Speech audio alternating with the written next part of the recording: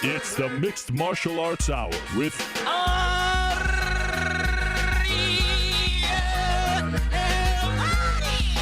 the Mixed Martial Arts Hour back in your life on this Monday, February 6, 2017. Hello again, everyone. I'm Ariel Helwani back inside our New York City studio. And speaking of this New York City studio, my friends, this is a special day.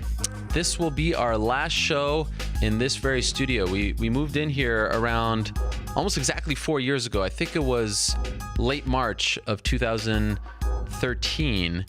And right now, we are the last ones left. The entire company, and I'm not just talking about SB Nation. We're running through the lower thirds. You're giving away my secrets right off the top. Don't go through all of them, but fine. If you want to, that's cool with me. The entire company has moved. The entire company is gone. It's only us. This place looks like a house. You know, the night before you move to a bigger and better house, there's stuff all over the place. Things are upside down. There's scraps. There's only just a few of us left. The entire Vox Media company has moved to a brand new location. So that means that the MMA Hour, the MMA Beat, the next time you see it after today, and we are the last show to be coming at you, the world, from this studio. No other shows. After today, they close the lights, they move everything. Boom, we're gone. We'll be coming to you from a new studio. And for the first few weeks / months, it's actually going to be the same kind of set. So nothing really is going to change. Like if I didn't tell you that, you probably wouldn't even know that we moved.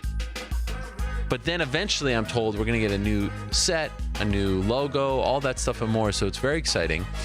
And if I'm being honest, I'm a little anxious about the whole thing because we moved a lot over the years. Different studios in AOL to SB Nation here, blah, blah, blah. And every step of the way, there's been an issue. This time, though, I feel like we're gonna stop that trend. This time I feel good about things, but I am anxious because I'm typically a very anxious person and I don't like change. And if it was up to me, we'd just stay here forever and ever because we've kind of been rolling as of late, except for the lower thirds. But these things happen. I mean, we're a live show. These things are going to happen. I'm just kidding. So anyway, we're excited. Last show. It's a big time for all of us here at the company, and I am honored to be the last one to do a show from this Midtown studio. Very, very nice distinction for all of us. And next week we'll be coming at you from that new one in downtown Manhattan, closer to Wall Street, where all the big wig financial people are. Anyhow, TMI, a little too much information, but as you know, I like to include you into what is going on in all our lives. Speaking of which, I want to tell you that the MMA Hour is brought to you by our good friends over at For Honor, this brand new video game made by Ubisoft for the PlayStation 4, Xbox One, and PC. It is available on February 14th. Who will reign supreme? Now, a couple things if you're an MMA fan, a couple features that will really speak to you. We've got the real fighting strategy in this game that is unlike other games. So it's not just your typical run and gun or hack and slash, as the kids call it these days. And one of the key elements of the game is balancing defense and offense, sort of like MMA itself, to truly master the fight and win the battle. So there it is, For Honor. New York Rick, huge fan of the game. He told me he's been playing it all weekend long. He loves it. Maybe he'll give us a first-person account a little later on. Okay, we've got a lot to discuss this week. Fun show we've got. Interesting collection of guests. Let me run down today's show, and we'll get moving. Here's the lineup. At around 3:05 p.m. Eastern Time, we're going to be joined in studio by the WWE superstar, formerly known as Alberto Del Rio. Remember him? Big star, WWE champion. Now he is the Combate America's president. So, you know, that Latin-based organization, and they really cater to the Latino fans, headed up by Campbell McLaren. They've got an event coming up on February 16th in Burbank, California. So Alberto Del Rio, they call him El Presidente now, Alberto Rodriguez, El Patron. He's got 1,000 different names. But little known fact about Del Rio, if you will. I'm going to call him that just for now, just because that's the name that we all kind of know him by, at least here in North America. Former MMA fighter. Main evented Pride Bushido 1 under the moniker Dos Caras Jr., the son of the legendary Mexican lucha libre wrestler Dos Caras himself, also the nephew of Mil Masacres, if I pronounce that correctly. Anyway, he fought Mirko Cro Cop in Saitama in 2003, I believe, October of 2003, main event of Pride Bushido 1. Actually had a pretty solid MMA career, fought for Pride twice, got knocked out by Mirko, but I want to talk about these things. I've always been fascinated by that fight. If you've seen it, he was actually wearing a luchador mask in the fight against Mirko Cro Cop, which is kind of nuts. So anyhow, we'll be joined by him, talk to him about being the president of Combate Americas.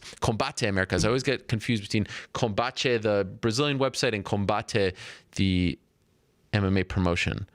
He'll be joining us in Studio 305. That should be fun. David Branch, yes, he is back. I think he's got some news this time. They've assured me he's going to show up, so all's well. David Branch, the World Series of Fighting light heavyweight and middleweight champion, will be joining us at 245. Yoel Romero will stop by at 225, talk about what's next for him. Frankie Edgar, who just celebrated his 10-year anniversary with the UFC 67. How about that? What an honor for Frankie Edgar. Also want to talk to him about what's next. He'll stop by at 205, 145. We'll be joined by Demian Maia. Interesting week for him. And 125, the reigning defending UFC light heavyweight champion, Daniel Cormier, will stop by, talk about his fight against Anthony Johnson, and a whole lot more. So the UFC was in Houston this past weekend. Big weekend in Houston. Of course, the Super Bowl. Let us not speak of what happened. The atrocity, the monstrosity, the depressing ending of that game. Let us not talk about that. But let us talk about what happened Saturday night in Houston. It was the UFC back for a fight night show at the Toyota Center. The main event featured the return of the Korean Zombie. First fight in 3.5 years, and he looked better than ever, finishing Dennis Bermudez, which is no small feat in its own right, and just looked great, looked in great shape, on point takedown defense, great stuff. He opens up a lot of possibilities for them at 145 pounds, so that's very exciting. The Korean Zombie is back. The co-main event featured Felice Herrig with a nice win over Alexa Grasso, and now Alexa Grasso suffered her first loss. Just couldn't really seem to get it going. I don't know. It felt like she was out of it, but hey, Give Felice Herrig all the credit in the world. I think a lot of us thought that she would be resorted to sort of gatekeeper status at 115, and that was a big-time win for her. That was a really nice win. So we'll see what happens next for Felice Herrig. We'll talk more about that a little later on. Also of note, Jessica Andrade cements her place as the #1 contender in the strawweight division. She defeats Angela Hill, who I thought looked much better since the last time we saw her fight in the UFC, and definitely has earned her place back in the promotion. Actually, kind of looked a little bit like Dominic Cruz. Of course, she trains with Alliance. Just her movement, her foot movement, her head movement, the way she switched things up on the feet, I thought was really impressive. Great fight. I thought it was the best fight of the night in terms of it was one of the most important fights of the night in terms of the rankings. And just kind of deliver. Actually, in terms of output, I think according to Fight Metric, it was one of the most frenetic pace, most activity, most punches thrown landed in a strawweight fight. I'll check back on that, but it was a great fight. Solid night. Also of note, James Vick defeating Abel Trujillo via Darce choke. Very fun fight as well. Looked like Vick was going to be able to finish Trujillo in the first. Ended up finishing in the third, and we wanted to start off this week's show talking to Mr. James Vick himself, who was very excited to not only get back on track, but also to do so in his home state of Texas. And he joins us now via the magic of Skype. There he is, James Vick, in his car. Hey, James, how are you? What's up, man? I'm good. I'm good. In my truck headed home. So I pulled over to the side of the road here to give you the interview. Wow, I am honored. Thank you very much for that, James. You could have just done it on the phone, and that would have been fine. But for you to pull over, that means a lot. Thank you. No problem. Thank you. And where is home? Because I know you're a Texas boy, but where exactly is home for you?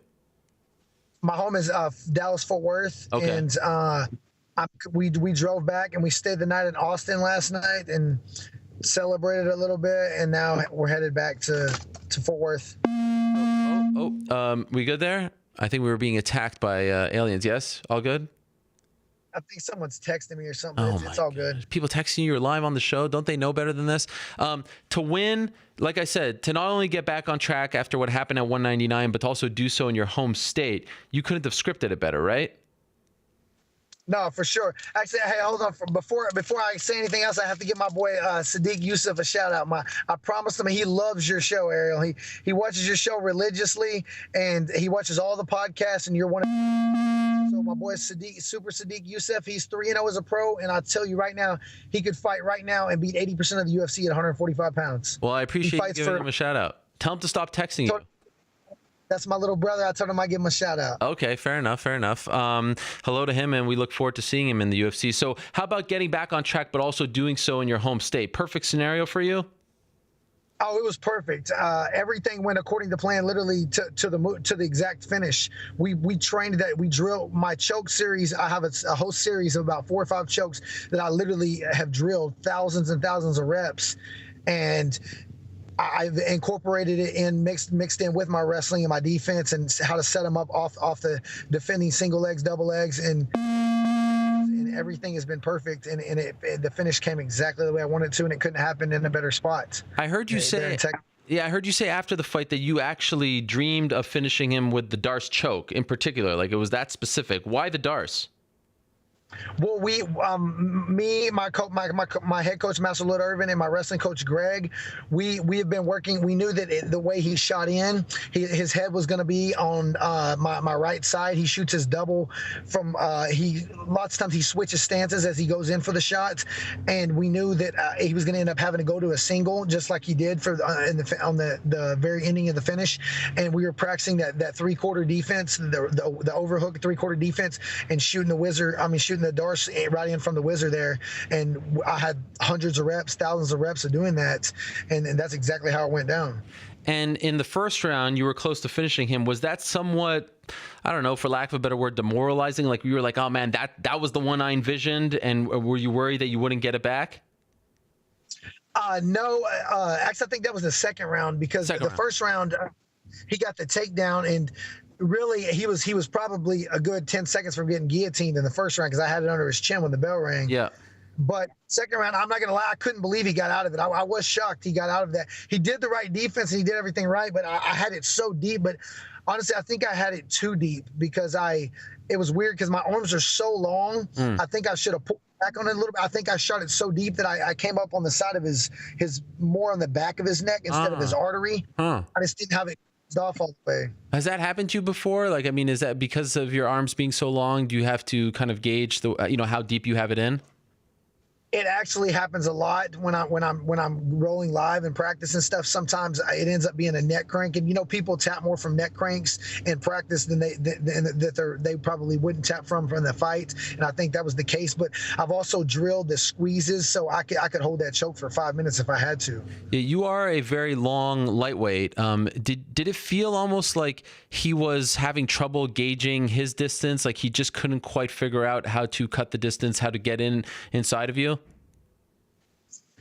Yeah, absolutely, but everything went exactly how I thought it would, and exactly how we game planned it. He wasn't gonna hit me a lot, and I don't understand. I never once worried about his power or thought he had big power like the UFC was. I'm not trying to disrespect him or anything, but the UFC was talking like he's some kind of Mike Tyson knockout artist or something.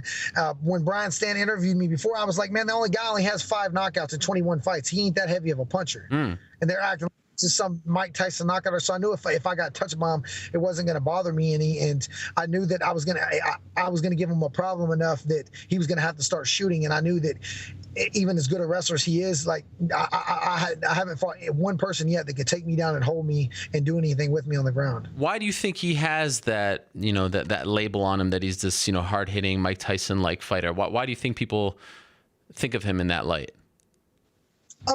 A few reasons. Probably the persona he puts off. His name is the Killer, and he carries himself like that, and he has had a couple good knockouts.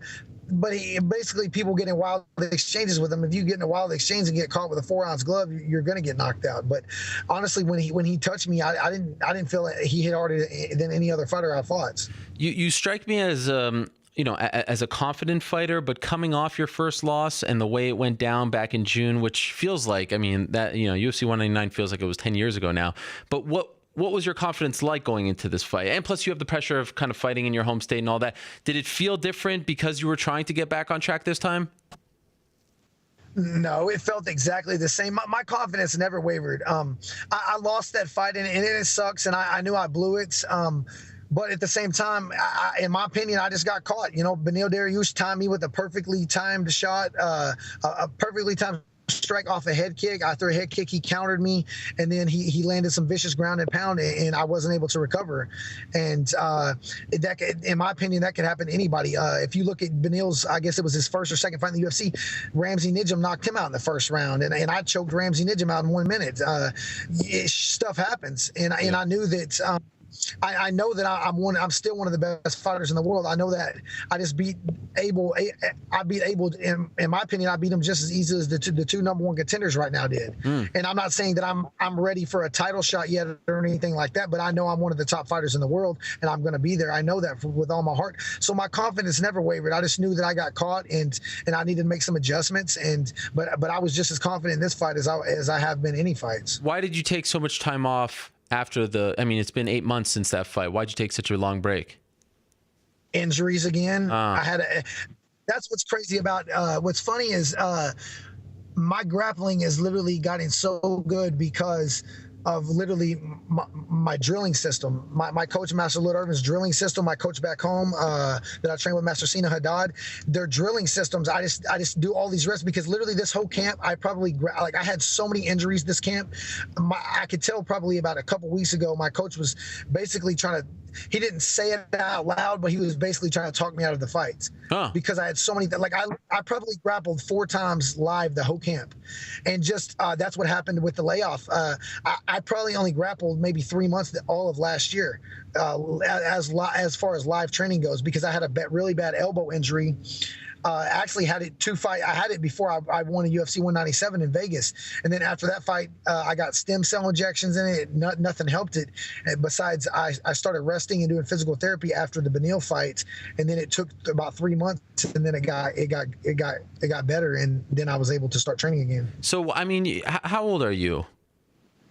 I'm 29. 29.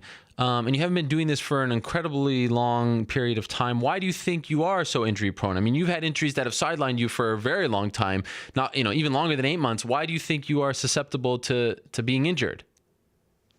Yeah, I've actually had 4 surgeries now in 8 years. Wow. 4 major surgeries. It's a couple of reasons. One of them, it sounds funny, but I've had a lot of orthopedic doctors tell me my body type. I'm a tall, lean guy, and it doesn't have anything to do with cutting weight or anything like that. I remember a few years ago, one of my friends was like, "Oh, if you just lift and gain some weight, you'd stop losing, you'd stop getting injured." And the doctor told me, he's like, "That's the most ridiculous statement I've ever heard." He was like, "You're just putting muscle on a frame that's not designed to be that big." Like, I may be tall and I have a very small bone structure. And also another reason is overtraining. I'm guilty of that. I started this game late in life, so I felt like I've had to catch up so much to these guys that I've literally just put too much time in this stuff and overtrained when I was hurt and shouldn't have trained. And I've actually been really smart about that, which is why I took such a long time in between this last fight, because I had to take time off. Does a part of you feel like, man, if I had just maybe half the amount of surgeries, half the amount of injuries, I'd be a lot further along? Is it frustrating, or you try not to think about it? Oh, 100%. It's like we talked about before. The last time I did an interview with you, when I said, I'm 5-0 in the UFC in 4 years, if I had double those fights, I'd already be a world champion. I 100% believe that. If I had double the fights in the last 4, that's only my 7th fight in 4.5 years. Wow. If I had double those fights, I could be a world champion right now. Yeah. So it's frustrating, but like I said, sometimes I'm my own training and doing stuff I probably shouldn't. But I've been really smart about that after I fought and beat Jake Matthews, and what was it, like a year and a half, almost 2 years ago, I guess. I came home and had to have hip surgery, and after that I said no more. I'm going to be smart, and I actually have been very smart, and now I've had 3 fights since then. And it's not only the injuries too. I always feel like there's something going on with your opponent, right? I mean, like Evan Dunham, and this time you were supposed to fight Johnny Case, and that fight fell through, and Abel's opponent, thankfully for you, fell through, so you were able to get matched up. Do you want Johnny next because you were planning for him, or do you want to move on? I want to move on. I mean, no disrespect to him, but I'm 6-1 in the UFC. He's not ranked above me. Yeah. Like, I want to fight somebody above me. I'm not interested in fighting people that are ranked below me because I'm 29, about to be 30 years old. I'm trying to be a world champion. I want to move up the ladder. I know that I fought Beneil and he was ranked above me, and I blew that opportunity.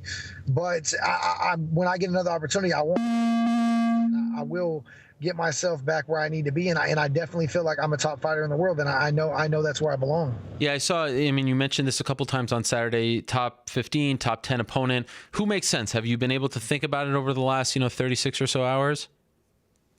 Honestly, I've been real busy with stuff, so I haven't got to think about it much. I'm not even sure who's all in the top 10 or top 15. But I have 2 fights left on my contract now. I want to get a big win and then be in good opportunity, be 7-1, 8-1, and have a good opportunity to come into my renegotiation into a good deal, and I want to be in the top 10. So the next one is super important for you, right? I mean, the one before the last one, you want to fight in Dallas, and you don't just want to fight in Dallas, you want to fight on the pay-per-view. That's a big deal for you, right? Why? Told Sean Shelby that I was like, what's funny is they didn't ask me any really good questions in my press Typical. conference thing.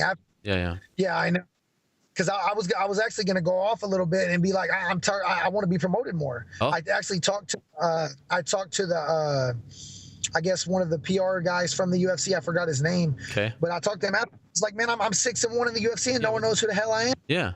What's going on? I was like, Johnny, you got guys that have 500 records in the UFC, or guys and girls that have 500 records in the UFC, and they're getting flown to places doing guest appearances. I was like, why don't y'all fly me somewhere? I'm trying to make me some money here. Yeah. And he promised he would. And yeah, I want to be. I don't understand why I would be fighting. I'm 6-1 in the UFC, and why I would be fighting in my home state, 30 minutes from my house in Dallas, and be on the freaking prelims. Because when I was supposed to fight Johnny Case, Johnny Case is 4-1, which is a very good record in the UFC. I was 5-1. They had us fighting on the second fight on Fight Pass. I'm like, what the fuck? That's that's ridiculous. Yeah. And actually, I see like Johnny Case doing all these like Fox Sports videos and stuff like that. Where's the love for you? How come they don't bring you out to be a guest fighter or have you doing videos and things like that? What's the deal? Did you tell Sean Shelby that? I didn't get to talk, or I didn't talk to Sean Shelby, but I talked to the other guy. You need to talk to Sean. Yeah, I talked to him about after the card. I talked to him. I said I wanted to be on the pay-per-view, and he said I'll see if I can find a spot for you. And I'm thinking I don't see why not. We're fighting 30 minutes in the house. But I just don't understand it. I mean, I understand that a lot of it is me being inactive, so it's hard to keep me. It's hard to keep me in light when I've only fought 7 times in 4.5 years. I do understand that, so that is my fault. But at the same time, I'm not a boring fighter. No, I'm not a boring ass player. I'm not a boring ass player. I have 3 finishes in the UFC. I've had one boring. I'll give myself that. I've had one boring fight. I would say when I fought Nick Hine, it was boring because I was so injured. I couldn't use both my hands. I couldn't even punch for 3 weeks before the fight. I just had to do what I had to do to get the win. So that was a very boring fight. I'll give them that. But that's the only boring fight I've had in the UFC. And I'm exciting striker. I stand up and fight. I don't try to go in there and lay on people or take them down or whatever. I got a lot of submissions because everyone tries to take me down. You want the love. You want the love. Fucking publicity, man. It's a little annoying. I feel you. By the way, you said you've been really busy over the last 36 or so hours. What do you, I mean, because I asked you who do you want to fight. What have you been doing? You've been watching the Super Bowl. What could you possibly be doing that's more important than knowing who you want next to call out on this very show? Well, I haven't seen my girl. I didn't see my girl for about a month in training camp, so I had attention. Keep her happy. I understand. And after the thing, we got out so late on Saturday night. It was so late, and then I went and stayed in the hotel with my family had a hotel, so I stayed there. And then my friends came to Houston to see me, and then their truck broke down, so we had to go get them, and we had to help them out. And I didn't get any sleep. Literally, I slept about an hour on Saturday night, and then Sunday. Then last night we came here. I slept in the hotel half the day, and then last night we went out, watched the Super Bowl, and hung and and stayed the night there in the hotel, and now we're headed home. Okay, that is a lot of stuff. By the way, everything good with you and your girlfriend? Because I don't know if you know this, but I'm sort of a matchmaker. I help people out with their love lives, like Rampage last week. So if you need any help, just let me know. If you guys need to get, Valentine's Day coming up. I actually was looking at your Instagram because I like to keep up on people's social media before they're coming on the show. And I saw that you posted a video. I think it was either you or your girlfriend posted a video of you guys on New Year's, and it reminded me of Lita and Edge. Are you a wrestling guy? No, I'm not. Oh. I know who Ed. Because you guys took a video of you guys kissing on New Year's, and it was very passionate. It was almost a little, I felt like I needed a not safe for work. I mean, there was a lot of tongue involved. I mean, it was very intense. And I don't know if your mom or dad is looking at that, but I thought it was a little X-rated. I'm not going to lie. I felt a little uncomfortable watching it on the train. Yeah, we were at the MGM, and she was a little tipsy. Yeah. We were at the MGM, celebrate the MGM in National Harbor by Washington D.C., and we were celebrating New Year's, and I decided to take a little video. It was good. I mean, you seem very happy. You don't need my help, that's for sure. It seemed like from that video alone, you do not need.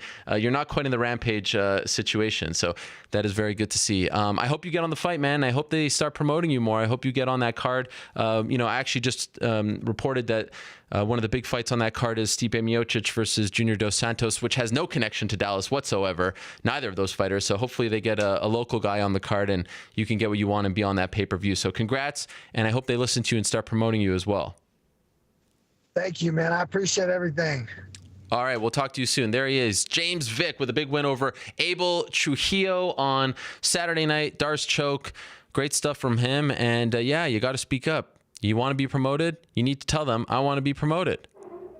Nice stuff, James Vick. All right. Hey, James Vick was victorious in Houston this past weekend. Also in Houston this past weekend, he wasn't victorious, but he was a part of the broadcast, the FS1 team, the desk crew, if you will. They were on the road at the Super Bowl. Very cool scene. Our old pal, Daniel Cormier, and he joins us now via the phone. A very busy man, Daniel Cormier is, and I think he's carved out some time for us on this Monday morning. Daniel, are you there? I'm here, man. It was, yes, I am very, very busy, but I always try to make time for my good old pal, Ariel Helwani. Wow. Well, thank you.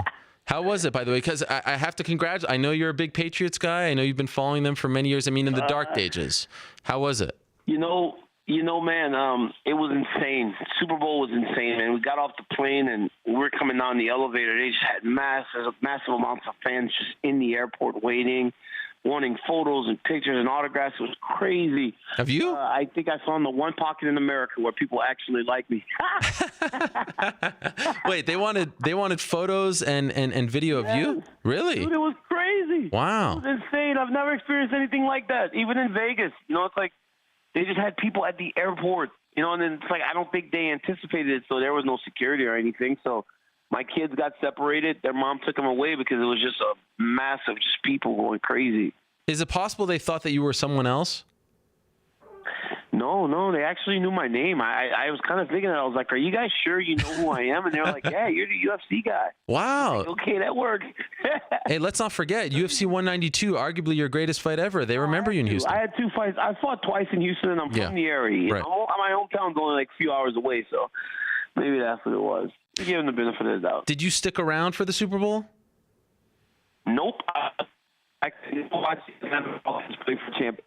That is just, look, man, I was so worried last night. Oh, you're cutting up on us, DC. Can you hear me? Now it's kind of breaking up a little bit. Hold on. I'm at my house, which is very odd. Well, when you live in these big mansions, there's all these like towers and stuff, so it's hard sometimes for the cell phone. Can you hear me now? Yeah. I was very worried that I wasn't going to be able to bandwagon jump. It's kind of my thing, And when the Falcons started winning, I was like, oh, gosh, anyone but the Falcons. And then eventually they did what the Falcons do, and they lost. So we're good to go now. So you're going to keep it real this time. You were just kind of rooting for their demise. You're not even going to go with the whole like. Yeah, I don't even like the Patriots. Well, I wish they could both lose yesterday, but But the Falcons are so likable, aren't they? So cute. I mean, they're the lovable Falcons, right? What's crazy about the Falcons? Like, and this is kind of like, I don't know. This is not. I hope it don't come off as racist, but they've kind of been the default black guys team. Like we always kind of like back in the urban market, because like a lot of like people of color they think if you move to Atlanta, that's like the land of opportunity, you know. And people love the Falcons. Everybody back where, like, everybody likes the Falcons, especially like black guys. They wear the red and black hat. They got cool colors. They always kind of had swag, you know. Deion Sanders and those guys, they were dancing. It was kind of like our thing, you know. But I'm from New Orleans. I'm from the Saints, man. I love the Saints, so I can't like the Falcons. It's just this long-time rivalry. It's the biggest rival that we've ever had in sports. So there's a part of me that kind of like is supposed to like the Falcons, but I can't, I guess. There it is. There's the flap. There's the Jim the Anvil Neidhart. That was amazing. Okay, we have a lot to talk about, but since you brought it up, let me just ask you this, because it made me think. You were working on Saturday. You were working with Tyron Woodley. Tyron Woodley has become somewhat of a polarizing figure in the sport. No, in all seriousness. Is there anything to what he's been saying as of late? Do you feel, and you know, I'm just curious, as a black champion, and you've been around longer than him, and you've been a champion longer than him, is there anything to what he's been saying as of late, in your opinion? Have you experienced anything like this? You know, it's a little different. You know, we've had different experiences as champions. You know, I don't believe for a second that he's putting on. He truly believes with every part. Oh, wait. We're losing you again. Experience champions. You understand? And everything Tyron is saying, he truly does believe. Yeah, I don't doubt that. We can't tell him how to feel, you know. So, in his estimation, he feels as though he has been mistreated. He is entitled to that. Tyron has spoken up on things that he feels, and maybe he was saying. DC, wait, time out. You keep breaking up on us. I want to hear what you're saying. Call me back. Hang up and call you back? Same number? Same number. Okay. Wait, no. Here, I'll call my house phone. Okay. Let me see. Well, this is great. I mean, I want to hear what he's saying. Let me see if I can find the house number. Should I say it on the air? That'd be bad, right? Oh, man. I don't know what the house number is. Oh, my. Oh, there it is. He just texted it to me. Boom.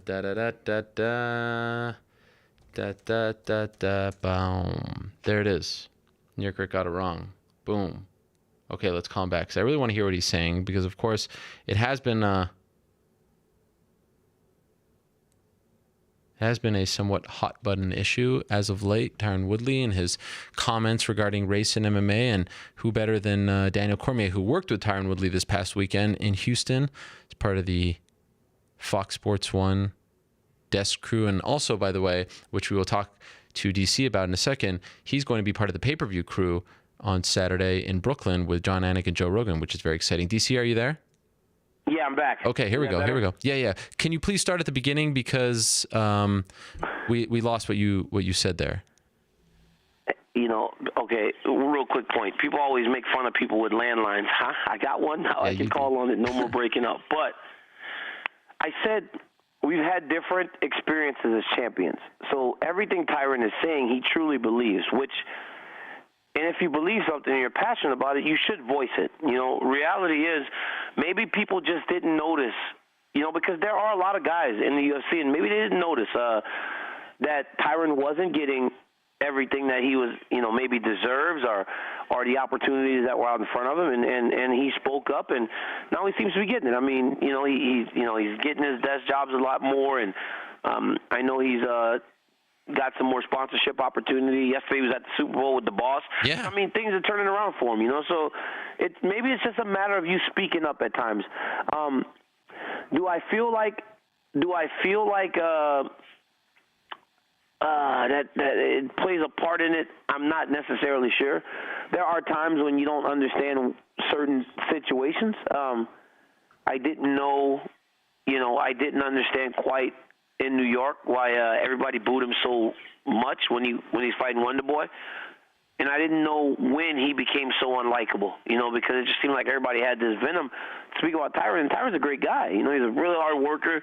Dude has dealt with a lot of stuff to put himself in the position he's in, and sometimes he doesn't necessarily get his just due. So I can see how he may feel some things are not going in the way that they should. Has he talked to you about this? It's easy, but it's easy to see. Even he said, why didn't he get to carry the flag out in New York City? Wonder Boy did. It's easy for him to feel like that when he's the one that's getting those types of things. I've never dealt with that. I've always kind of been treated very, very well. Did he talk to you about this behind the scenes? Did you reach out to him? Because, sometimes people don't want to hear this, even if it's the truth, and it can hurt you as far as your popularity, your branding, how much money you make. Did you guys have a heart-to-heart about this at all? We've talked. Okay. Talked to Tyron, and I won't share exactly what we spoke about, but I'm sometimes I may be the guy that I really do like harmony. I like when things are going good for people. So I just want what's best for T. Wood. So in our conversation, we spoke about that, and that's pretty much it. But yeah, we have spoken about it. Because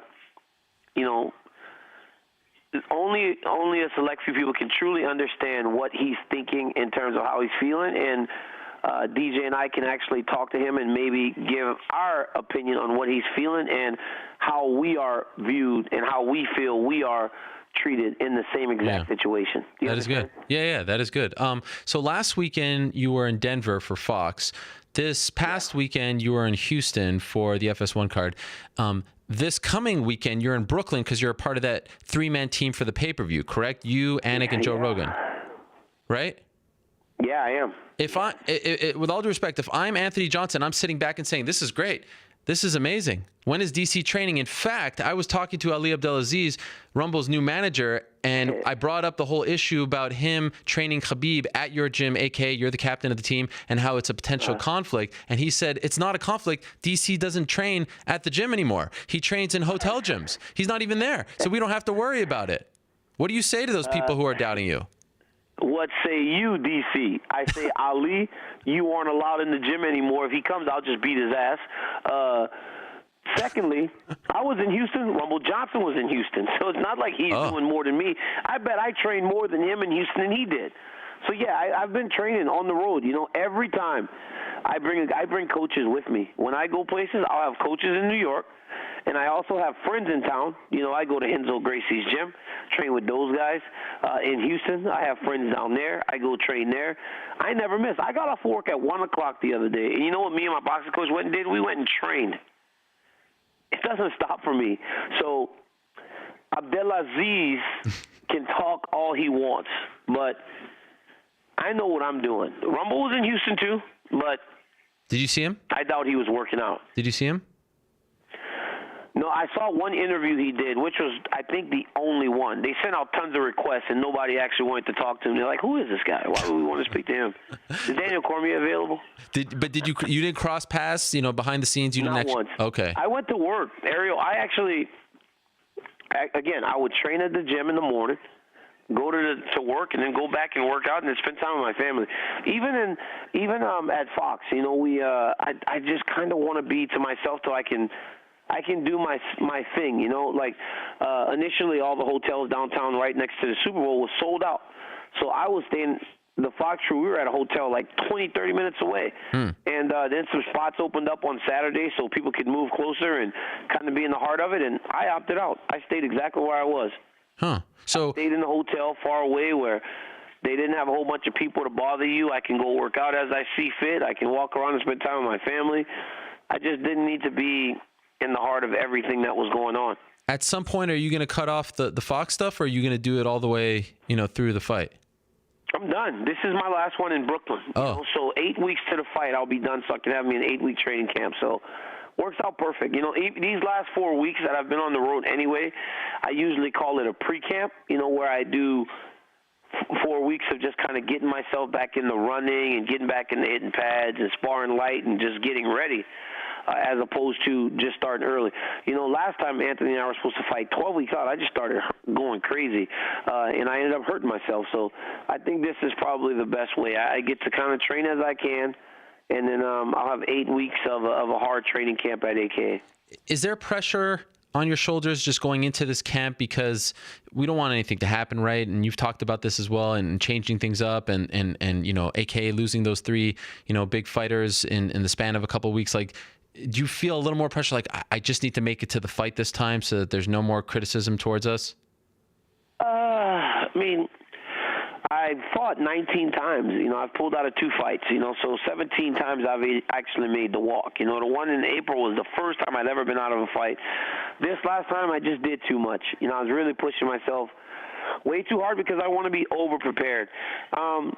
I will not take an approach of I just got to get there. I'm still going to train myself, because what's the point in getting there if I'm going to lose? I don't want to lose, man. Like, I don't think it's very hard to understand the level of competitiveness that is in me, and I don't think people truly get that. I'm probably the most competitive person, you know, so it ain't going to be him punching me upside the head and I fall down and I just don't get up. I mean, I'll keep dragging myself up. So if he's going to win, he's going to actually have to outwork me for 25 minutes, and I don't think that's possible. He was actually on the show last week, and we asked him about the fight. Let's play a quick clip and get your take on it, all right? Yep. All right, here we go. Here's Rumble Johnson last week on the show.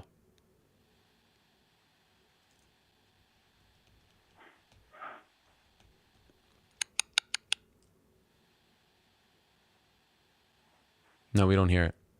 I actually don't hear anything. Here? What are you leaning towards? What is going on in this place? Yeah, I know, man. Ass whooping. Wait. Can we start the clip over? I mean, it's kind of halfway through. Can we do that again? Let's try.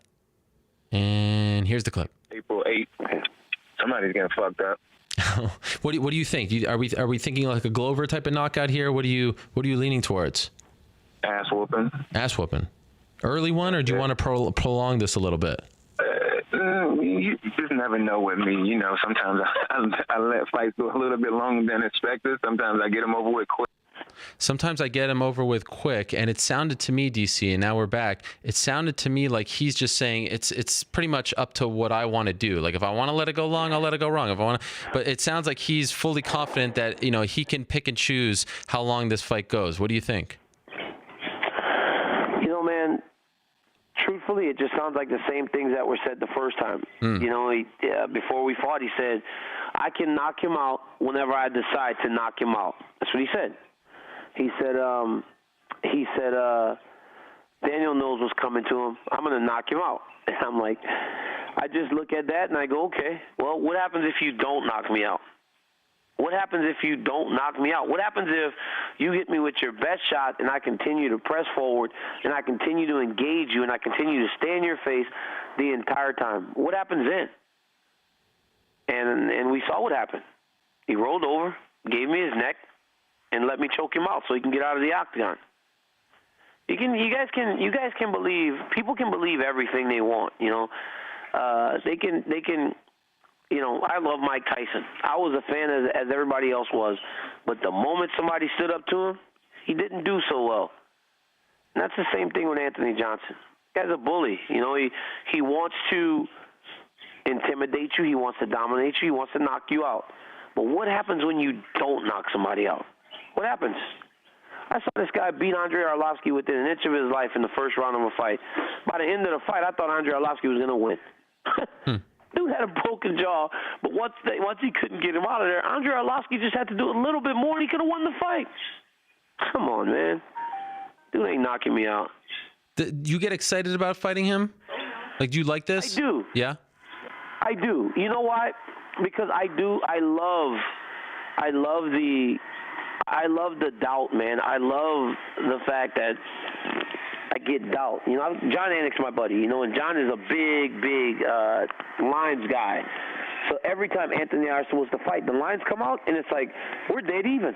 It's like people don't know what to make of a fight between Daniel Cormier and Anthony Johnson, when in reality it should be very easy to know what to make of a fight between me and Anthony Johnson. But everybody seems to question me in regards to fighting that man. And you know what? I like the guy. I think he's a great guy. I think he's a nice guy. I think he's a gentleman. He's always nice. He's always friendly.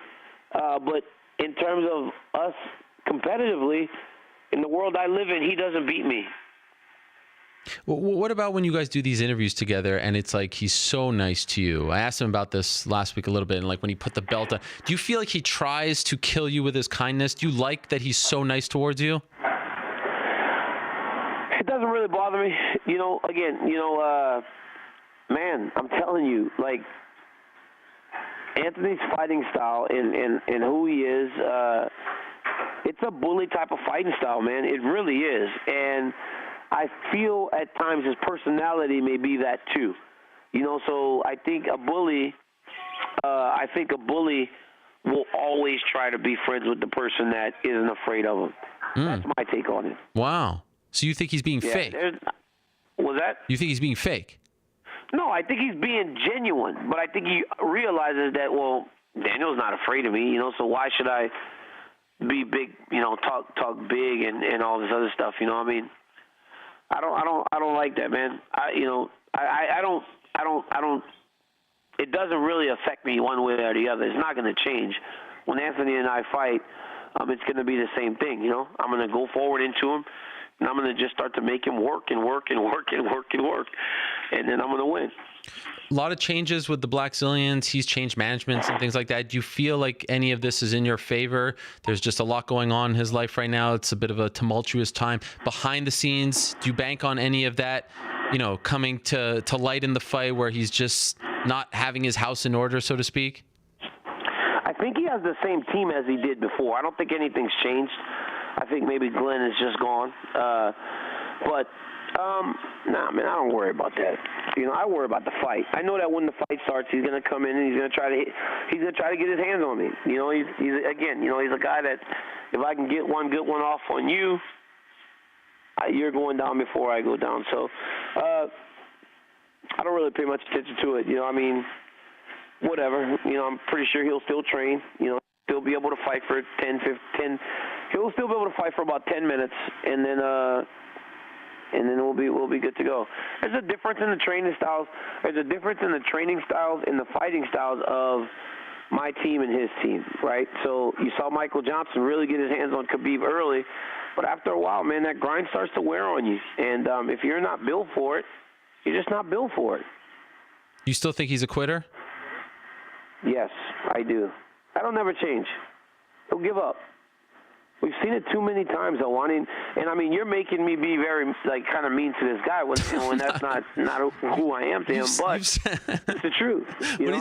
You've said these things about him. Point to it, Koscheck and me and Vitor and all these. I mean, it's only the truth. I'm only speaking the truth. Dana White said, go ahead. I'll say it in front of him, too. It's not like I won't say it in front of Anthony Johnson. Right. Dana White said that John Jones is getting the winner. Do you like that? Do you think that's fair? Yeah, sure, whatever. I mean, I like to fight John Jones. I mean, that's what I've been pining to do since 2000. When did we fight? 15? Yeah. It's been 2 years. That's all I've been wanting to do is get another opportunity to fight him. So yeah, sure. If you want to give him a title shot, go ahead. That's fine. I think that as long as that man has his, his affairs in order, he'll be good to go. It's just very hard. It's just scary. At the end of the day, all that stuff is scary. As I'm pretty sure it is scary to Rumble to schedule to fight me because of the injury. So for me, it's just a little bit scary. John and I have been scheduled to fight like 4 times. We've only fought once. But Dana did say that he doesn't trust John to headline an event again. Does that mean if you fight again, you're not going to headline? Is that possible? I don't think that's necessarily true. We'd have to all have some discussions. I'm not going to fight Jones just on some card. Yeah. It would have to be a certain type of card if we were going to take a co-main event type of role. So, but therein lies another issue. It's like if you put. I'll put it out there. John and I will not fight in a co-main event to anyone but Conor McGregor, right? I mean, that's the only way that makes sense, right? Yeah. So therein is the problem. Now you have a whole bunch of guys who make a whole bunch of money on one fight card. Yeah. So it's like, what are you going to do, And do you feel like these fights, like Rumble, and hopefully it's the next one after that if you win, like, is it all to get back to John, in your opinion? Is this all part of the journey, but John kind of always still lurks in the back of your mind? It always has been. Yeah. You know, I said after I lost to him the first time, and we were supposed to fight in April, I said, give me the 2 toughest guys this division has to offer. At that time, it was Gustafsson and Rumble. I'll beat them so that I can get back to this guy. I did it in a year, and I was ready to fight in April, and then got the injury, and then, you know, everything that happened in July didn't allow for us to fight. So I fought Anderson. So I'm like, just get me back to where I need to be inside the octagon against Jones. That's really what it all leads to. Now, and truth is, now it's about my legacy too. You know, title defenses, wins with being the champion, that all matters to me. You know, so it's all part of the journey. But at the end of the day, I do want to get back to Jones. Any plans of fighting at heavyweight for the belt? Man, I think Kane's going to be the heavyweight champion again. So. Not really in the immediate, you know, that's not really in my plans. My plan is to get through Johnson and then see what's next. You know, there really aren't that many options at the weight class, especially with Bader, like, leaving, I guess. I guess Bader's leaving, so. Are you sad about that? There aren't many options for me in the weight class, so it's about just getting what I can in my division. Are you sad about Bader leaving? I mean, you guys had a thing. I always wanted to see that fight. I would have liked to have fought Bader, you know, but I respect him for doing what's best for his family. You know, his family is what comes first, and if the better offer is out at Bellator, then go ahead. You know, do what you have to do to secure your family's future. And he's got a beautiful family, man, so he has to do the right thing for his family. But, yes, I would have liked to have beat on Ryan Bader a little bit. He's just so disrespectful. By the way, last thing. Speaking of disrespectful, what a great segue. Look, you know I love you, and you know I got your back. But when you go after my girl Gina, now all bets are off. How dare you? How dare you attack the lovable, the legendary, the pioneer Gina Carano? Can we take our anger somewhere else? What did she ever do to you? She's the ultimate babyface. This is a battle you'll never win. What are you thinking? You see what you just did? You just brought it back up. It was like disappeared. It was going away. And you bring it back up. It was like, okay, here we go again. You're right. You can't win the argument. Now, again, I host a TV show, UFC Tonight, every Wednesday on FS1, 9 in the East, 6 on the West Coast. Not familiar. Listen. Yes. My opinions are my opinions. When Gina said what she said, Kenny and Misha both said, great.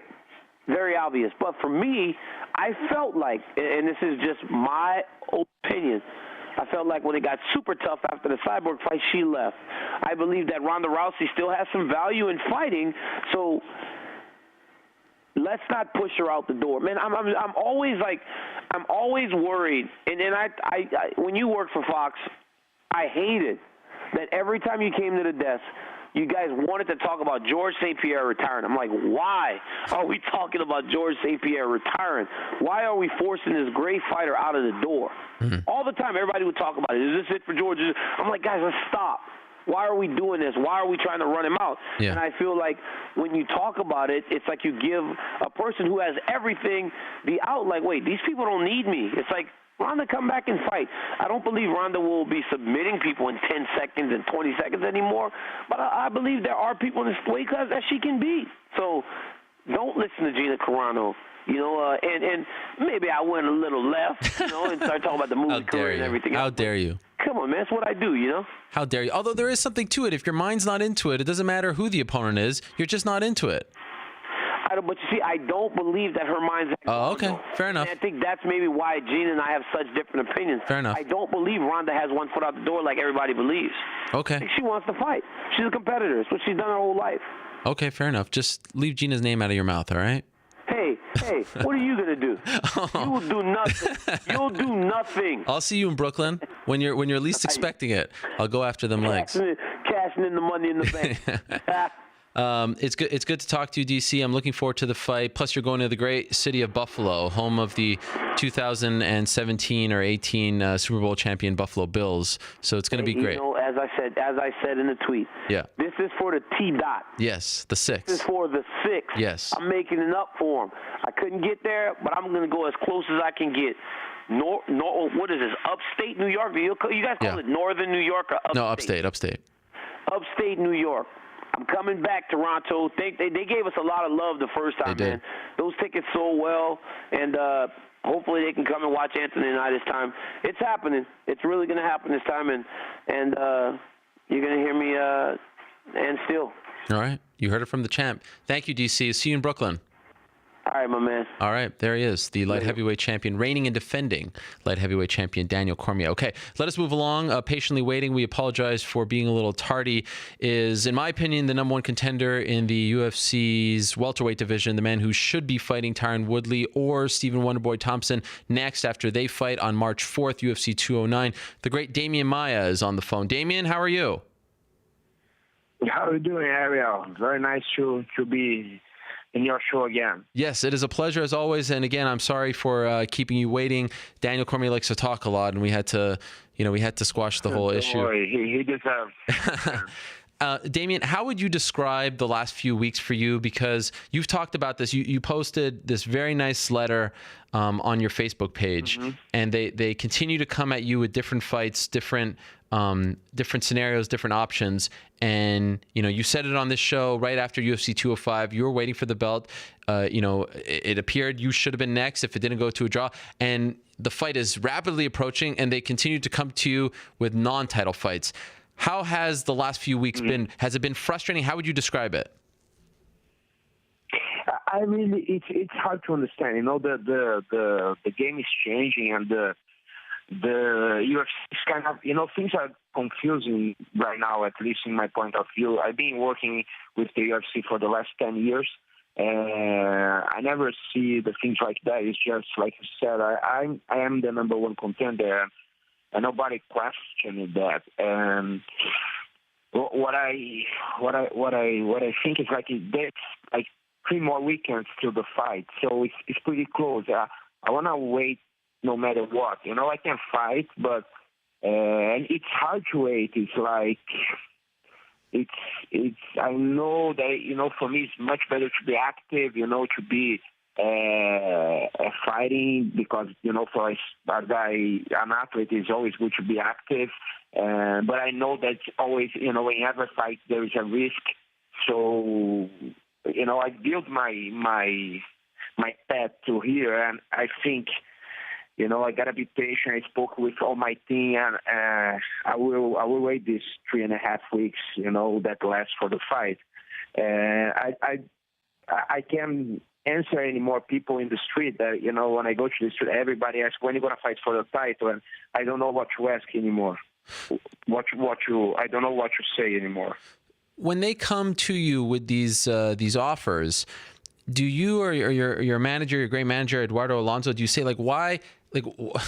We told you what we wanted, and we're clearly the number one contender. Why do you keep offering us, Robbie Lawler, Masvidal, all these different names? We want the belt. It's been very clear from day one. Yeah. Why do you keep trying to commit, especially so close? I know why. I know why. I think there's 2 reasons. One, they really don't care too much if they're gonna fight for the title or not. But I think the main reason is they having problems setting up fights. They cancel a couple of events, and they need names that can sell. And I know even if they say I don't sell, I know I sell something. And I'm a name that can be as a co-main event or even a main event with another guy, and people want to see. So it's hard because you can get fighters, but fighters that can be in a co-main or main event, it's not so easy, and they need to book fights. And I understand, their rush for that. But like I said, it's not like I passed through that for the last year many times. Like when I saw Condit and Lawler, I thought, well, I was going to be the next. I was 4 wins straight already.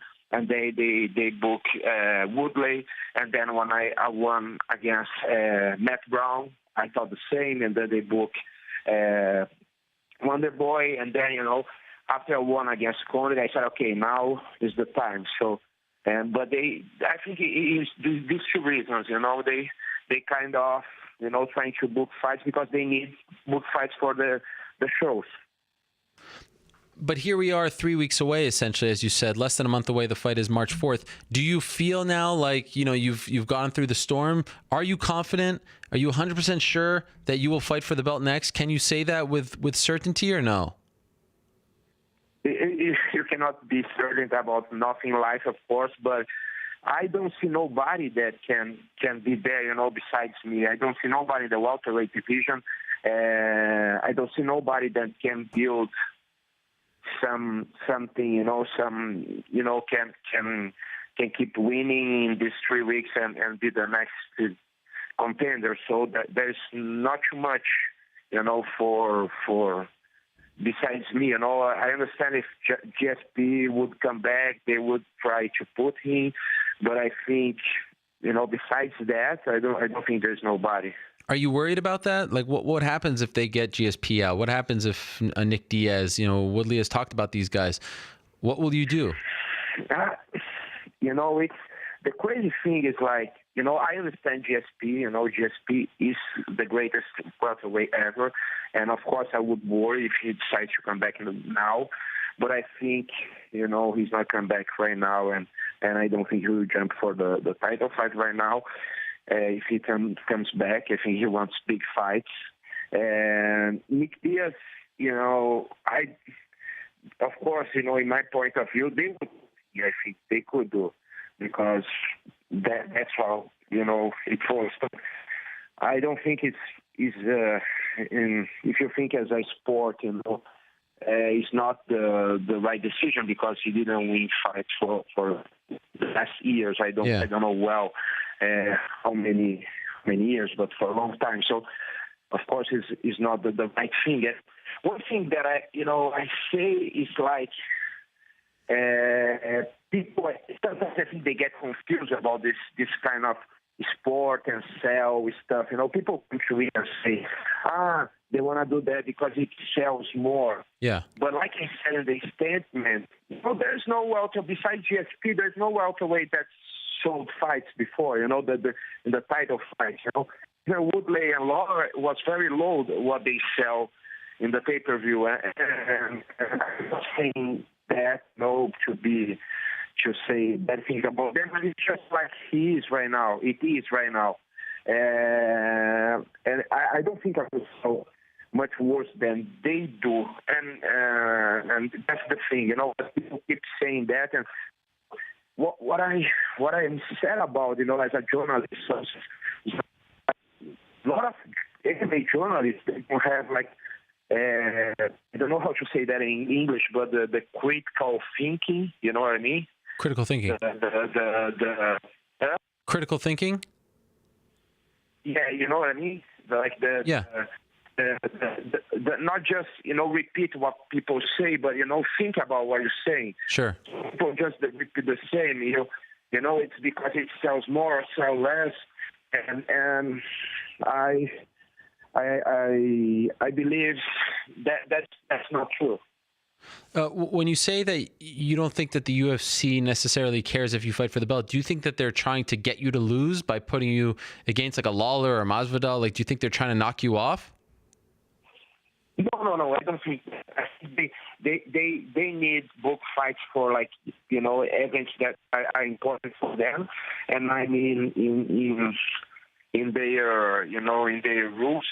So it's good to use me to keep this shows going and sell. Awesome. Okay. And for someone, I mean, you've talked many a times about you don't do this for the money. You want to be the best. You want to be champion. You mentioned this in your Facebook post. Are you worried about the direction of the company, of the sport, when it's all about money fights and they have to make money? I mean, that's very clear. The new owners bought it for $4 billion.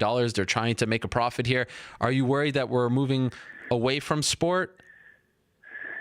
Yeah, that's another thing that I think is a mistake, and it's a lie, because if you see every sport in the world, every sport, like if you see football, soccer, tennis, everything. Every sport that has many years and is consolidated, people like to watch because they want to see the winner. They don't watch NBA or they don't watch, let's say, the Australian Open in tennis because they want to see the guy who talks more or the guy who is more, outspoken. They want to see Federer and Nadal because they are the best and they want to see the best. They don't. They want to see, they put somebody who plays more fancy because they think it will be better. They want to see, in the end of the day, who follow sport like to see win. There is some people that they like to see, people talking shit, and a lot of people like that in our sport, but those are not the people that are going to carry on the sport forever. I think if we don't change and don't think as a sport, it will be, our sport will be like something they're going to remember 10 years from now, like a nice thing, but, that has gone. Because I don't think this will last. For sure, that's not going to last. When people watch a sport, I don't know if you understand what I mean, but, they watch yesterday the Super Bowl because they want to see the best teams. They don't want to, go there and see the guy who talks more and the guy who plays different than the other one. They want to see the best. And that's how, the truly fans of sport is the ones that carry on the sport and the ones that will influence other people to like the sport. So I think it's a lie when the people say, they're looking for money fights, but they looking for really short-term things. And if you keep looking just short-term, I think you ruin the sport, and in the end of the line, you're going to ruin the UFC because people will start to just, give up. I just heard that in Brazil is the second market for the UFC in the world. And Brazil, the signings of Combate TV here, who shows the UFC and the pay-per-views, is dropping because people can take a while, but people will realize that when it's not a sport anymore, people, you cannot fool the people all the time, and people will understand that. Of course, there's a guy like Conor, he has a great personality and he's a great fighter, and that's okay.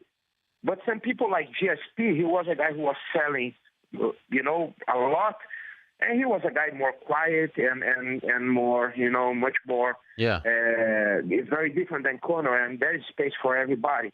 What I think is like as a long term. We gotta treat the UFC as a sport, MMA as a sport. If you do that, I think then this sport will last like for the next 100 years for sure.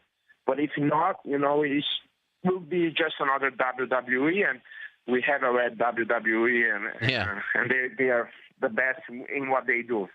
Are you worried though, like given the state of the UFC right now, and the way they're making matchups and making belts and things like that, are you worried that it's going more towards the WWE, that a guy like you is going to be left out, left on the sidelines because that's just not part of your nature?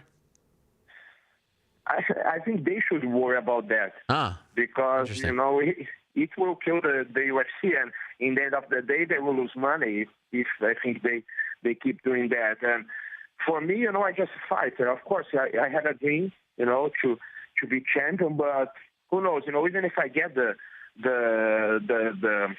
title shot, I have a couple guys on the other side, Wonder Boy or Woodley, they're pretty tough, so it's not sure I'm gonna win. It's like 50-50 for both. So, for me it's just my dream. But for somebody who paid $4.2 billion, you gotta really, I think a little bit more in not just short term, because it's a UFC is one thing that really I think they can get this money back. It's a fascinating sport, and it has, I think, it's still a lot of room to grow, and for sure they can make money out of that. But I don't think like treating UFC like WWE will be the right way. I think that's the thinking, from outside. I'm not a businessman, but it's just what I think. I think you can maybe make some money right now, but people are going to start to realize, and that's it. do you ever say to yourself like, man, because you met great examples, tennis and golf to a degree, also football, as you mentioned. The people don't really necessarily like. It's always good if you can talk, but it's not. Look at Tom Brady; he's not a big talker. Do you ever say to yourself, "Man, I picked the wrong sport. I should have done something like this is the one sport where it seems like if you talk a lot, this and boxing to a degree, you'll get a lot more." Do you ever joke about that? Like, the one sport where I'm kind of the outlier is the one that I picked. No, I don't think that because I do what I love to do, and I'm very glad about that. Like I say. I built my path, and I have a nice career. I'm still doing everything that I can. I will keep doing what I like after I stop to fight in the UFC. I will, keep teaching and keep traveling and work on my association and spreading jiu-jitsu. So it's much bigger than just to be an athlete. Is the mission that I have. So. I don't care, and it's great to be in the UFC. UFC has been the last years great to me. It's always great to fight there. They always treat me nice, and I don't have nothing to complain about them. But I just think that if it was like a couple years ago, maybe we didn't. We're going to pass something like that, Who do you think wins, Woodley or Wonderboy in the rematch?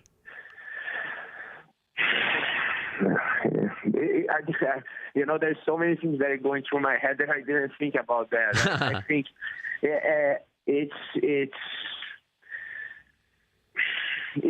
depends how took the best lesson from the first fight. I think. Like I said to you before, I think Woodley won the first one, but sometimes maybe Wonderboy got confident that he can survive, and maybe he was a little bit afraid of something that Woodley could do, and now if he's more confident, so you never know. The second fight, when the two high-level guys fight for the second time, is always very tricky because. It depends very much on the which one got from the first fight and which one, if you were able to read well your opponent and who were able to read better his opponent. So you don't want to go on the record. You don't have a favorite right now, one that you're picking. Who I'm picking, I would say Woodley because he won the first one in my point of view. Do you have a preference? Would you rather fight Woodley than Thompson? Do you have a preference? No. Like the first time, I don't have preference. Okay. Are you going to the fight? No, because I've been in Condit Lawler fight, never happens. Then I've been in New York, never happens. So, let's say let's try to don't go to this fight and maybe something happens after that and I get the title shot. Fair enough. Has anyone told you like since? Of course, if they would say for me, okay, come, we wanna you to come, as a guest fighter because we need to promote you because there's a chance that you're gonna be the next. Of course, I would go, but I'm not gonna ask nobody, to go. And go just because I want to go and see the fight. I can watch from my home. Right. I don't blame you as well. Has anyone, since the Masvidal stuff, has anyone come out and said to you, okay, you're going to get the title shot? Have you been told this 100%? No. And one thing that I want to make clear is that I said that in the statement, they said we turned down the fight, or somebody said, but we didn't turn down the fight. We just said we want to wait till, Woodland Thompson fight. And we're going to come back in touch. But, of course, it is a kind of turn down, but we said wait a little bit and we're gonna decide. But of course, I wanna wait right now because I've been waiting for all this time, and I don't like to be inactive for sure. But now it's just war in my mind to keep patience and, keep training. Sure. And, to be crystal clear, I think you 100% should be next, and you've done enough, and you've certainly earned it. But I'm just wondering, because they've reached out to you to try to beef up some of these other cards, as you mentioned, are you at all worried that, sometimes they don't like when you turn down fights, even though it's justified? Are you worried that that's going to come back to haunt you, that they're not going to give you the title shot because they feel like in the last couple of months you've turned down other opportunities brought your way? I don't think so, because in the end of the day, like you said, they need to make the fight that the people want to see, and people want to see in the welterweight division. They want to see my fight with the winner.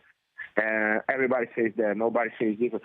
Somebody would say, like Vick or somebody else, but nobody really who follows the sport says something different. So I'm not worrying that, because in the end of the day, they want to do the fight that the fans want to watch, and the truly fans of MMA, they want to watch the winner fighting against me. And that's what they want. I remember when I was talking to Joe Silva many years ago, back in 2009, and when he offered something to me, and I asked, okay, if I win this fight, can I fight for the title? And then Joe said to me, Demian, don't worry, we're going to build momentum. I know what I'm doing. I've been doing that for a long time. That was in 2009. And Joe said to me, I will make the fight that fans will be asking for you to fight for the title against Anderson. And that will be natural. If you win this fight, fans will be asking. And when they keep asking, then we're going to fight for the title, because we're building your momentum. And that's what is happening right now. And I can feel that much more than when I was about to fight Anderson, and much more right now. I agree with that as well. I wish you the best, Demian. Some people have their, to steal a wrestling phrase, like a gimmick, right? Some people have the talking gimmick, the whatever gimmick. Your gimmick is class, and I think it's actually working in your favor now with the statements that you've put out, with the tweets and whatnot, and hopefully you do get what is rightfully yours, and you get to fight for the belt after that March 4th title fight. Again, thank you for the time, Demian. Thank you for being you, and we'll talk to you very soon.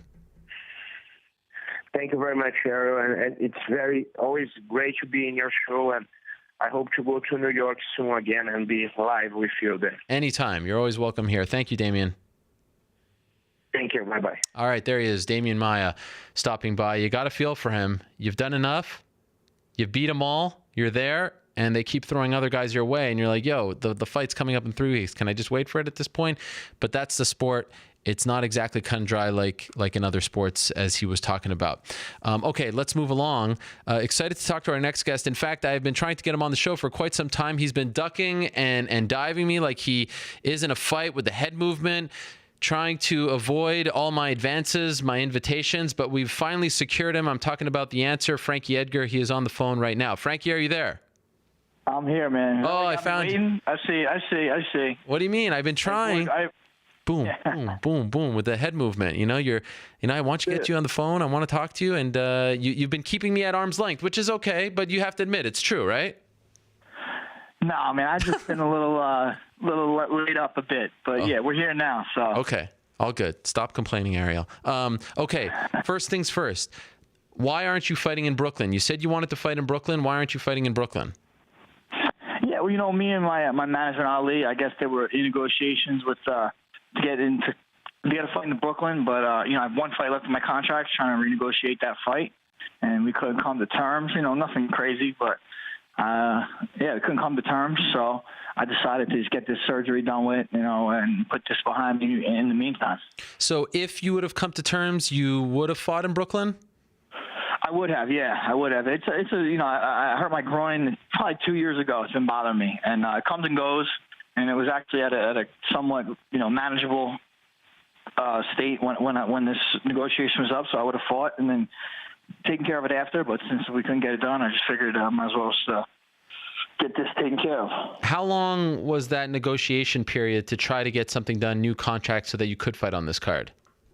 I mean, not super long, to be honest, because we didn't know what we were going to do. We didn't know if Brooklyn was an option. We were trying to get Brooklyn done. So, I mean, I think that's kind of one of the reasons why the negotiations didn't get done. It was, the fight was approaching quick. I had a date for surgery, so it was kind of like, all right, listen, am I getting this deal or am I getting surgery? Kind of, that's what it was. And why couldn't you guys get the deal done?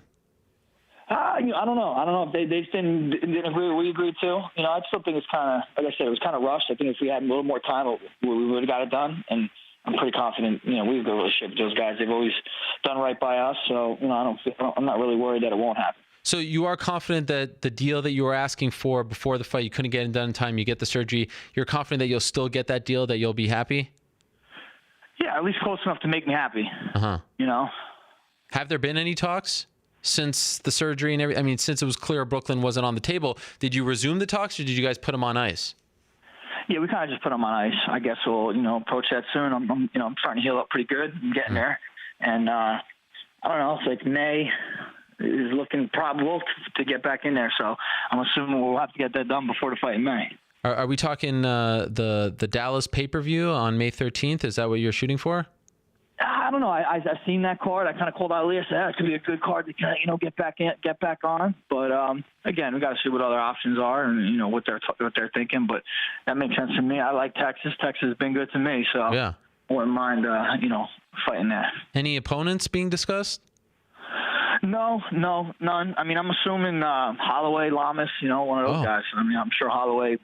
I don't know if he could fight Aldo or what's going on with that. So you'd like either of those? I think those are the ones that make sense. Okay. Depending on what Holloway's going to do with Aldo or what Aldo's going to do, who knows? Are you disappointed you're not fighting in Brooklyn?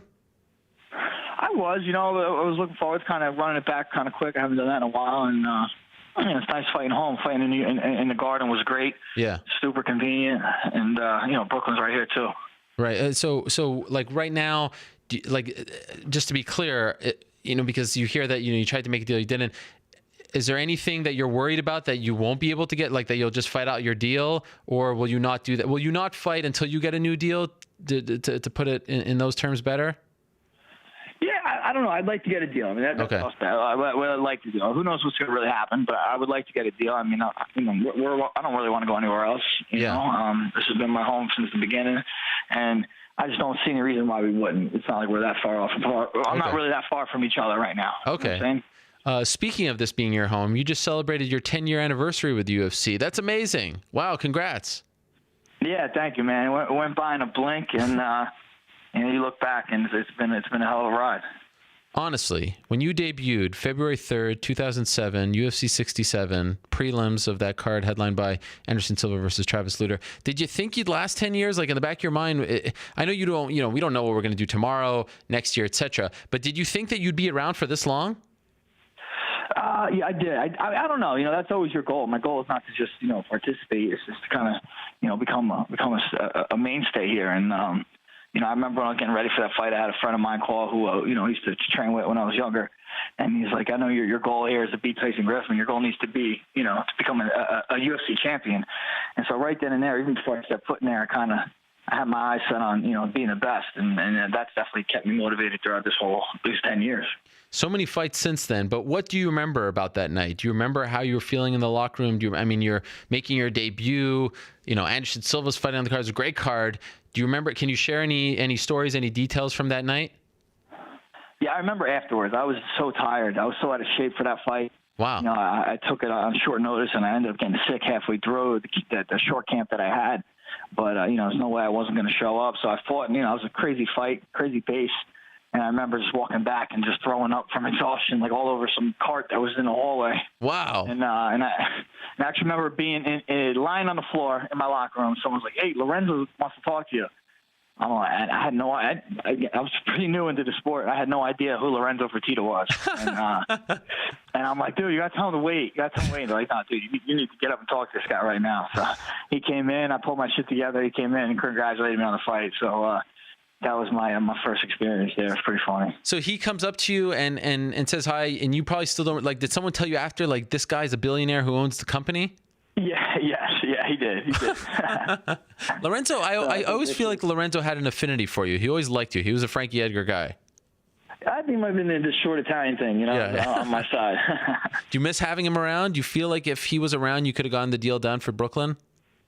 I don't know. Usually it's Dana. Lorenzo always had a big piece in doing the negotiation stuff. But usually Dana's the deciding factor. So, I don't know if it would have changed things. But I do miss Lorenzo, man. He was a good, I got to know him a little bit, and my kind of guy. So, more of a soft-spoken guy, but super professional. Yeah. Whenever you've seen him, he just handled his business with class. You still talk to him at all? You guys text ever? I haven't, not in a while. All right. Okay, and so you win that fight. Did you know, like in your mind, were you? Because do you even remember how much you got paid to beat Tyson Griffin? Do you recall it all? You got fight of the night. Yeah, 3-3. Wow. And 3-3. That was a jump for me. Shit, I was like, okay. What did you make in your previous fight? I was making a G or something. Wow. Fighting in Atlantic City. So 3-3, I'm like, oh shit, I'm on a come up. And then the $20,000 win bonus or fight of the night bonus was big, Oh wow, it was only 20,000 back then. It was 20, but shit, back then 20 was a lot to me. It's crazy because the fight before getting into the UFC for reality fighting, you were fighting Jim Miller, so you weren't fighting like scrubs for like. Yeah, no, man. I fought Jim Miller. I fought this guy Davidius, who ended up being in the WEC for quite a while. Yep. And, I fought some good guys in the local scene, which was perfect progression for me. And so to fight a Jim Miller, you're making like $1,000. Yeah, it might have been like maybe $2,000. Wow. Maybe. And then you get and I sold 100 tickets probably. And so, and to fight in the UFC, you're making 3-3. Did you jump like your next fight against Bocek at 73? Did you make more, or were you at 3-3 for a couple fights? No, it was 3-3, and I believe it went up $3,000, 3-3, 6-6 maybe, and then 9-9, something like that. What did you do with the $20K? I bought a car. You didn't save it? No, but I was working. I was working at the time. I was a plumber, and I was in a union. I actually lived in a condo. I was paying a mortgage. So when I won the $20,000, the smart thing would have been like, all right, let's put this in the bank. But I'm like, I'm busting my ass, man. I'm getting up at 5:30 in the morning, working all day, coaching wrestling and training. I'm like, I'm getting something for myself. So, good thing it turned out all right. Yeah. What kind of car? It was a Mercedes. It was a used one, but wow, two-door Mercedes. Yeah, it was nice. Damn. And I splurged a little bit. Look at you. How much did it cost? Like, how much did you have left after you bought it? Oh, nothing. Nothing. You couldn't have got one for like a Corolla for $10K and kept you didn't think of that at all? I could have. You're right. No fun in that. Were you married at the time? No, I got married. I believe that spring. I think my fought in February. Got married maybe in April that year. So, yeah. but you were maybe that following April. A year later, I got married. A year later, yeah. Were you dating or engaged? Yes, I was. Me and my wife were engaged since I was about 21, maybe. Okay. Yeah. One of those long engagements. Long engagements, yeah. Why so long? Why so long? She just didn't like me that much, and I had to still convince her that we're gonna make it. So when you're thinking, like you said you were working in a union. What were you doing again? I was a union plumber. Plumber. My father owned a commercial plumbing business. That's right. So, and you didn't want to do that for your living, right? You didn't want to be a plumber. No, I thought I was gonna. That's what I thought I was gonna, work into the business, take it over eventually. But it wasn't what I was. I wasn't very passionate about it. And, I did it for 2-3 years, and I definitely didn't absorb much because my head just wasn't in it. Right. I'm really not a good plumber. So you get into the UFC, and you're with your future wife. Do you think, okay, I need to make good on this? Like, this is my chance to actually get out of the plumbing business. This is the beginning of the end for me over there. Yeah, I mean, I didn't know. I was trying to figure it all out. I fought tight. It was my third fight is when I said, all right, I'm gonna fight full time. Here we go. You know what I mean? And because like I said, I had a mortgage, so I had to make enough money to kind of swing both. And once I think after my second fight, we negotiated to the next contract, and I was like, all right, I think I can get this done. So that's when I decided to make the full jump. So this is interesting because you went 3-0, and then you went full time, and then your next fight you lost. Yeah. Well, I was just saying this the other day to somebody. Before that fight was the first fight with Gray, and before that fight, I was telling myself, maybe my buddy, I was like, man, we got to figure something out. I wasn't training with Ricardo Almeida. I was with Mark, hooking up maybe once a week, if that, maybe every other week at the time. not that I wasn't training hard. I just didn't have a sense of purpose. I mean, here I am now. I have all day long to train, no more job.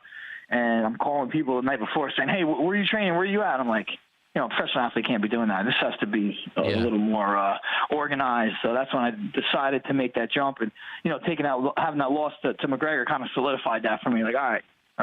McGregor. Right. Fuck. Right. And, that's when I made that jump. And that was definitely best. That's when I noticed my jump in my career. Being with Ricardo, being a real team, hooking up Mark on a consistent basis. That's when things started clicking. It's amazing to me after the 3 fights with Gray, how you guys have gone in separate directions. Do you ever look at like where he's at in his career? I mean, it looked like for a second he might not fight again, at least not in the UFC. You're still very much in the mix. You're still very much a title contender. Do you ever think about that? Like, wow, it could have gone so differently for me?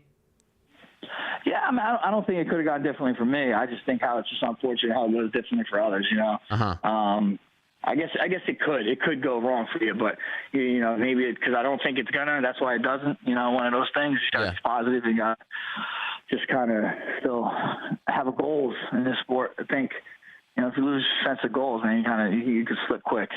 When you celebrated that 10-year anniversary on I think it was Friday, did you pop in the tape? Did you watch it on Fight Pass? Did you go back and reminisce a little bit with the family, get the kids around, tell them about your old man? No, not at all. You probably wouldn't even remember it if no one like that. Right? You probably wouldn't even remember it if no one brought it up. Yeah, I'm not one of the. Yeah, someone definitely brought it up to me. I threw a little post on Instagram, but it's just another day. I mean, hopefully we look back and say 20 years, a bunch more years. Yeah, 20. Yeah, fuck, let's go another 10, man. Yeah, why not? How much does it hurt to have groin surgery? I saw that video. You mentioned that your private area hurt. Does it still hurt? And how much did it hurt at the time? Yeah, I'm doing a lot better. I'm moving pretty good. They're pretty aggressive with the physical therapy. I mean, day after they have you walking a mile. Wow. So yeah, but it is very painful, man. Shit. For the first 4 days, I was hurting, but you got through it. Even when you go to the restroom, does it hurt then too? Is it like constant?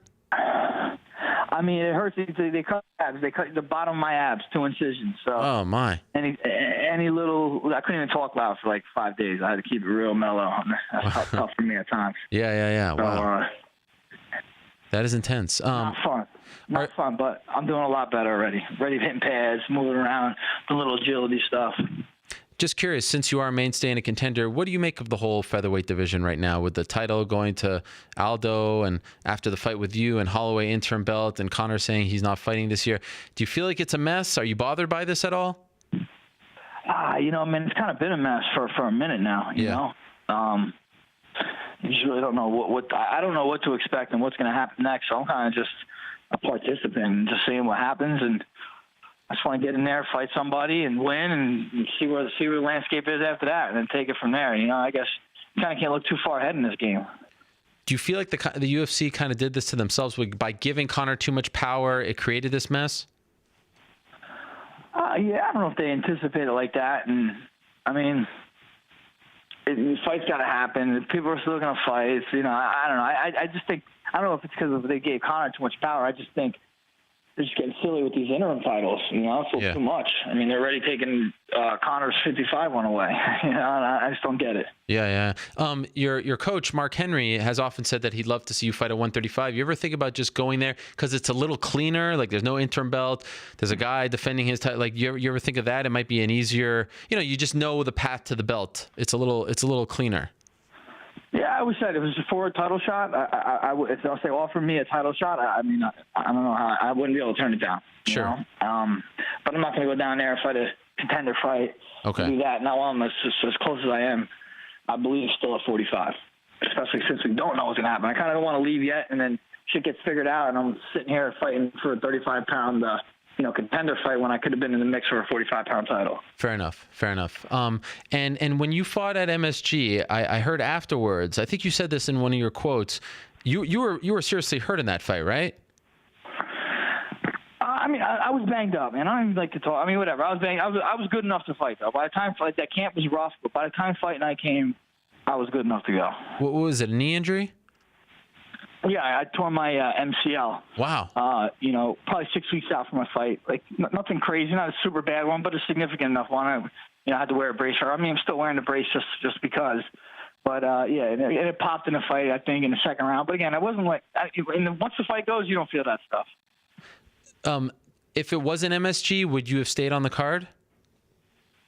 Yeah, I think I would have. I mean, I think that it was definitely, persuaded me to not even think about pulling because I was on. It was MSG.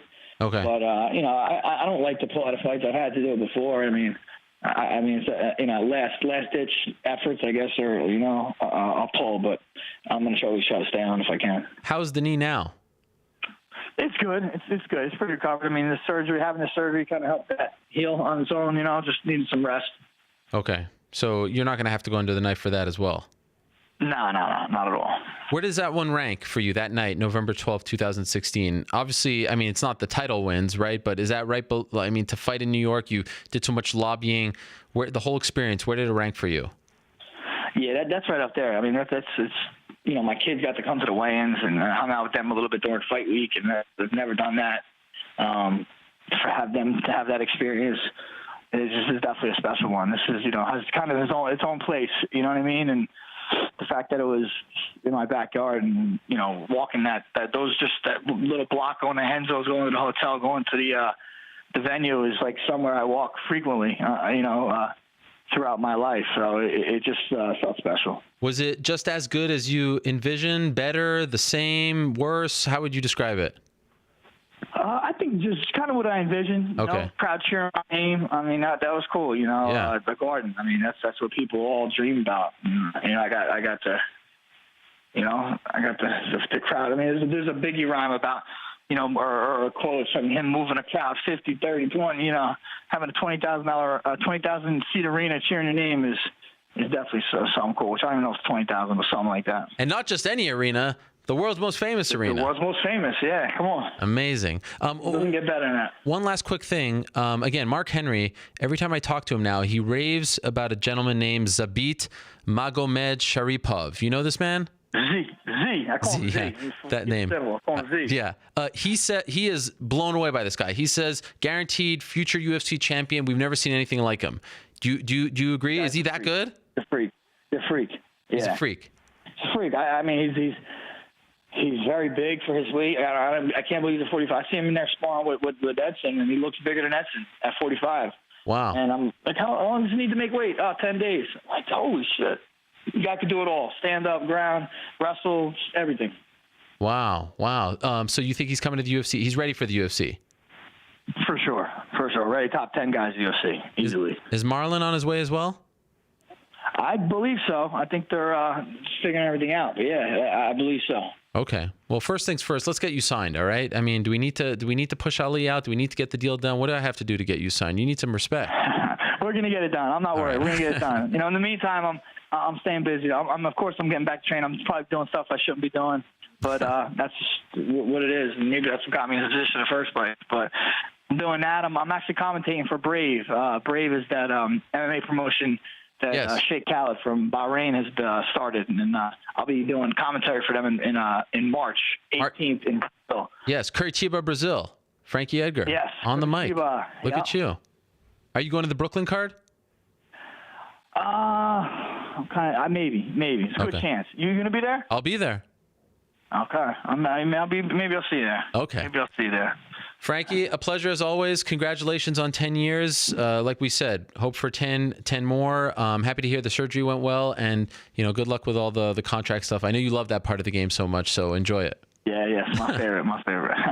Thank you, Frankie. There we go. Thanks, bro. It was a pleasure, man. I'll talk to you. All right, there he is, Frankie Edgar, the answer. So great to talk to him, and hopefully, they get it done. One fight left. I suspect they'll want to have him around. Okay, speaking of Madison Square Garden, last time we saw Yoel Romero was at MSG, knocking out Chris Weidman, arguably the knockout of the year, and now he is patiently waiting for his title shot. Wanted to check in with our good friend Yoel. There he is to talk about that. And as New York Rick said, the best translator in the business right over there.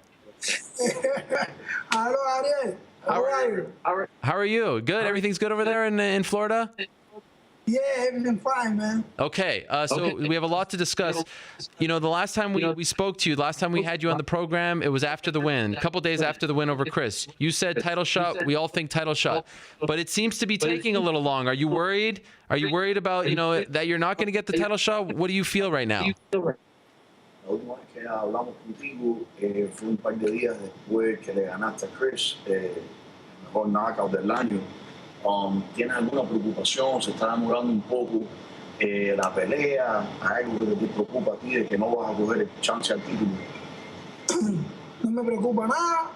He estado más tiempo esperando por una pelea. O sea, cuando tuve la operación del cuello, tuve que esperar 1 año y pico para pelear.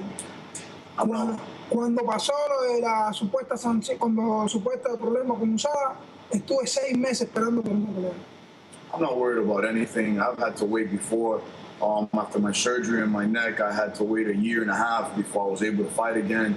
And after the issue with USADA, I had to wait 6 months to fight to get everything cleared up. And I'm not worried about it. I'm waiting. Sigo entrenando, enfocado, con el mismo amor que le tengo a mi deporte, a mi trabajo. Entreno todos los días igual. I keep training. I keep putting forth maximum effort with the same love that I have for my sport. And I keep training every day the same strength, same way. As we sit here right now, has the UFC told you when this title fight is going to happen? Como estamos sentados aquí mismo, la UFC te ha dicho cuándo el chance al título, la pelea va a pasar. No, la federación de UFC lo que me ha dicho es que yo voy a discutir el título. Ahora, que va a ser en mayo, lo único que estamos esperando es que la recuperación de Vick sea...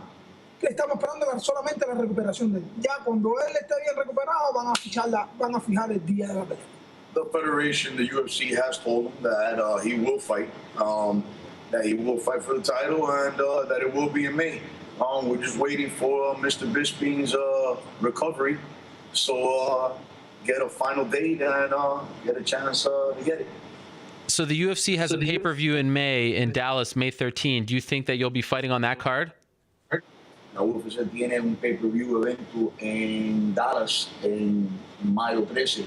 ¿Cree que vas a pelear en esa cartelera? Sí. No. Probablemente sí. Yes, probably. Do you think Michael Bisping is trying not to fight you?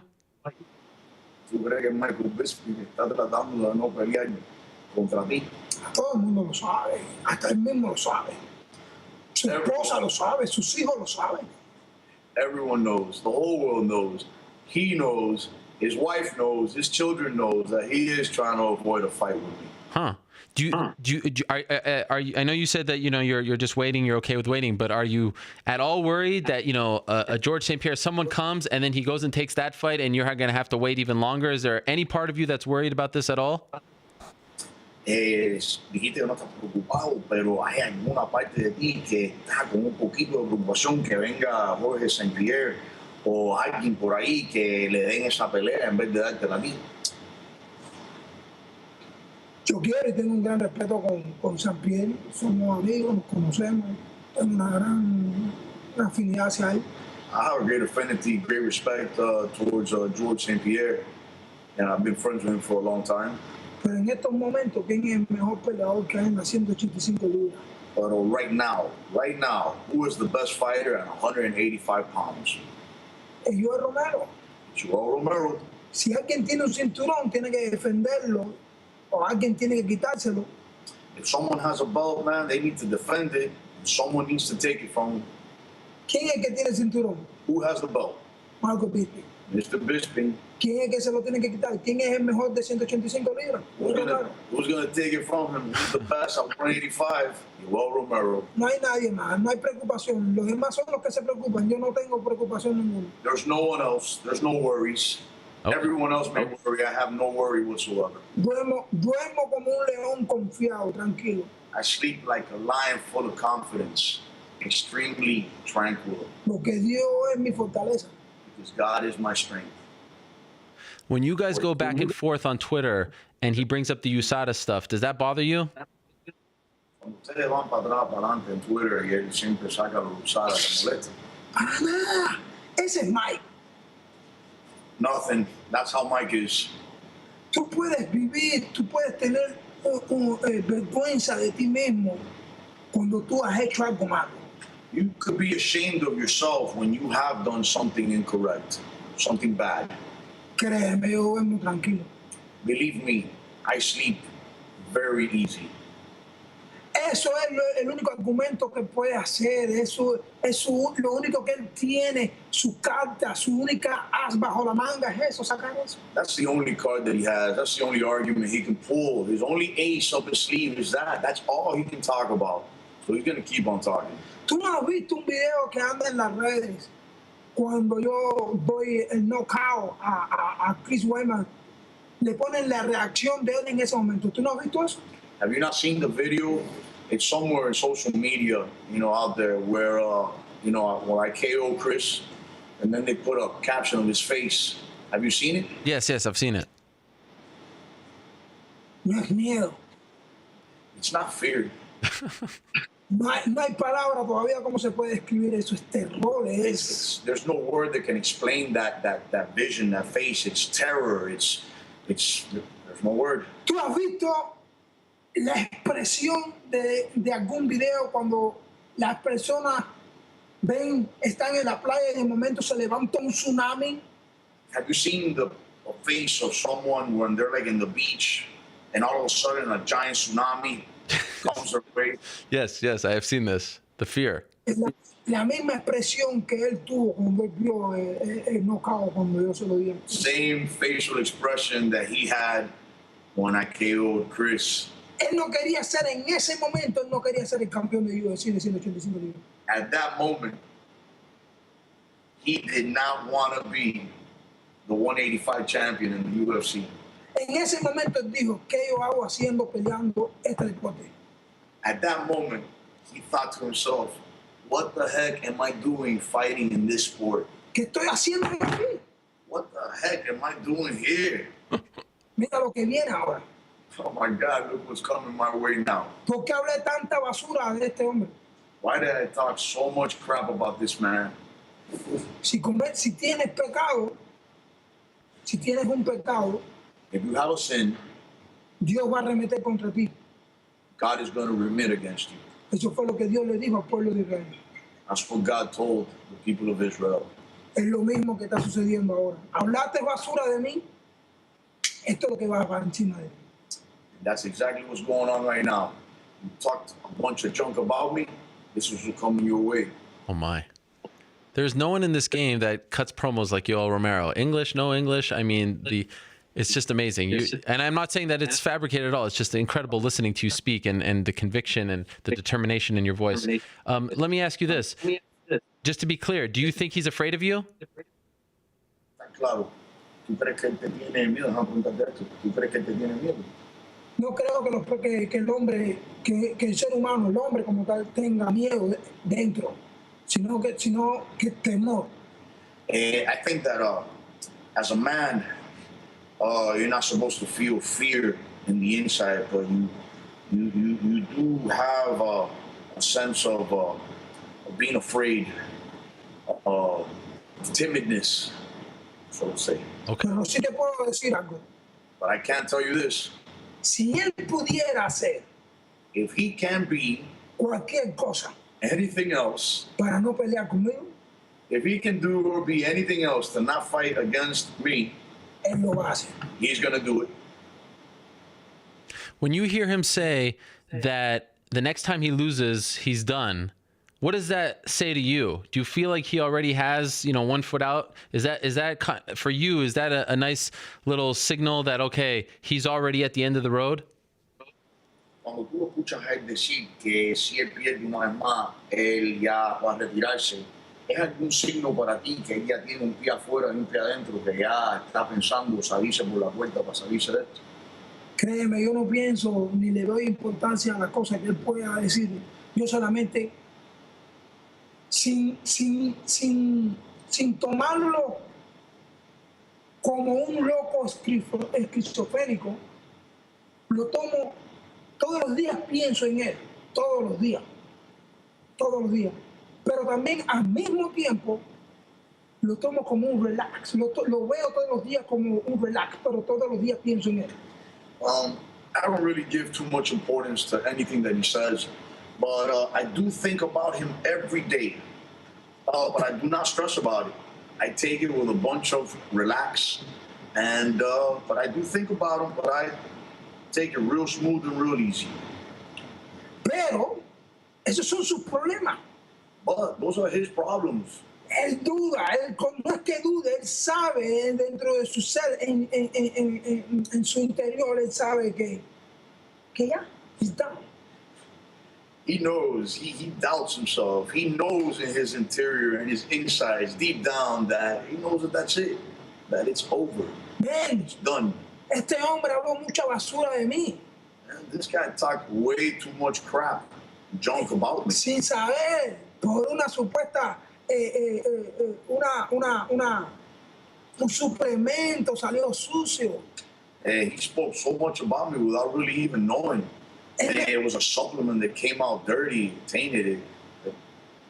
Él no sabe cómo yo entreno. He has no idea how hard I train. Él no sabe qué tantas cosas yo me quito de mí para yo entrenar tan duro. How much I avoid, how much I suffer to be able to train as hard as I do. Yo dejo de jugar con mis niñas, el tiempo de mis niñas algunas veces los dejo aparte para ponerme al entrenamiento. Put the time that family time that I spend with my daughters, I actually put that on the side sometimes to have to, do my training. Este hombre necesita pagar. This man needs to pay. Have you ever felt this way about an opponent before? I mean, I could tell you don't like him. Have you ever felt like this going into a fight, any kind of competition?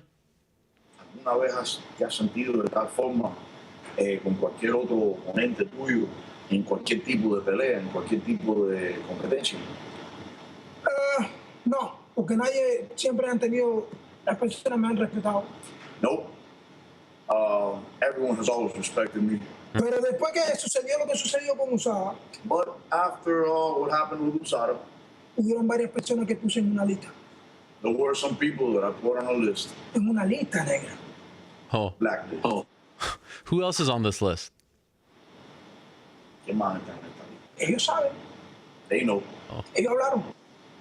They spoke. Yo no necesito mencionar sus nombres. We don't need to mention their names. Ellos lo saben en su corazón. They feel it. They know it in their heart.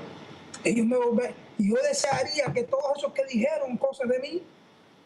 And I really wish, I really hope that all those that spoke all that junk about me ganen pelea. Keep winning fights. No pierdan pelea. Don't lose any fights. Hasta que lleguen a mí. So you get at me. Please. Please. Is it safe to say that Michael Bisping is on the list, just to be clear? Se puede decir que Michael Bisping está en la lista. Ellos saben en su corazón si están o no están. He knows in his heart if he is or he isn't. He knows. Did the UFC ask you to fight him in January? And if so, were you willing to do so? La UFC te preguntó a ver si podía fajarte con él en enero. Y estaban dispuestos a fajarte con él en enero, si era que sea. Bueno, no la UFC como tal, pero sí en las entrevistas después que yo terminé la pelea con Chris, me hicieron varias entrevistas ahí. Yo dije en el Madison Square Garden, dije que sí, que ya estaba listo, que gracias a Dios no había salido con ninguna lesión ni nada, que estaba listo. The UFC per se did not give him a date in January, but there were a few interviews after the win against Chris, and they asked him if he was ready, and he said, "Yeah, that thank God Almighty, I came out of that fight clean, no injuries, and that I was ready to fight in January if need be." Porque él había dicho que quería pelear pronto. Because he had gone around saying that he wanted to fight real soon. Y yo dije, wow, estupendo, yo terminé de pelear ahora, estoy listo, podemos pelear ya, Mike. And Romero was, I'm ready, I'm stupendous, man, let's get it. I'm ready to fight right now. Pero después de eso, él dijo que necesitaba tiempo, que necesitaba... But after that, he said he needed time. Que tenía que operarse. That he needed his surgery. And when you heard that he had the surgery, did that bother you because maybe that would delay things even more? Cuando escuchaste que tuvo la cirugía, te molestó porque iba a demorarse más las cosas. No, ya te dije. No. El tiempo, si él se operó, o no se operó, o inventó operarse. If he, I already told you, if he had surgery, or he didn't have surgery, or he invented the surgery, solamente pienso que Dios está en el asunto. I only think that God is involved somehow. Okay. Y el tiempo no le pertenece a los hombres. Time does not belong to man. El tiempo le pertenece a Dios. Time belongs to God. Yo espero en Dios. I wait on God. So right now you're very excited. I mean, clearly it looks like you can fight right now. I mean, you're super motivated and pumped up for the fight. How do you make sure that you don't go too hard in training? Like how are you kind of just biding your time until you get the official date and then you can go into training camp? What do you do on a daily basis to not go, you know, a little too hard in the gym and peak too early? You know what I'm saying? Dice que claramente se ve que estás en tremenda forma ahora, que estás listo, estás con mucha motivación. Pero ¿cómo tú llegas? Look at those things. What is that? A 16-pack? Holy smokes. ¿Cómo tú haces para mantenerte, para no llegar al peak muy rápido, para mantenerte ahí como tú estás, para llegar a mayo, para la pelea y estar listo y dispuesto? Primeramente, soy muy cuidadoso con mis entrenadores. Soy muy selectivo. First and foremost, I'm very selective with my trainers. I'm very careful with who gets a chance to train with me. Le doy gracias a Dios porque pude encontrar esos entrenadores. Thank God Almighty that I was able to find those trainers. Mi preparador físico, yo quisiera tenerlo dentro de una urna de cristal. My strength and conditioning coach, and I wish I could just have him in a glass ball just to protect them. Because tengo 32 años de experiencia como atleta. I have 32 years in athletics, with experience in athletics. Y sé de ver qué entrenador tiene esa capacidad, ese talento como entrenador, que sí sabe lo que hace. And I know just from seeing what trainer has that capacity, that talent as a trainer, that he really knows. Cuando yo llegué aquí a Florida, when I got here to Florida, le voy a hacer una historia. I'm gonna tell you a story. Okay. Cuando llegué aquí a Florida, a Miami, when I got here to Miami, Florida, llegué a este gimnasio donde estaba yo ahora. We got to this gym. Y yo lo vi a él, este entrenador, se llama Alberto Del Rio. And I saw this trainer, his name is Albert Ruiz. Y lo vi entrenando y wow. Esta es la escuela cubana, no solamente de boxeo, sino de la metodología de la escuela de entrenamiento cubano. And I saw him training, and I saw, wow, this is the old school Cuban, not just in boxing, but the methodology, the method of Cuban athletic training. Como preparan a un atleta con vista a unos Juegos Olímpicos. How you prepare an athlete with the opportunity for the future in the Olympics. Y yo dije, yo lo quiero a él. And I said to myself, he's the one that I want. Pero eso fue un día y después pasó mucho tiempo y no lo volví a ver. That was one day, and then a bunch of time went by, and I never saw him. Y lo busqué. I looked for him and looked for him and looked for him. Como al año y unos meses, casi un año y 6 meses, lo volví a encontrar. About a year and 6 months later, I found him once again. Cuando lo vi, le dije, I got you. And when I saw him, I grabbed him. Quise hablar con él, le dije, yo quiero entrenar contigo. I spoke with him, and I told him, I really want to train with you. Y él me dijo con estas palabras, nunca se me olvida. And he told me with these words, I'll never forget these words. Oh, no, please, I don't want to train anybody. Have you heard him? Yeah. Oh, no, Yeah. I don't want to train anyone else, like that. I said, please. He said, no quiero entrenar a nadie, porque él es el entrenador de atletas de golf. I don't want to train anyone because, I train, high-end golf athletes, so golfers. Y dice, los peleadores, los boxeadores son muy complicados. Fighters and boxers are just way too complicated. Son, tú sabes, como mucho ego, macho alfa. Too much ego, too much alpha male. Y yo le dije, por favor, entréname. Yo quiero que usted me ayude con la condición. And I told him, please help me, train me. I really want you to help me with my strength and conditioning. Y estuvimos conversando por un largo tiempo. And we had, Ese día. that day we spoke, long conversation that same day. Y en la conversación In the conversation, salió a reducir porque él era entrenador de boxeo en Cuba. it came out that he was a boxing trainer in Cuba. Y él conocía a mi papá And that he knew my father, en boxeo. boxing. Wow. Y dice, oh, tú eres hijo de Pablo. He said, oh my God, you're Pablo's son. Y yo dije, sí, yo soy. Yep, I am. Me dijo, ok, te veo el lunes All right, I'll see you on Monday en Wow. la pista. on the track. Y desde ahí empezamos a entrenar hasta ahora y es una bendición tener a mi entrenador de condición. And since then, I've been training with him, and it is a blessing to have my strength and conditioning coach. También, aparte que es mi condition coach, es mi terapeuta, es mi que me ayuda con las lesiones, con la terapia, todo.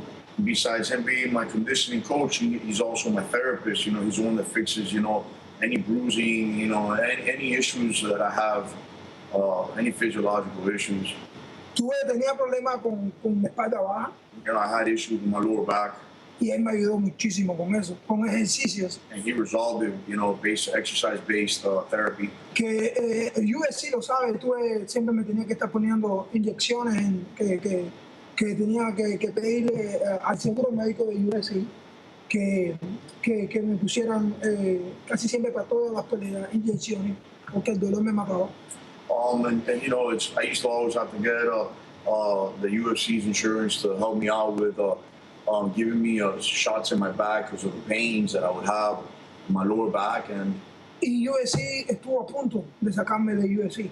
And UFC was about to let me go from the roster. Porque la cirugía mía del cuello because of the surgeries in my neck. Me comprime mucho las vértebras. They compress my vertebra too much. Too much. Y entonces me da... yo sé. Entonces, gracias a él, thanks to him, ya no tengo que hacer más eso. Me hace unos ejercicios. You don't have to do any more shots anymore. Y ya estoy como un bebé. Wow. And he's fixed me up with exercises and stretching, and I feel like a baby. I'm ready to go. Entonces estoy listo para la guerra. I'm ready for war. Wow. That is amazing. What a story. He is a blessing, that guy.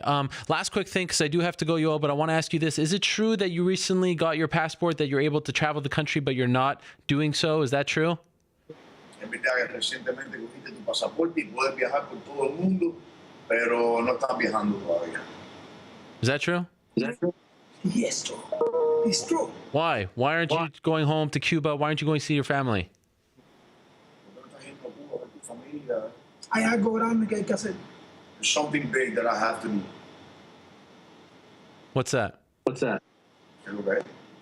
Get that title. And then you go home. Wow. So you're choosing not to go home until you get the belt. Yeah. Wow. That is powerful stuff. Well, I hope it happens sooner rather than later for you, Yoel. Thank you so much. I love having you on the show. You're amazing.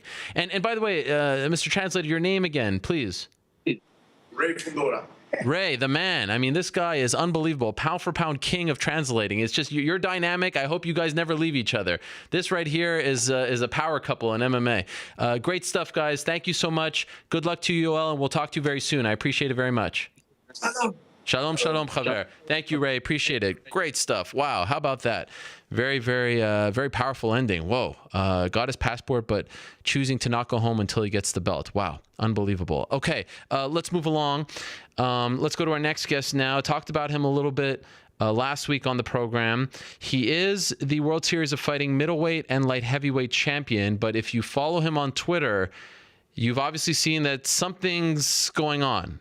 And so we wanted to get some answers from David Branch, and he is joining us, I do believe, on the phone right now. David, are you there? Yes. David, what's going on? It's great to finally have you back on the show. Again, like I said, we wanted to have you on last week. Some things happened, but here you are, and we're happy that you're here.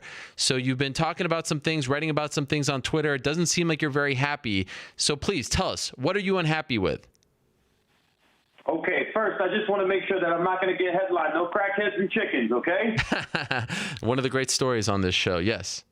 Basically, it's it's a lot of misunderstandings. I'm definitely a free agent now. I'm officially a free agent.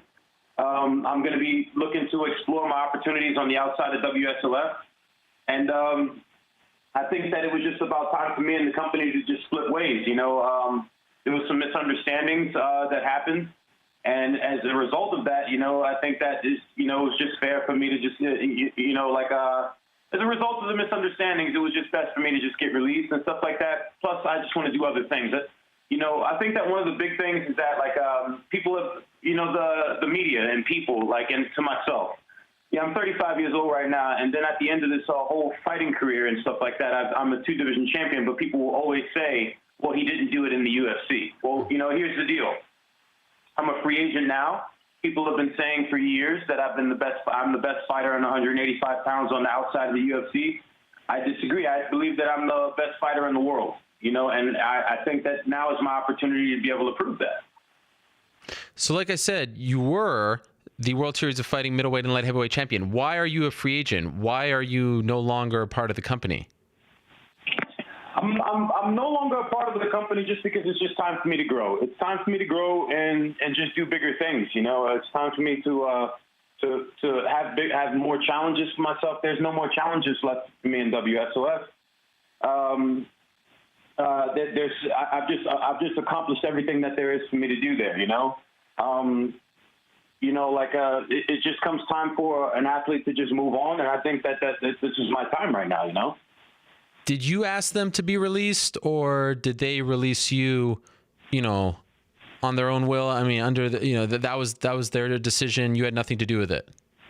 No, I asked to be released. I asked for a release, just because I just wanted to, just for the reasons that I told you. Okay. And from some things that were just a misunderstanding and stuff like that. But I asked for the release, and it took them some time. We talked about it. We went through with management and stuff like that, and we finally were able to reach an agreement. What kind of misunderstanding? Can you tell us more about that? Not too much in detail right now, Ariel, but it was just one of those things to where just it's sometimes it's just time for you to go. You know what I mean? And I had all the cues, all the signs that were there for me to light the fire for me to get up and just and do what I have to do. Mm-hmm. I'm not going to stay anywhere where I'm not comfortable, and I just think that it was just a good thing for me to just up and leave. And just relinquish my belts here on your show today. That's what I'm doing. It's a big thing. I'm no longer middleweight champion or light heavyweight champion of the World Series of Fighting. I'm relinquishing the belts today. That is official. And, I want to see some more, give an opportunity for some more, new and young talent to go into the World Series of Fighting. I hope they do well. And I hope that they have some really colorful champions, You tweeted on Saturday, going into my last fight, I wasn't only fighting my opponent, I was fighting the whole entire promotion. I was threatened fight week. What happened? Well, like I said, again, I know we're going to go around this a little bit, but it's just one of those things to where there was enough that happened that just let me know that it was time for me to go. That's just one of those things that happened. But that's a big statement, David. That's a big statement. I mean, you can't put that out there and not. I mean, you were threatened. What do you mean you were threatened? Threatened how? Threatened with what? Well, what did they threaten you with? Why were you threatened? That's a massive thing to say. I mean, here's the thing. You know what I mean? It was just a lot of things that went on that night. You know what I mean? And right now, it's just really complicated. And it was just one of those things that it was just enough for a promotion to If I'm coming into a show, okay, and I'm coming in to fight my opponent, that should be the only opponent that I have to worry about fighting. I shouldn't have to worry about politics. Yeah. I shouldn't have to worry about all of these other things. You know what I mean? Now, I'm not going to go into details, but these are some of the things that, sometimes fighters have to face. My reasons for leaving are, a bit similar. I'm not going to go into detail, but that's just one of those things that happens, This is the fight game, It gets crazy sometimes, and sometimes promoters have problems with fighters, and sometimes fighters have problems with promoters. I'm just in a situation right now where I'm venting that I'm a free agent and I'm relinquishing my belts, over the air, and I'm looking to become the best 85-pound fighter in the world. Now I have my lane to do that. Have you signed with UFC? I haven't signed with them yet. I haven't signed with anybody. My management is working on some things, and we should have some announcements by the middle of this week or before this week is out for sure. Is it fair to say that's where you want to go, though? We're leaning into that direction for sure. Yeah. I had heard actually that they offered you to fight in Brooklyn against Jacare, but you were banged up from your fight New Year's Eve. Is that accurate? I'm not too sure about that, but I definitely was banged up. I suffered a dislocated finger maybe about 2.5 weeks before my fight. Uh-huh. So that's just about healed up right now. But I don't think that I was in any kind of shape to do any fighting after I fought that fight that I fought, you know. Right, but were you tempted? I mean, going into that fight, where you say you weren't very happy to be fighting in Brooklyn, which is where you're from, you know, that's a big deal, right? Were you the UFC coming there debut? Were you at all tempted? Were you thinking like, this is the stars aligning for me? Was that something that you were hoping for? Absolutely, I was tempted because I know that man can't beat me. You know what I'm saying? I know that there's not a lot of dudes at my weight class that are able to beat me now with the amount of technique that I've been able to accumulate. You know, it's just one of those things, you know? Yeah. How would you compare, you know, the David Branch that I'm talking to right now to the one who was once in the UFC and you know, you left the company, you had to work your way back up. What's the biggest difference, if not, you know, 1, 2? Ariel, the comparison, you got any pictures of you when you were 10 to now? Yeah. Any pictures?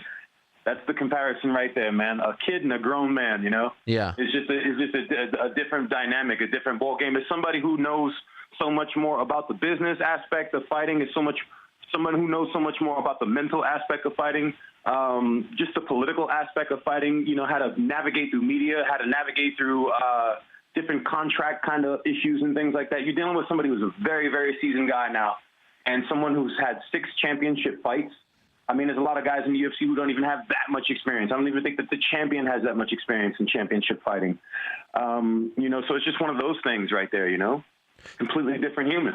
10 in a row now you've won, right? And you only lost once out of the UFC, and that was to Anthony Johnson, right? Anthony Johnson, one of the very best, arguably the most dangerous striker in MMA today. Yes, I'm familiar with the man. He was actually on the show last week as well.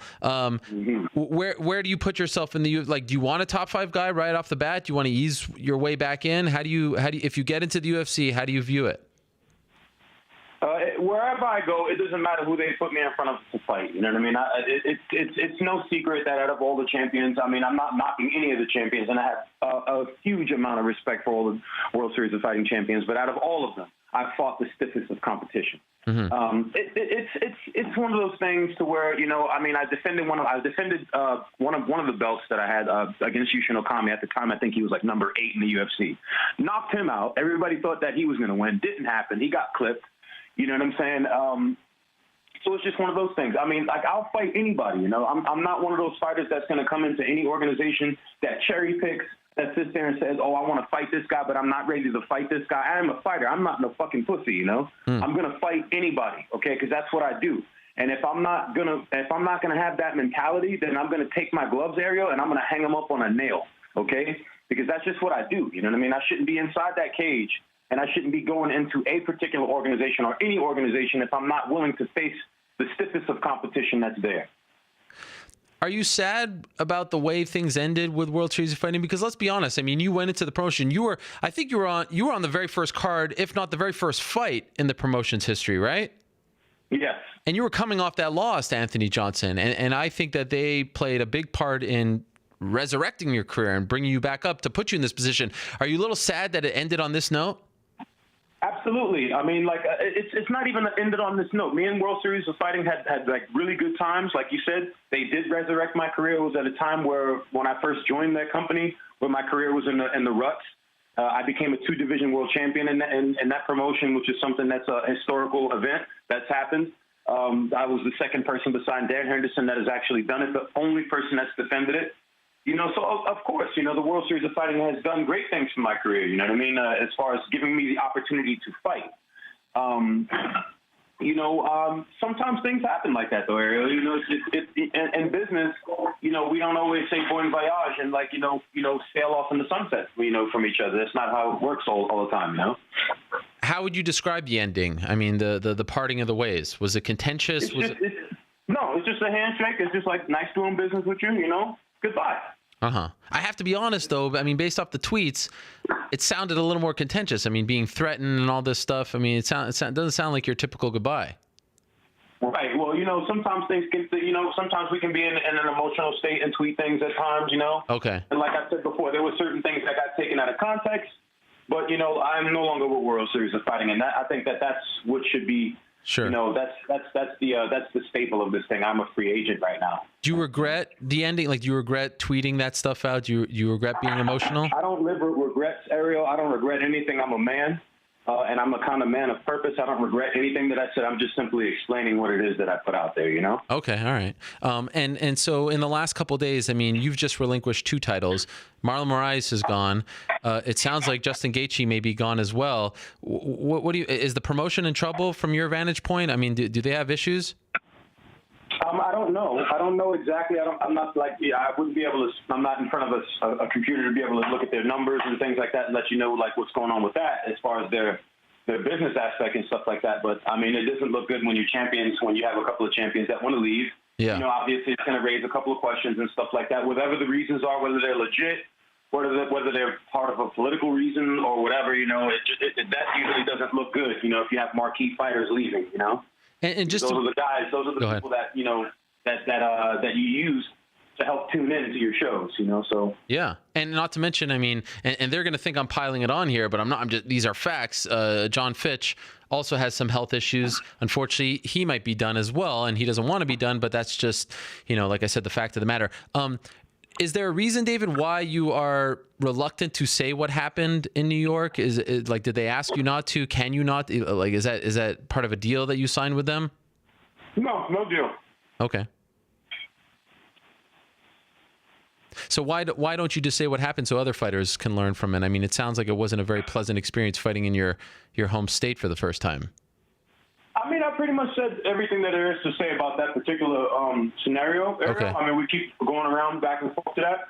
But I mean, like I said, it was a great night of fighting that night. I don't feel like I was appreciated as a fighter. Okay. I think that every fighter knows what that means. We don't need Morse code to break that. But, it's just one of those things to where it's just time for me to move on, And every fighter will know if it's time for him to move on, Fair.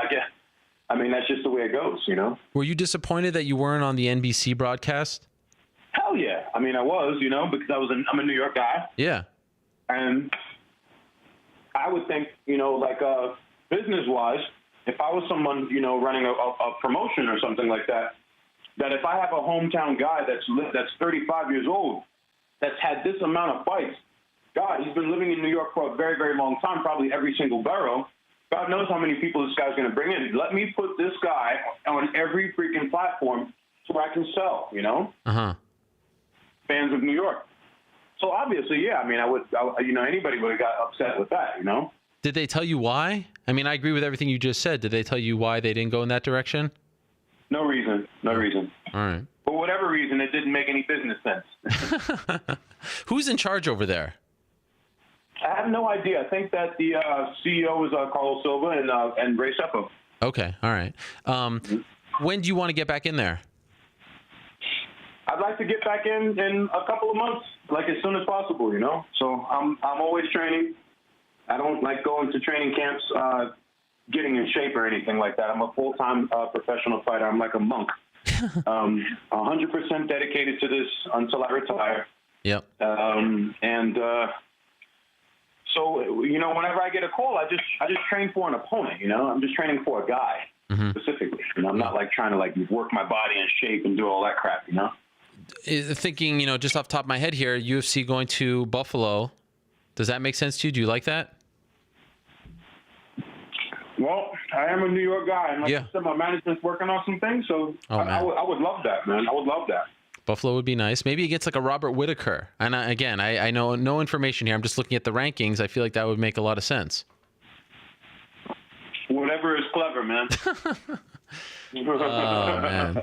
I have to admit, I am the D Crusader, man. This is what I do, man. I fight until I don't fight no more, Yeah. I feel like people would have been very excited for the idea of you versus Jacare in Brooklyn. That would have been very cool. Not to take anything away from Boach, but the local guy coming back to the UFC. Stars aligned there, it seemed like, for you. Oh, dude, let me tell you something. Stars would have more than aligned for that night. But it's another story. Jacare's a tough dude, man. I don't sleep on nobody in the UFC. Sure. All those guys are killers, man. They're the elite killers. Yes, they are. Indeed, they are. Yeah. But let me tell you something. I'm one of them, and I'm ready. All right. Well, congratulations on the release, I suppose. Wherever I go, wherever it's going to be, I'm definitely going to be one of the main killers there for sure. So when do you think you think we'll find out soon where you're headed? This week for sure. This week. And then will you then tell us what happened? I mean, because I have to admit, I was kind of expecting you to tell us what happened after the tweets. I mean, those were some big time tweets. I mean, we can definitely revisit and talk again, but this week for sure, definitely look at it's going to be some big news with where I'm going. All right. And what organization I'm going to be going with. Okay. Well, congrats on, again, getting back on track in World Series of Fighting, winning the 2 titles, and looking forward to seeing where you're headed next. And good luck, getting that deal that you want. Thank you so much, Ariel, and thank you for letting me relinquish my belts on your show. Okay. Thank you so much. It is an honor for us. How many times has that happened, Ariel? How many times? Well, I don't know. I mean, it sounded like you said. Did it really happen, though, David? I mean, let's be real here. It happened. You had a 2-division champion relinquish 2 belts on your show. That's big. But you did tweet on Saturday that you're a free agent, so I feel like it kind of happened already. Yeah, but I'm. You know what I'm saying? Right. I feel like I was robbed of the moment. Right. Kind of true. Okay, you got it. All right, so before you go pat yourself on the back, let's break some news when you're saying you're going to break some news. All right? All right, Ariel. All right, much love, David. All the best to you. You got it. Thanks a lot. There he is, David Branch, no longer with World Series of Fighting. He relinquished his titles on Saturday. I'd love to take the honor, but I don't know if I could take that honor, just being real. Sounds like he's going to the UFC, and that makes a lot of sense. They did reach out to him to fight in Brooklyn, and he's a Brooklyn guy, so unfortunately that didn't happen, but it does make a lot of sense. Okay, enough of that. Very excited. Alberto Del Rio is here. Alberto El Patron, the president of Combate Americas. He's in studio. No more wasting time, so let's get him in here, and let's talk about Combate and all kinds of stuff going on in his life. And we're going to take a quick break. We're going to have to reconfigure the studio just a touch. So while we do that, let's go to the last time we had a professional wrestler in studio here. His name, Stone Cold Steve Austin. As we celebrate our last day in this studio, one of my most favorite interviews, Stone Cold in studio here back in 2014. And we'll take a look at that. Y'all must have forgot. And then we'll be back with the man himself, El Presidente of Combate Americas, in just a matter of moments right here on the MMA Hour. I am so excited. I said at the top of the show, I get excited for all our shows. I get a little pep in my step. I'm always excited to do this, but this one in particular means a whole lot to me. Back in the day, when I was in I think it was 10th grade, I would walk around with a T-shirt with just this man's face on it. Yeah, you could call me a mark, you could call me whatever you want. I was a fan. And I remember I got into an argument with my English teacher in 10th grade, and she walked into the teacher's room, their little conference room, and I swung the door open, and it almost hit her, no joke. And I said to her, and I yelled in front of all the teachers, and that's the bottom line, because Stone Cold said so. And I almost got suspended from school. It's true. It really did happen. Now he's joining me in studio, the one and only. Am I a mark? No, you're not a mark. You're a wrestling fan, just like I'm an MMA fan. He's Stone Cold Steve Austin, by the way. This was like 1998, 99. I swear the teacher said to the principal, she said, I was fearful for my life. He yelled something at me. He swung the door open, and I yelled. And that's the bottom line, because Stone Cold said so. So whatever became of this? The principal liked me, and he said, I understand. Take it easy. Take a breath. Just please don't do that again. But they didn't make you go home because the shirt was offensive? It wasn't an Austin 316 shirt? No. Okay. I had one with your face on it, but I think it was a knockoff that my parents got me. They would those bootlegs used to kill us on the merchandise. I know. Vince had to hire a team just to go out and shut down the bootleggers because they were making a ton of money just selling bootleg shirts, so we had to shut them down so we could get the money. Was there a point where you actually earned more from the merchandise than your actual contract?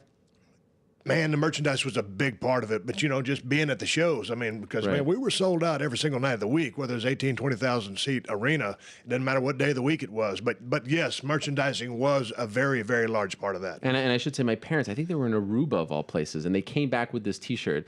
I think it was enough, but I just want to say I wasn't the one who bought it. They don't know better. Not to say that there's not a gigantic wrestling market in Aruba, but that was probably a bootleg shirt. Yeah. Thank you so much for coming in. This is a huge honor for me. But I'm excited to be here too because we've traded texts a little bit and follow each other on Twitter. And I look forward to doing your show just because I'm just the biggest MMA fan in the world. So you're doing the media rounds now. Yeah. Because you have it's a big weekend for us in MMA. Yep. 2 events, UFC 175 and the Tough Finale. But Sunday night as well on CMT, the debut of Stone Cold Steve Austin's Broken Skull Challenge. right? July Correct. 6th, 8 July p.m. 6th, 8 p.m. CMT. Yes. Now, you had a show on CMT before. Yep. Redneck Island. Yep. What's the difference between this one and that one? Man, Redneck Island is, I take a bunch of people from the South, split them into two teams, and they go, they compete against each other, and kind of country-fied Olympics. The losing team comes to my place, and they will vote one of their own off the island. So you leave the island by voting process. Throughout everything that I've done, whether it's football, baseball, track, I've been a real competitive person and, competing to try to get to the top of the card in pro wrestling. I like tough, physical, real deal competition. So, along with doing the show for Redneck Island, was the chance to develop another project. And I said, hey, man, based on my whole background of everything I've done, everything I believe in, and the toughest SOB in WWE, that, it'd be great to have a show where you can really have hardcore competition and bring the best athletes in the nation out to my ranch. The Broken Skull Ranch was basically the toughest ranch in Texas. Everything out there that grows will cut you, stick you, or hurt you. So each week I bring 8 elite athletes to my ranch, 3 rounds of competition. If you lose, you leave. If you win, you stay around. At the end of the day, there's one person left. The next day, that person will take on my obstacle course, which I helped design, called the Skull Buster. And you need to, physical strength, stamina, everything but the kitchen sink, and willpower, and a lot of heart and desire to beat my course. So every week on the show, 8 new competitors? 8 new competitors each week, and we did 10 episodes.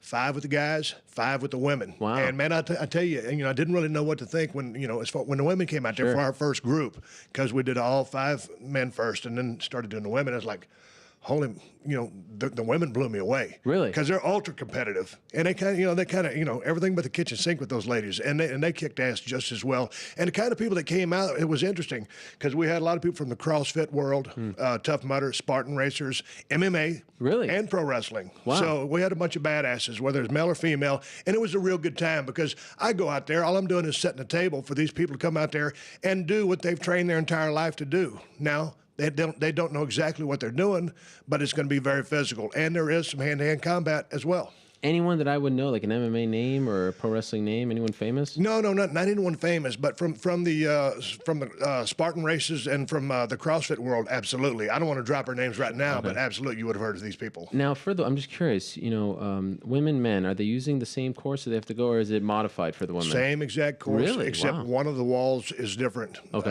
One of the walls decreases in height just because they're a little bit shorter. But other than that, it is the same exact course.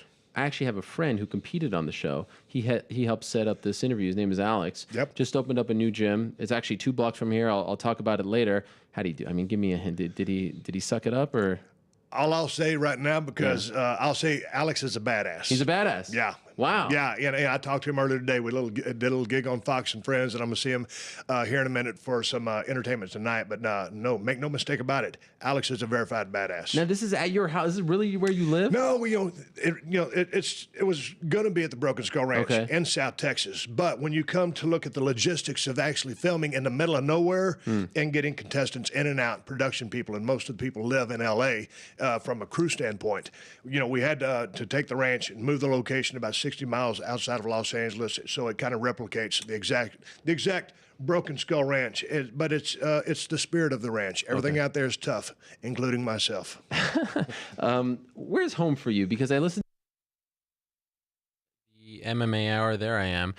Being joined in studio, how exciting is this? By El Presidente himself, Alberto Rodriguez, Alberto El Patron, Alberto Del Rio. How many names do you have? Dos Caras Jr.? Dos Caras Jr., Presidente, Patron, El Chingón. What does that mean? Rodriguez, the only one. The only one. No, but really, like on your Wikipedia page, there's like 25 names that you've had throughout your life. Well, it was just Dos Caras Jr. That's the first name I had in pro wrestling, and then it was Alberto Del Rio. When I left the company the first time, I changed it to El Patron, and now working for Combate Americas, I changed it to El Presidente, the president. Of course. The president. We have a lot to discuss.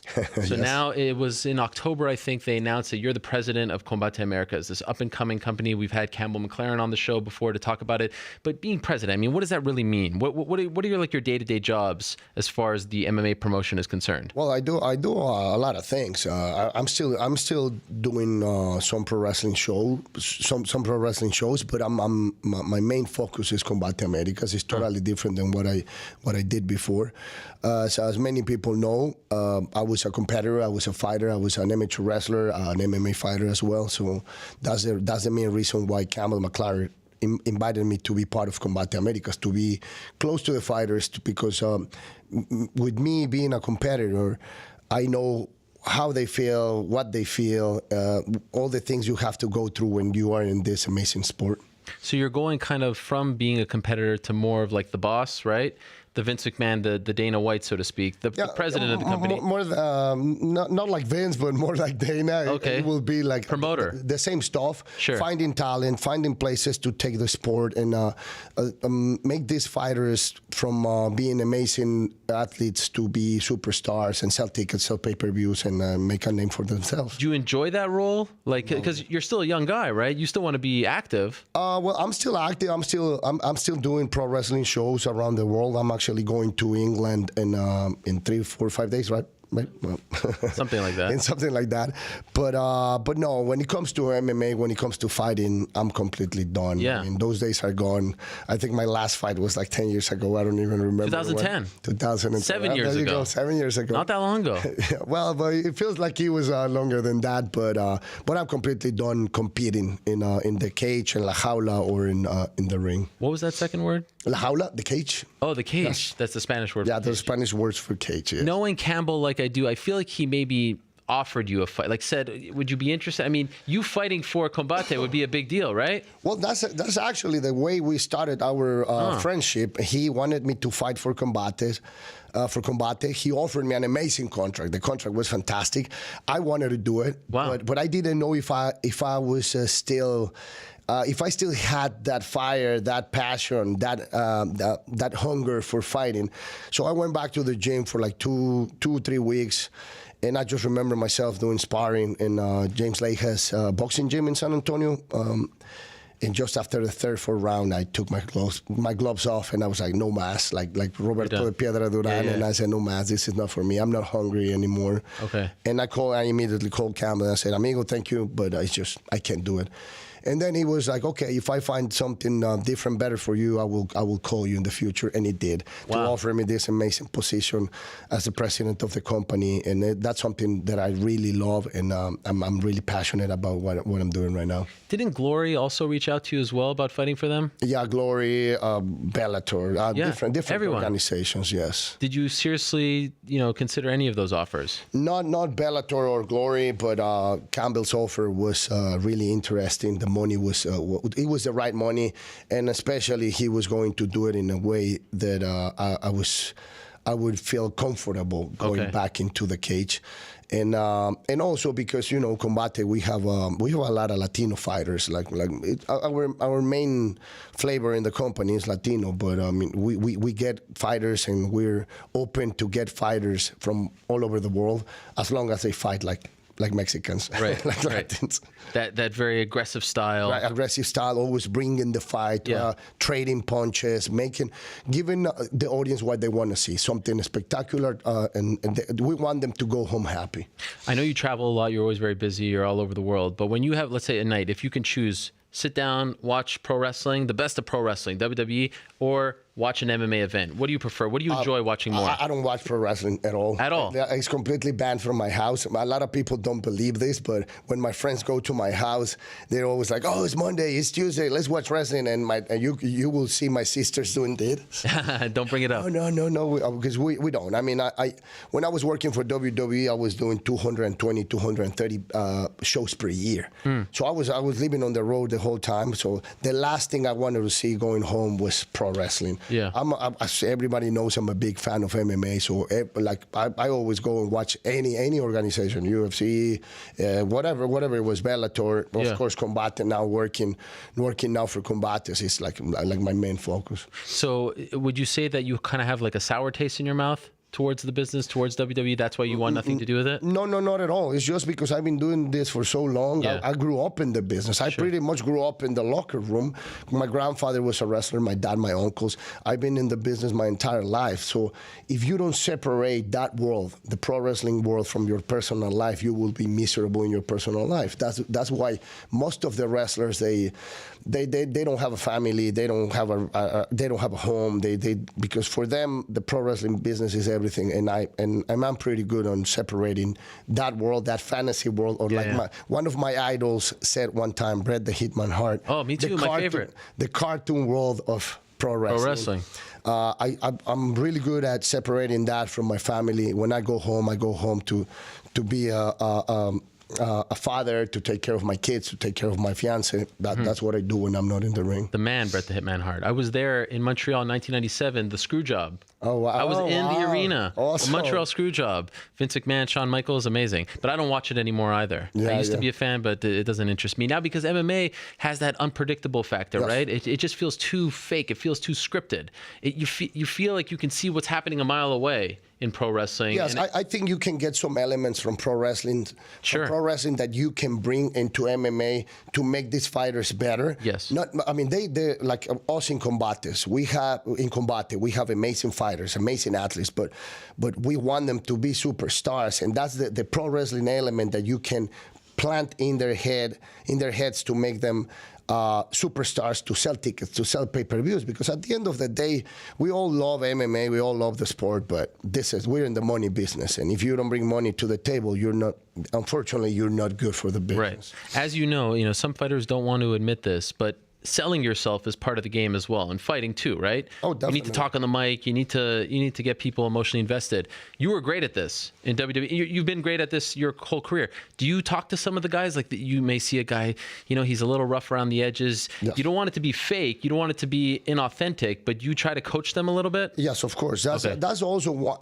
another reason why my friend and boss Campbell McLaren invited me to be part of Combate, because I can teach those kids to sell themselves, to create a different personality, or a personality that the audience will remember. Yeah. If you're seated there watching the show, there's the show or the fights, there's something that you're gonna remember that night. The way the guy walked, the way the guy talked. We have the best example will be Conor McGregor. Yes. You can see the Conor McGregor.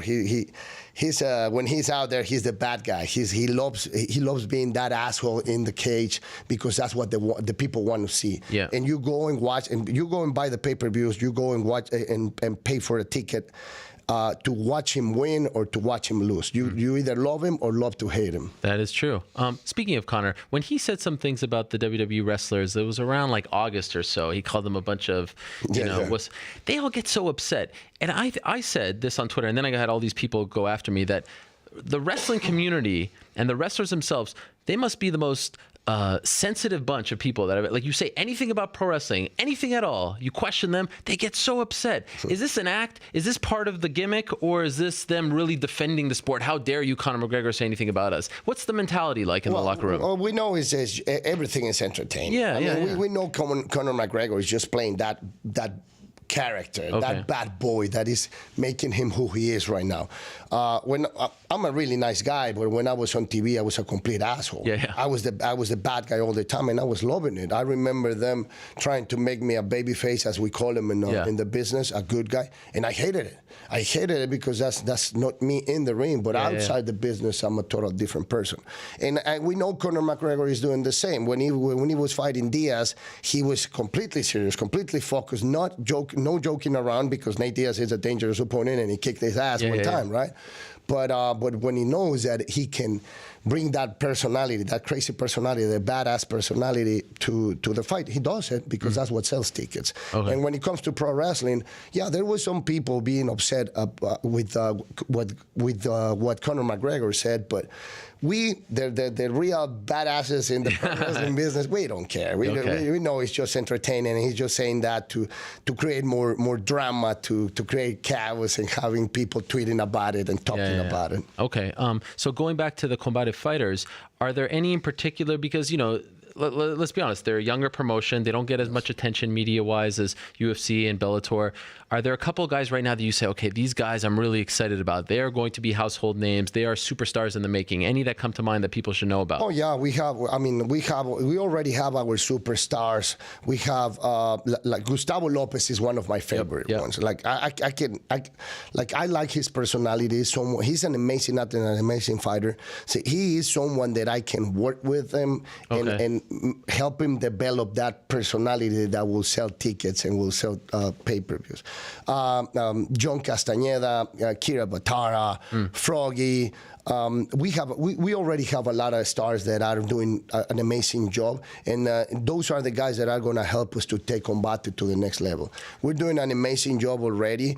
We know it's going to be really difficult to beat UFC in the United States, but we're doing a really good job in Latin America, especially in Mexico. In Mexico, we already did it. We already beaten UFC down there. We have more than 3 million viewers per week, so we're doing fantastic. And you're outdrawing the UFC right now. In Mexico. In Mexico, yes. Really? I mean, we have over 3 million viewers every single week in our weekly program. Wow. With our TV partner down there, and of course in the United States and the rest of the world it's going to be different. But we have the opportunity to be with UFC Fight Pass all over the world. So everybody wanting to watch Combate Americas, they will be able to do it through UFC Fight Pass. But I saw an interview that you did with MMA Junkie, and you said by the end of 2017, you weren't just talking Mexico. You were saying we're going to be bigger than the UFC, period. No, I said we're going to be bigger than UFC in Mexico. In Mexico? Oh, okay. In Mexico. All right. I missed that part. It's like you having a pro wrestling company and saying that you're going to be bigger than WWE. I mean, it's not impossible. Yeah. I mean, it sounds impossible, but I mean, you can do it. And we know UFC is UFC. It's going to be really difficult to be at that level, but we're going to keep trying. Right. But what I said was by the end of 2017, we're going to beat UFC in Mexico. And we already did it. You already did it? 3 months. Yes, in Mexico, in my country. Wow. Don't get that wrong. And so, like, pro wrestling, lucha libre, and boxing, boxeo, right? You like that? Yes, boxeo. There you go. It's in the blood, right? It's in the DNA for Mexican combat fans. How do you get MMA to be in that conversation as well? Because right now in Mexico, I would imagine it's still not at that level. Lucha Libre is a part of the the fabric. I went actually when I was there for UFC 180. I went to a Friday night show. I think it was CMLL. Yes. Unbelievable show. I mean, there's like old ladies in the crowd. They love it. How do you get MMA and Combate Americas on that level as well? Well, that was perfect about boxing. Yes, boxing is for Mexicans, for Latins, it's the #1 combat sport for all of us. But we are getting there when it comes to MMA. There's a lot of interest from all the people in Latin America. We have a lot of talent. Okay. We already had tryouts in Mexico City and other places in Latin America. Everybody's talking about what we're doing with Combate. Because again, this company, yes, our main flavor is Latino because we want that action. We want when you have two Latin fighters inside the cage, you know something great is going to happen. They bring the fight every single time. They just do it because it's in our blood. We're fighters. That's something amazing from MMA because at the end of the day, we all aiming for the same goal. Entertain the crowd. Make money for the fighters, for us, to have everybody happy. We have a lot of things in common. We all love to fight. It doesn't matter if it's Mexico, any other country around the world, Mexico, United States. We all love fighting. We all love Mexican food. We all love beautiful Mexican women, and we all love MMA. Your father is a legendary Dos Caras. Why are you laughing over there? Because she's about to hit me with a chair. Because your fiance is a Mexican woman, right? She is not. She's not. He's choking over there. But she's a fighter. She is a fighter. A WWE star, right? Paige? Yes. But you mentioned no WWE in the house. How do you do that? Because she's still part of the roster. Is that a bit awkward? Not really, because we don't really talk about pro wrestling. We talk about our but you're a legend. Yeah, I mean, you've done it all in the sport. She doesn't ask you. She's younger than you in the sport, so she doesn't ask for your advice about certain things. Yeah, all the time. I'm always telling her that I'm 100% sure that she will be the most successful female wrestler of all time. Okay. She has all the talent. She's a third-generation wrestler. Just just like myself. Yeah. Her grandfather, dad, mom, sisters, nephews, everybody. It's the family business. I think that's what brought us together. Because this is something really funny. I always promised myself that I was never going to date a female wrestler. Yeah. Look you where broke your rule. You broke your rule. That's what I'm having. I'm really happy and I'm having a lot of fun. When's the wedding? We're thinking May probably, but of course that depends on my calendar with my boss over there. What about her calendar as well? She's got a busy calendar too, right? Well, she's hurt at the moment. Okay. She had neck surgery 3 months ago. She's doing physical therapy at the moment. We don't know when she's coming back. Probably April, May, or June. We don't know that, but yeah, we're working on the dates. Will you try to get her to come over to MMA? Of course. Actually, the other day she was with me at the jiu-jitsu gym. Oh, wow. And I was teaching her a lot of stuff. I'm not to create any drama or to stir the pot, but I would love to have her in my organization fighting for me. Baby, I'll take care of you. I'll give you a good contract. I promise you. Yeah. I'm sure they would love that. I'm pretty sure somebody over there in Stanford is pretty mad about what I just said. Yes. But hey, I have the power. I have the money. That is true. But it's not an issue at all, just from a relationship standpoint, that she's still in that world that you left? No, because I'm always going to be grateful to WWE. At the end of my days with that company, things weren't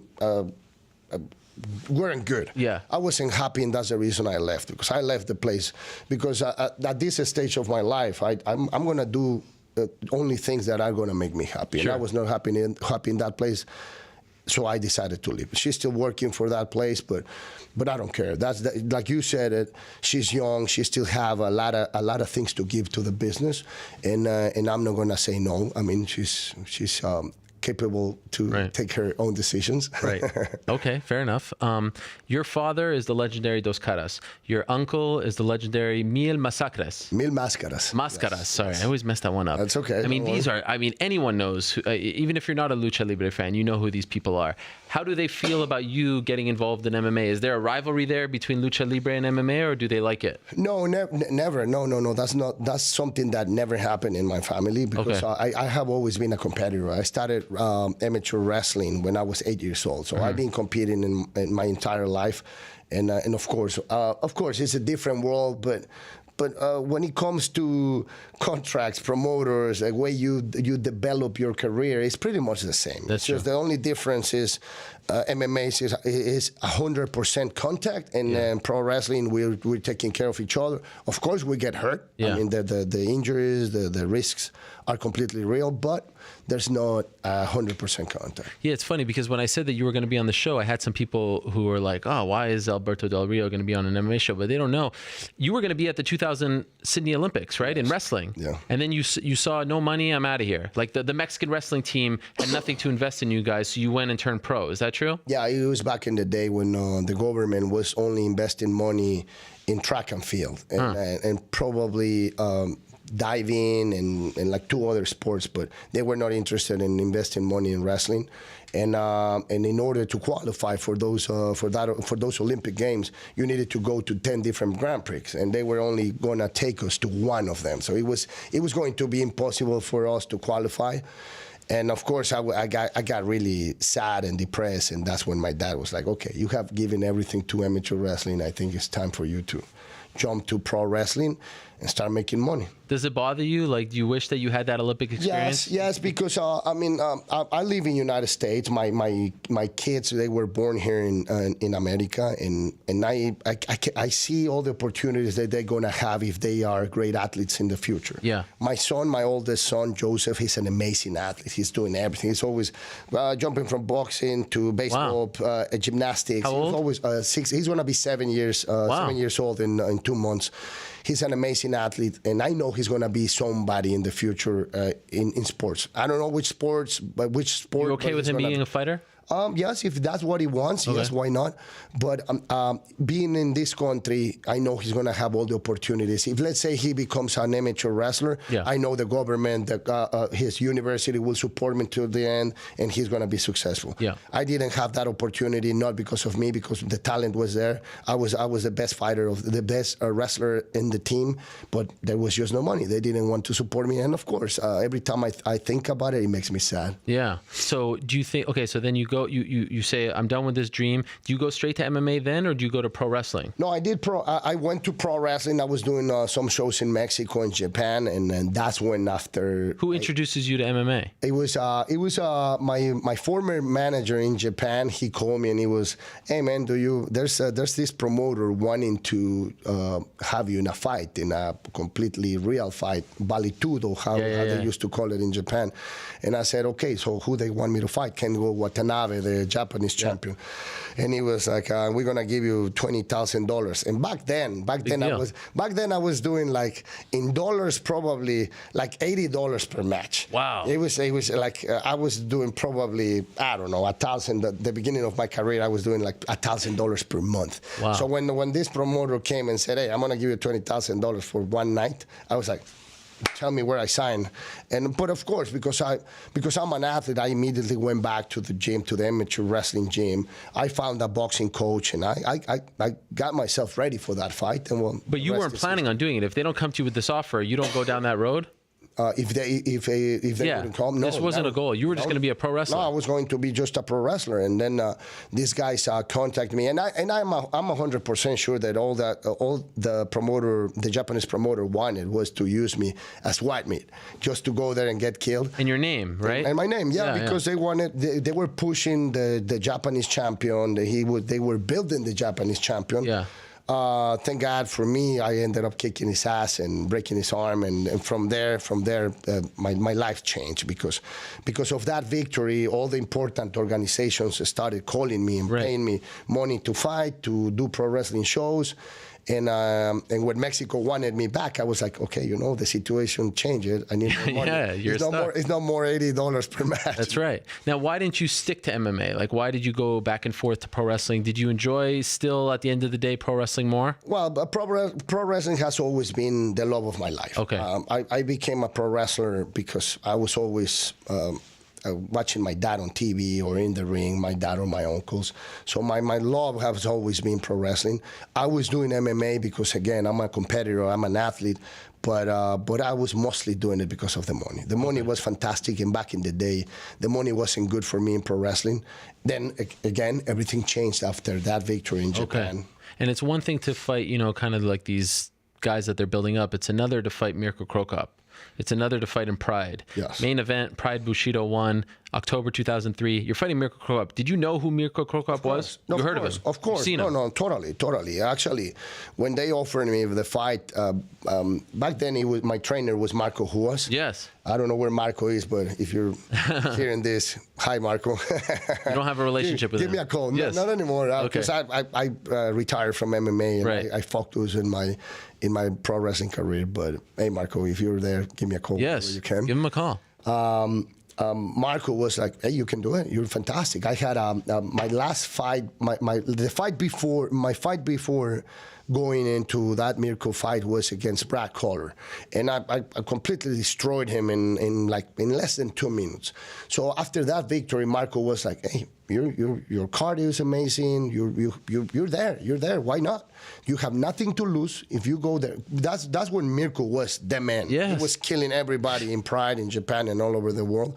So Marco was like, you have nothing to lose. If you go there and shock the world, you're all set. Yeah. And if you lose, nothing will happen. You will continue with your career. And unfortunately, that's exactly how it happened.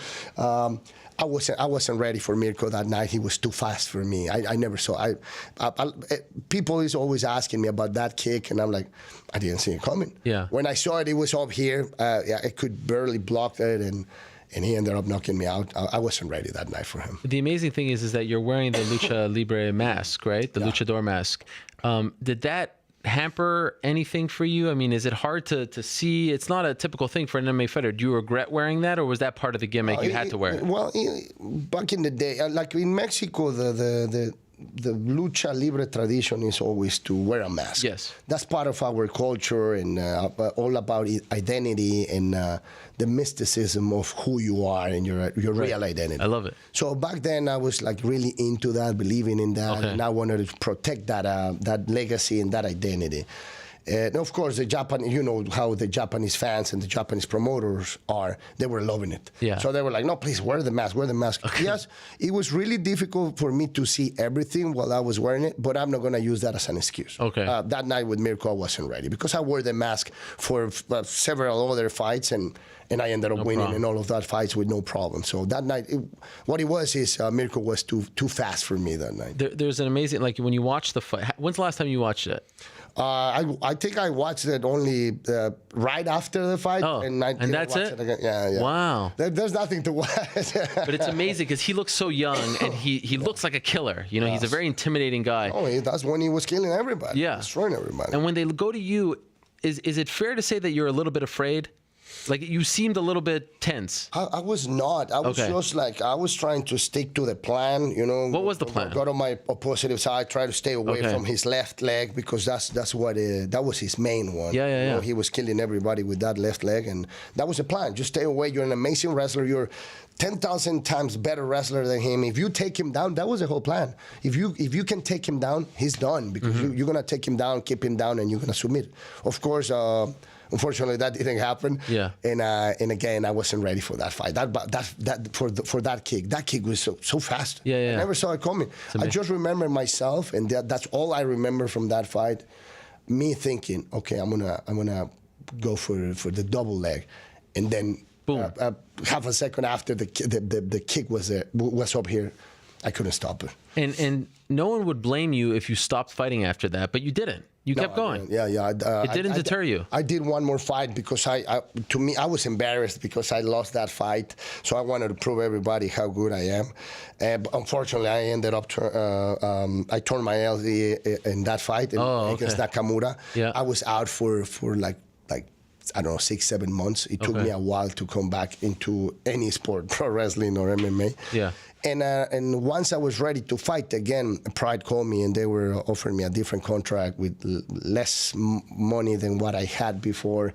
And I was like, no, you know what? I mean, yes, I like fighting, but I'm doing it mostly because of the money. And if you're not going to pay me that money, I'd rather go back to pro wrestling, because the money you're offering me is the money I can do just doing pro wrestling shows. Right. Yeah. Some have said, I've always wanted to ask you this, some have said that fight was a work. Oh, no. Have you heard this? I have heard that so many times. And if it was like some of those douchebags who want to protect who they are or pretend to be tough, I will be saying, oh, yes, it was a work. They told me to lose that fight. Oh, no, it was a legit fight.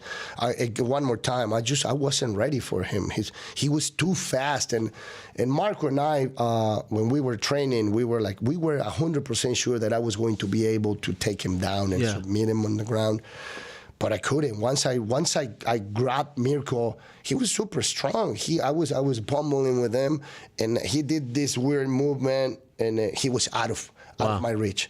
And then the kick happened. Wow. It was not a work. It was just, again, one more time. Any Japanese promoter ever ask you to throw a fight? No, never. No, never happened. Never happened. And you would think one would ask you just because you were a pro wrestler. They want to, build up their guy. Here they are bringing. It never happened. Well, the reason why they were bringing pro wrestlers in Japan is because they couldn't stand the fact that pro wrestling was getting more followers, more fans, selling more tickets than them. Okay. So in their mind was like, how in the hell this is a sport that is not real, because for them it's not real.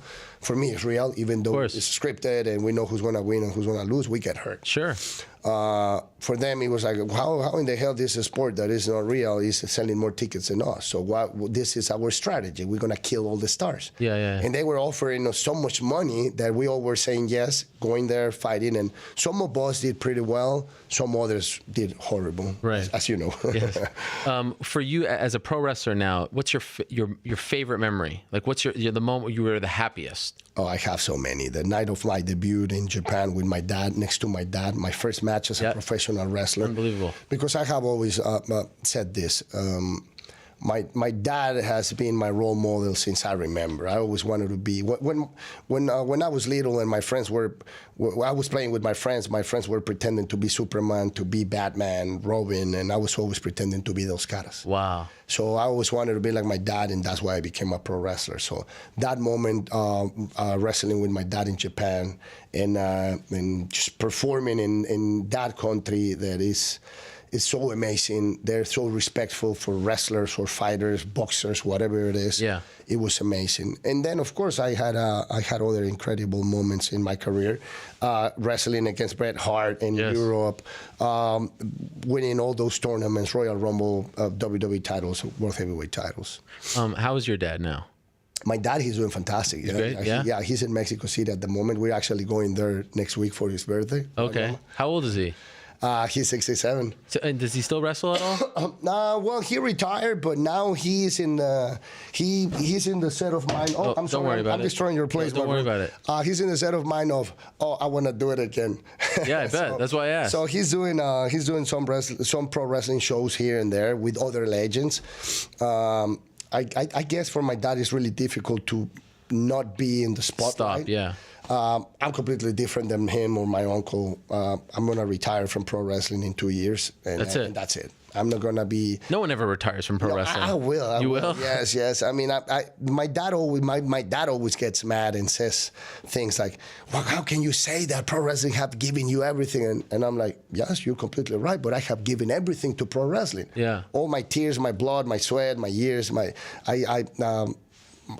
the time with my kids was for pro wrestling for many years. Yeah. And I was going back home, and my kids didn't even know who I am. Right. Because I was never there. I was going home for 1 day or a day and a half per week, and that's the actually, that's the main reason why. Yes, and that's the main reason why I decided to leave the company WWE the last time, because my kids were needing me. They were needing daddy, and I wanted to be there. How many kids do you have? Three little brothers. And the ages? 7, 4, and Sophie is 2, but she's going to be 3 next month. Okay. So they're little babies. They need daddy, and if daddy's not around, they're not going to be what I want them to be. Sure.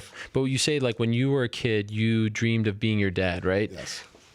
Does a part of you want to stick around a little longer so that they can watch you be who you are and appreciate you, or do you not want to do that? You don't care about that sort of thing? Because the 7-year-old, I'm sure he knows what you do and he appreciates, but when he's 12, 13, 14, he'll maybe view you in a different light. You don't want to do that? You don't want to be around for him like that? Yes, that's the only reason why I want to why I will want to stick a little bit longer. Okay. Because the reason why I was such a good athlete and such a great competitor is because I was always watching my dad, and he inspired me to be better, to be a better fighter, to be a better wrestler, to be a better person.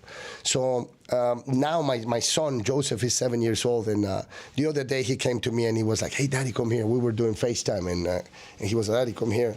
I'm going to tell you a secret." I was like, "What's going on?" But I don't want Rhea, my fiance, to listen. I went, "Okay, tell me." And he was like, "Yeah, I told my best friend Emiliano that I'm el patron. I'm Alberto el patron. I'm you, Daddy." Oh, he made me so proud. I was even crying. Yeah, that's the best feeling. Yeah, so that's the only reason I would probably stay a little bit longer. But I don't know. Right now, 2 years. Right now, I want to retire in 2 years. Of course, I'm going to be. I want to continue doing this with Combate Americas, because we have an amazing project. We have something amazing going on. You believe in it? I totally believe in the project. We have the right people behind it. Mm-hmm. We have the great athletes. We have the right athletes, the right fighters. All my fighters, they're amazing kids. They have an amazing heart. They want to be somebody. They're hungry. And they want to get to the top. And that's where I want to take them. As I mentioned before, that's what I want to do with those kids. Help them to go from being amazing fighters to be superstars. Yeah. Sell tickets, sell pay-per-views, make money for the company, and that will make money for them, and everybody will be happy. Have you noticed a difference, like when you got on board? The media in Mexico must be like, wow, Dos Caras, the son of Dos Caras Jr., El Patron, this is a big deal for them because you give them credibility, right? Have you noticed a lot more interest since you came on board with them, you linked up with Combate? Yes, of course. I mean, we have a big fan base of just MMA in Latin America or Mexico. But me being in the company helps the other fans of pro wrestling to come and watch the product. Yeah. So we all working together to make this something good. Okay. And that, I think that's the reason we having so many viewers every single week, and everybody's talking about the sport, about combate in general, in Latin America, Mexico, and also here in the United States. Because I want to remind this to everybody: combates is not just for Latinos, it's not just for Mexicans, it's for everybody. We want the American audience to enjoy combates, because I always say this: it's like the pro wrestling business.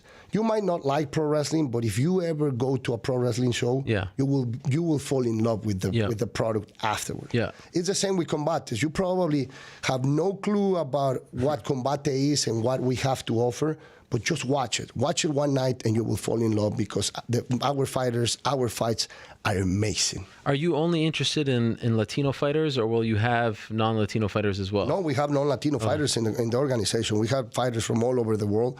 And again, we're doing tryouts everywhere we go to get more fighters. Our main flavor is Latino fighters, but we're open to have any fighters from any part of the world with the talent to come and fight for the company. As long as they fight like Mexicans, they go out there and they kill each other and they put a good show for the audience, they're more than welcome to come to Combate Americas. Your friend CM Punk had his UFC fight. He says he still wants to fight. What's your advice to him? Do it. Do it. I mean, I just remember that night we were watching, my fiance and I were watching, and we were just like so happy for him, because all those haters, ignorant people that have no clue how it feels and how it is when you take that step of changing from one sport to the other and have the balls to jump in that cage and fight and go toe-to-toe against another fighter. It's not easy. Yeah. He took a bet in his future, in his career, and he decided to do it in the major leagues of MMA. He went straight to UFC. It didn't work for him. A lot of people was criticizing what he did that night in the cage, but to me, he did a good job. It was his first fight. It was not an easy task. Right. So that's what you do. If you're a champion, if you're a real competitor, that's what you do. You go out there, you try, and if you fail, you get up and try it again. You talked to him after? Yes. Immediately, right after. And that's what you do. I mean, and that's what you do in life, in sports.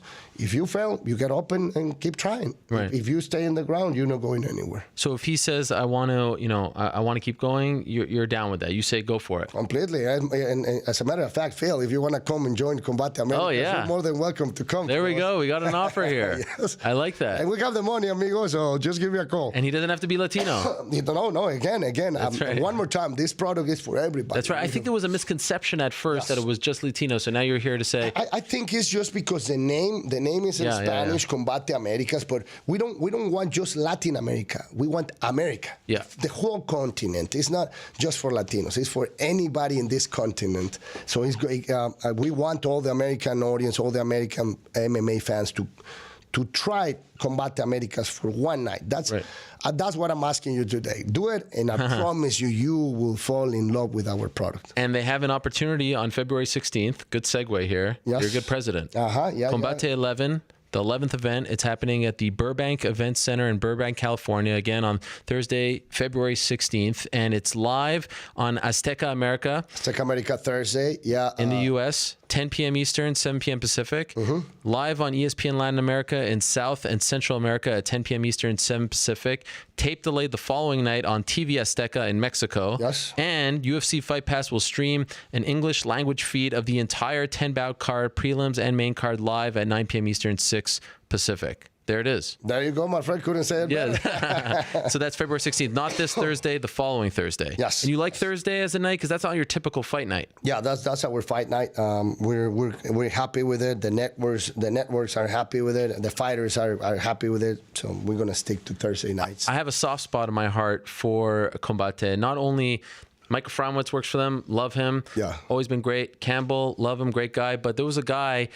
I don't know if you know this, but a friend of mine who recently passed away, his name was Adam Geller, Snacks Geller. Yes. The last thing he ever sent me was a picture. I have it on my phone, I swear, of you, him, and your fiance together at an event in New York. Yeah, yes. I couldn't believe it. I was looking through, and so like when I think of you, I think of him now. Yes. I don't know if you know this guy. Do you remember him? Snacks? Of course. That was actually my first event as president of the company.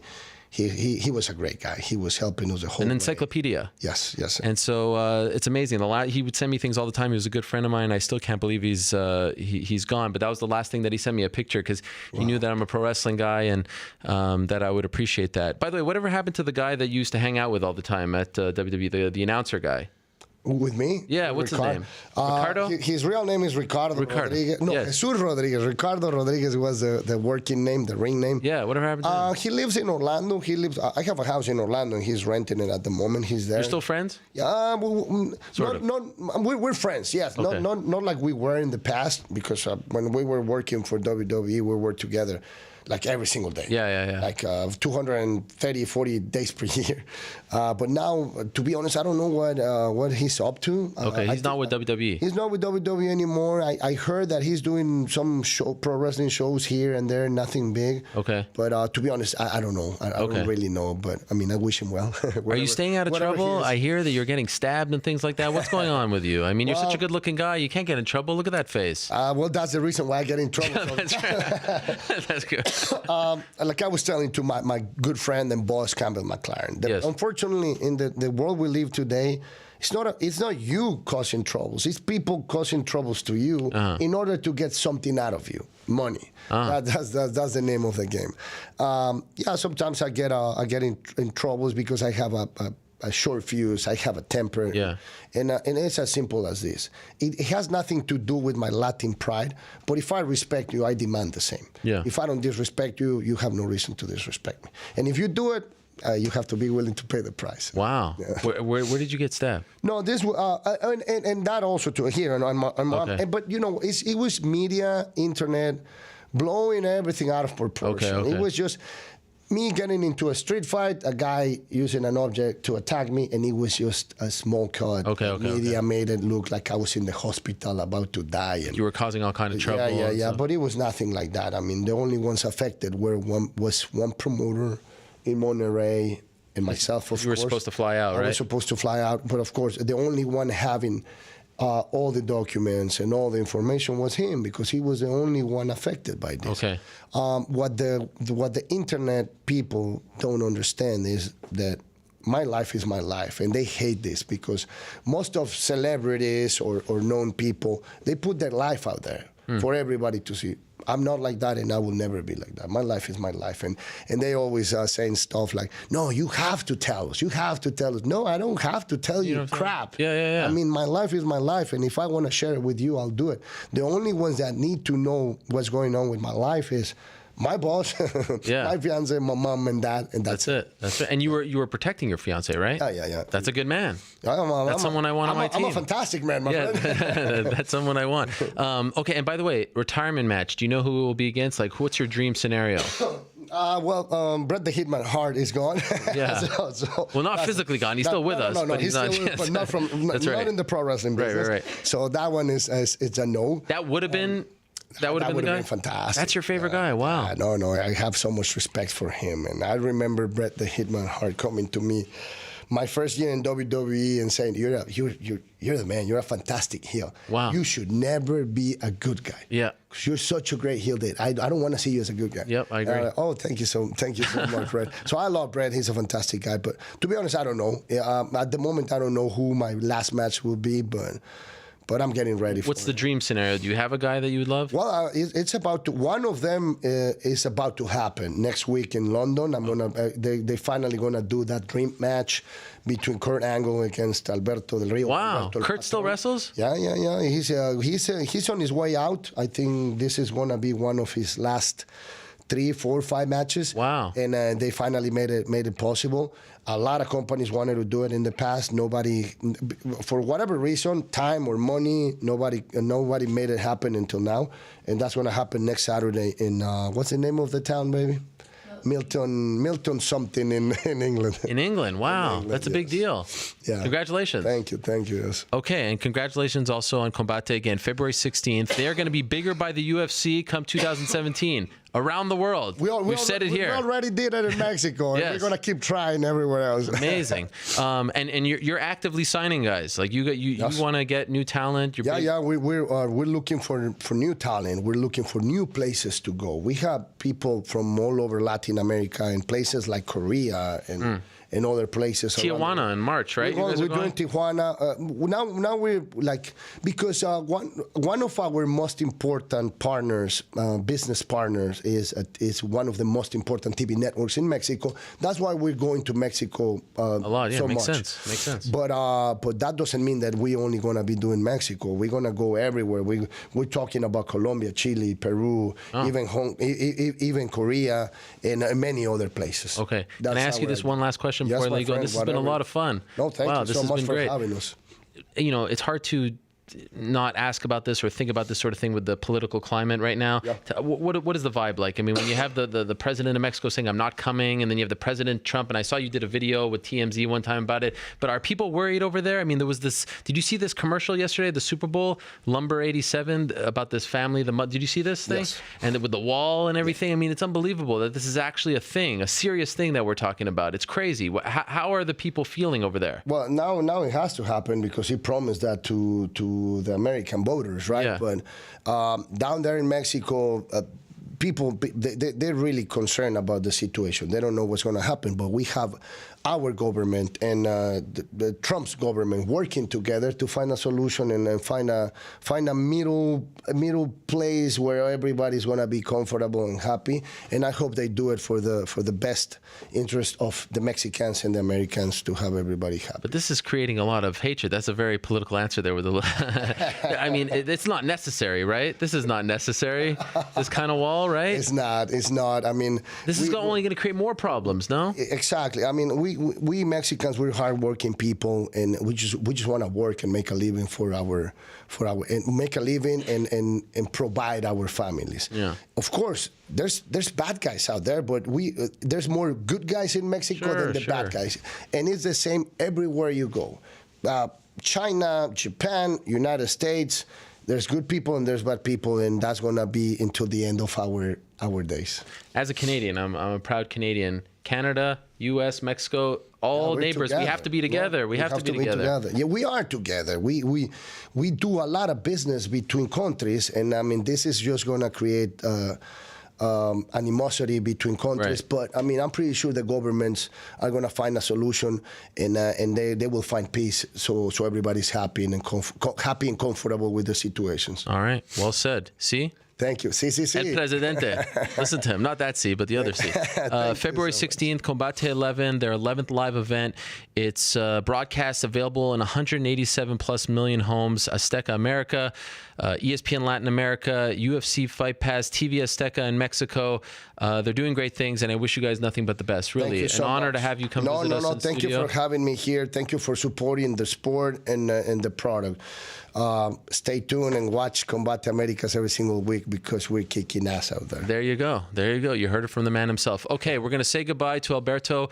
We'll reconfigure the studio one last time. UFC 208 is this weekend in Brooklyn, so let's take a look back at my pre-fight interview with Holly Holm prior to her title fight, UFC 193, as we get prepared for her second title fight in a new division. As we say goodbye to the one and only El Presidente, El Patron, Dos Caras Jr., Alberto Del Rio Rodriguez, the man himself. What a pleasure. Thank you very much to him. Friend. Thank you. Appreciate and all the best to the team over at Combate Americas. We'll be back.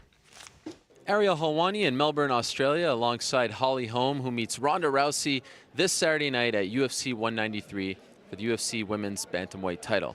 Holly, I want to ask you right off the top, something interesting I feel like has been happening. Anytime someone becomes a megastar, a huge deal like Ronda has become, there's always backlash, right? You become this big, media attention, media sensation, people start to nitpick and things like that. And I've been noticing this sort of shift towards you. You're so different from her. You're quiet, you're calm, you don't get as much attention that people start to root for the underdog. In the days leading up to this fight, have you sensed that happening more from when this fight was first announced? I do, and I feel that the longer that it's kind of gone through the training camp and everything, there has been people thinking, don't count Holly out. I think, and I think that comes with just a little bit of confidence on my side. I'm not trying to be the, little dog that's barking because they're really scared. And right. I'm not trying to be, the overconfident just walking around like I don't know, like this is just, I'm too good for this, because I know what I'm up against. I know I'm up against the most dominant female fighter. I'm very aware of that, and I know I have my hands full, but I know I'm perfectly capable. It's also a weird thing because when you were outside of the UFC, I feel like a lot of people were barking to see this fight. You could be the one, the striker, all that stuff. And then we get the fight, and people complain that you're not ready for the fight. Isn't that strange? It is, but I think that's just because they felt like the fight came sooner than anyone thought, and that's fine with me. I like that it's soon. I like that people are still doubting me, and that just makes me know that it's time to show everybody what I'm capable of, and that's what I want. I want to rise to the occasion. I want to take the challenge and make the most of it. Do you feel like it was a little presumptuous on her part to say, oh, Holly doesn't want this, she doesn't train as much? She's been saying a lot of that stuff. You wouldn't want the belt, you don't train, you don't want to die. It's like, how does she know what you want? Do you ever think that way? She doesn't know, and I don't think anybody knows what's on somebody else's heart fully. Everybody knows what's in their own heart, knows what's in their own mind, and I'm not one to ever say what somebody else feels or does, or what their passions are. So it doesn't bother me that she feels that way because I know different. You've been in some, big boxing matches before, but nothing equals this, right? As far as the grandeur and all that stuff. Oh, this is huge. This is the biggest fight of my career. And, there's been fights along the way that I thought, oh, this is the biggest fight of my career. And they were at the time, but this is definitely the pinnacle. This is it. Who's to know what other doors, will be open after this? They're only going to be open doors if I do well. Right. So I'm only focusing on Sunday, and that's it. She's under a microscope. You see how many people are surrounding her, and there's not that many people here. Let's be honest. Yep. Do you long for that? Do you want that? I long for victory. That's it. That's it. And whatever comes with it, I'll deal with it. But I don't look over there and think, oh, I want the attention. Right. That's not what I want. I want victory. Do you allow yourself to think like people? You're no Buster Douglas, that's for sure. Yeah. But they talk about Buster Douglas forever. He's the guy who beat Tyson, and you have this in every sport. Your life will change forever if you win. Do you think about that sort of thing? I do, but I think that my life will ever be different because in my own heart and my own mind that I gave myself the chance to take this opportunity and know what I'm up against and still take the chance. And for me, that's awesome. It's exhilarating for me. For my life, I'm going to be happy that I took this opportunity. It's kind of just to follow with my passion. You watch a lot of her fights and notice that, the women are almost bum rushing her at times, and that seems to be a very strange game plan. You strike me as the kind of person who won't do that. Have you noticed that they keep making mistakes when they fight her, and are you thinking about how to not make those mistakes in this fight? Ronda's been known to kind of put the pressure on her opponents, and I think that in turn has made her opponents think, well, maybe if I put pressure on her, right, it'll take her out of her game. But they're also running into things. You have to do, if that's going to be your game plan, let's be smart about it. So I think that's maybe kind of a... All right, so there's Holly Holm back in November of 2015 prior to UFC 193. It's kind of amazing to talk to her about, how her life will change, and we know how it all changed. And now here she is about to fight for a second title this weekend. It's in Brooklyn. The UFC is in Brooklyn. This is amazing. Don't have to go on a plane. Truth be told, it doesn't have the same kind of panache that the UFC's debut in Madison Square Garden had. And those reasons have been well documented. I wish, and let's bring in New York Rick here as we wrap up today's show. Is he there? There he is. Do you agree with me that having her fight for the belt, and I don't know if you went back and looked at that press conference. Dana White was in Denver a couple of weeks ago, and he was talking. It was very clear that he's not all in on the featherweights, right? The women's featherweight division. It almost ruins it for me. give me Holly versus Durandamy. Just give me that redemption fight for Holly. I don't want, like, making it the title fight almost works against the fight, in my opinion. Do you get what I'm saying? Yes, but haven't we seen that this is the era of useless? No. I'm not, like, I'm just saying for myself, and I get why they do it. To make this title fight in a division that they're clearly not invested in, that they have yet to sign a single person for. I mean, like, they've yet to go out and say, oh, this is a, women's featherweight fighter. We're going to bring her into the fold. Megan Anderson, name anyone else. Yeah. The fact that they haven't done that, the fact that they are still kind of wishy-washy on it, to me kind of ruins it. Like, just have them fight in the main event. It's fine. Holly Holm's a star. Durandamy, nice style match. Just have them fight in the main event. It doesn't add anything. It actually works against it, in my opinion. How about that hot take? I mean, I would logically probably agree with you. It makes me less excited for the fight for some reason because there's this fictitious belt attached to it. Wouldn't you say the same thing about Holloway and Pettis? Well, it means nothing. It means nothing. And so what, can't they fight for number one contendership? I'll tell you what's the difference, right? Holloway and Pettis were fighting for, like, the number one contender belt. In my mind, that's how I justified it. They were fighting to get the ticket to fight for the belt. What are Holly Holm and Jermaine Durandamy fighting for when there's no division? Yeah, but they're going to fight for this belt. And Like Holly Holm wins this fight. She's going to say, two-weight world champion, right? Yeah. BJ Penn, right? Yeah. Randy Couture, Conor McGregor, Holly Holm. It's not the same. David Branch. It's not the same. Yeah, it's not the same. David Branch, that's a good one. It's not the same, but I think it's not the same. It's easily reversed. They just, like, it just does not matter anymore. Like, they can just, yeah, she's a two-weight world champion. Now there's a featherweight champion, and then if they get cold feet about building out the rest of a division, no harm, no foul. The belt goes away, and that's it. That is so disappointing. Like, go back and look at that press conference. Dana said it all without saying it, that he's still not invested. Like, he's almost regretting the decision. Well, I mean, and look, I appreciate the honesty. I understand. Like, I mean, the Cyborg thing screwed them up. The thing destroys it. Yeah. Could you imagine if we were getting Cyborg Holly Holm this weekend? It would have been massive. Oh, man. Are you going to the fight? I'm not. You're not even going. New York Rick himself. Mr. Namesake. It's funny you say that because I was actually going to invite you to do the preview show with me, and now you're not going. I can still do the preview show. Now you're not going. You blew it. Why aren't you going? It's not big enough for you? There's a problem when New York Rick lives. How far do you live from Barclays?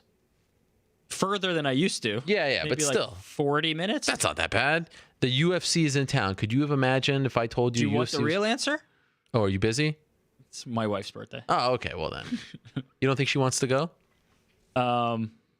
How long is your wife's birthday for? I mean, I feel like we've been talking about it for the last 3 weeks. Yeah. I don't know. You remember how you were like the love doctor? Yeah, I know, but like, how long does this thing last? This stuff matters. Let me inform you. Let me take you through. I know, but it's like, to me, it's a one-day thing. One night, one day. Yeah, one morning. That's not good. You guys are just kind of newbies to this whole thing. Soon you won't even celebrate birthdays. We've gone to the point where we don't even give each other presents. It's great. It sounds so romantic. It sounds wonderful. I look forward to that day. Oh, you gotta love it. Okay, before we'll end on 208. A couple things. I broke the news. Well, I didn't break the news. It's been broken. A lot has happened, by the way, since it was initially reported and today. But we could talk about that at a later date. UFC 211, Stipe Miocic versus Junior Dos Santos 2 for the belt. Dallas, May 13th. Like I said, 211. Buying or selling? You like this? I mean, for the record, tremendous first fight, right, in Phoenix. But Stipe, JDS's winning streak. You know what it is going into this fight? One. He's had 2 fights since that fight. Just 2. But if you're Cain Velasquez, are you annoyed? If you're Verdum, are you annoyed? Cain Velasquez got a 1-fight winning streak, right, before he got his second title shot. Yeah. So what is he going to get annoyed about? I don't know. This is heavyweights. Okay. There's no rules in this division. All right. Put Francis Ngannou in there right now. There's no rules here. This is the heavyweight division at the moment. So you're in. Of course I'm in. That first fight was tremendous. Tremendous. Yeah. Let's do it again. I can't wait to hear from Stipe. Remember he said, they what did he say? They mistook my kindness for weakness. Yep. So what happened? We'll find out. Stay tuned. Dum dum dum. Knowing Stipe, he'll really open up about it, I'm sure. That was a song. We got it. Okay, so that's that. Houston, Korean Zombie beats Dennis Bermudez. Are you hot? I mean, I was blown away. What about you? Yeah, blown away. He just looked like he was in amazing shape. Looked a little older. 3.5. I don't want to overblow this now. Okay. He still gets hit significantly too much, I think, for somebody. But that's his thing. That's his thing, but that's not a good thing to have. That's not. You don't want to be known for that thing.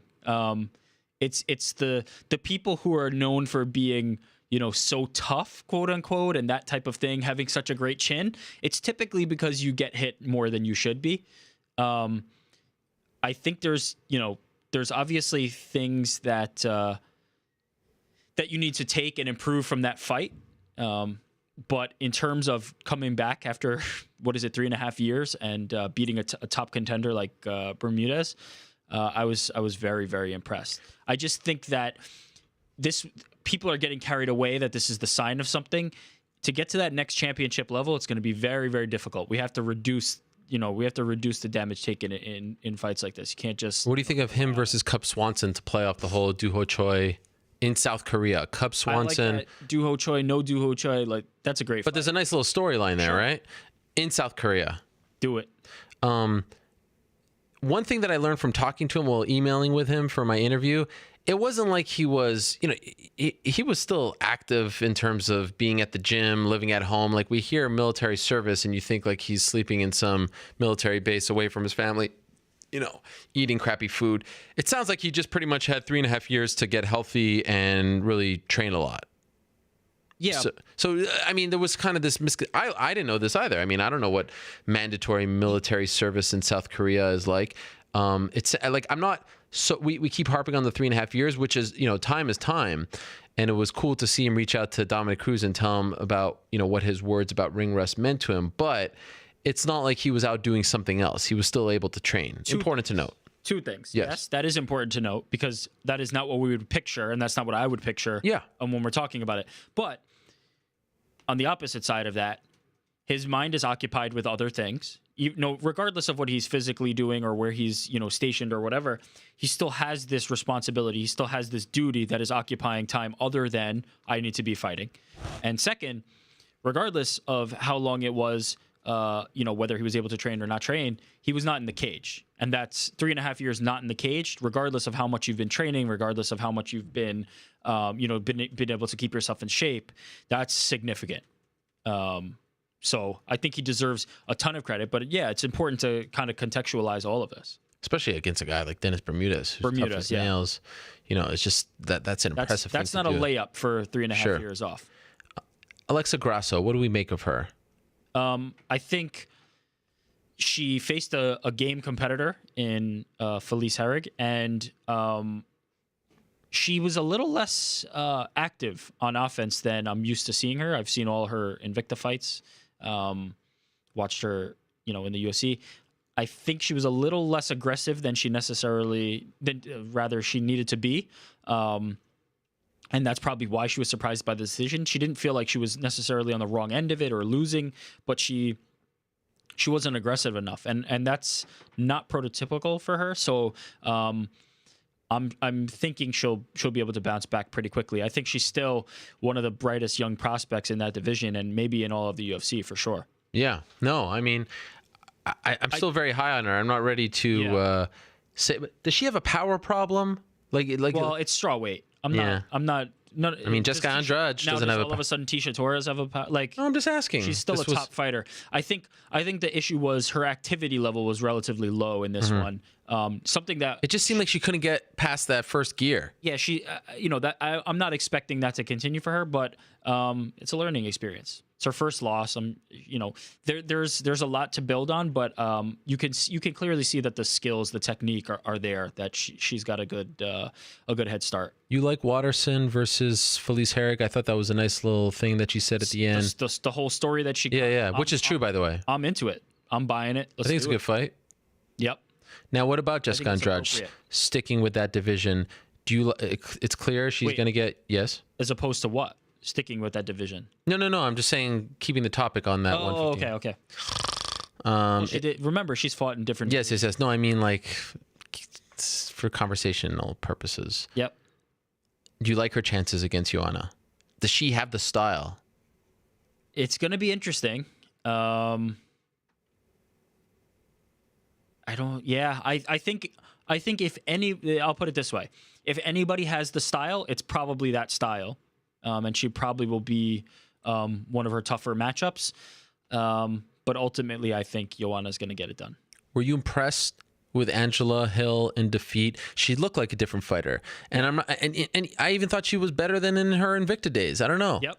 I think the championship experience helped her tremendously. Yeah. Getting into those 5-round fights and being able to kind of push herself, absolutely. And I think I saw more on Angela Hill than necessarily on Jessica Andrade, coming out of that fight. Now, everybody was calling for the fight with Joanna, but Angela Hill, I think, gave a really, really good account of herself, and people were impressed, myself included. Just goes to show that maybe they gave up on her a little too soon in the UFC, but maybe it was a blessing in disguise. Exactly. It ended up working out nicely for her. Yep. You thought I was going to go negative there, but I turned it into a positive. You're a negative person. It was good to get her confidence up. She was such a young fighter when she came into the UFC, Ultimate Fighter, and it's a very rare thing. She was a 16th ranked fighter fighting the number one because they were doing a tournament. So she's fighting Carla Esparza in her UFC debut, essentially on Tough. That's a tough way to debut. So yeah, I was really impressed with her. One thing that came up on Saturday that I touched on last week as well, you got a guy like Adam Milstead. Clearly he has a knee injury. He keeps going back out there.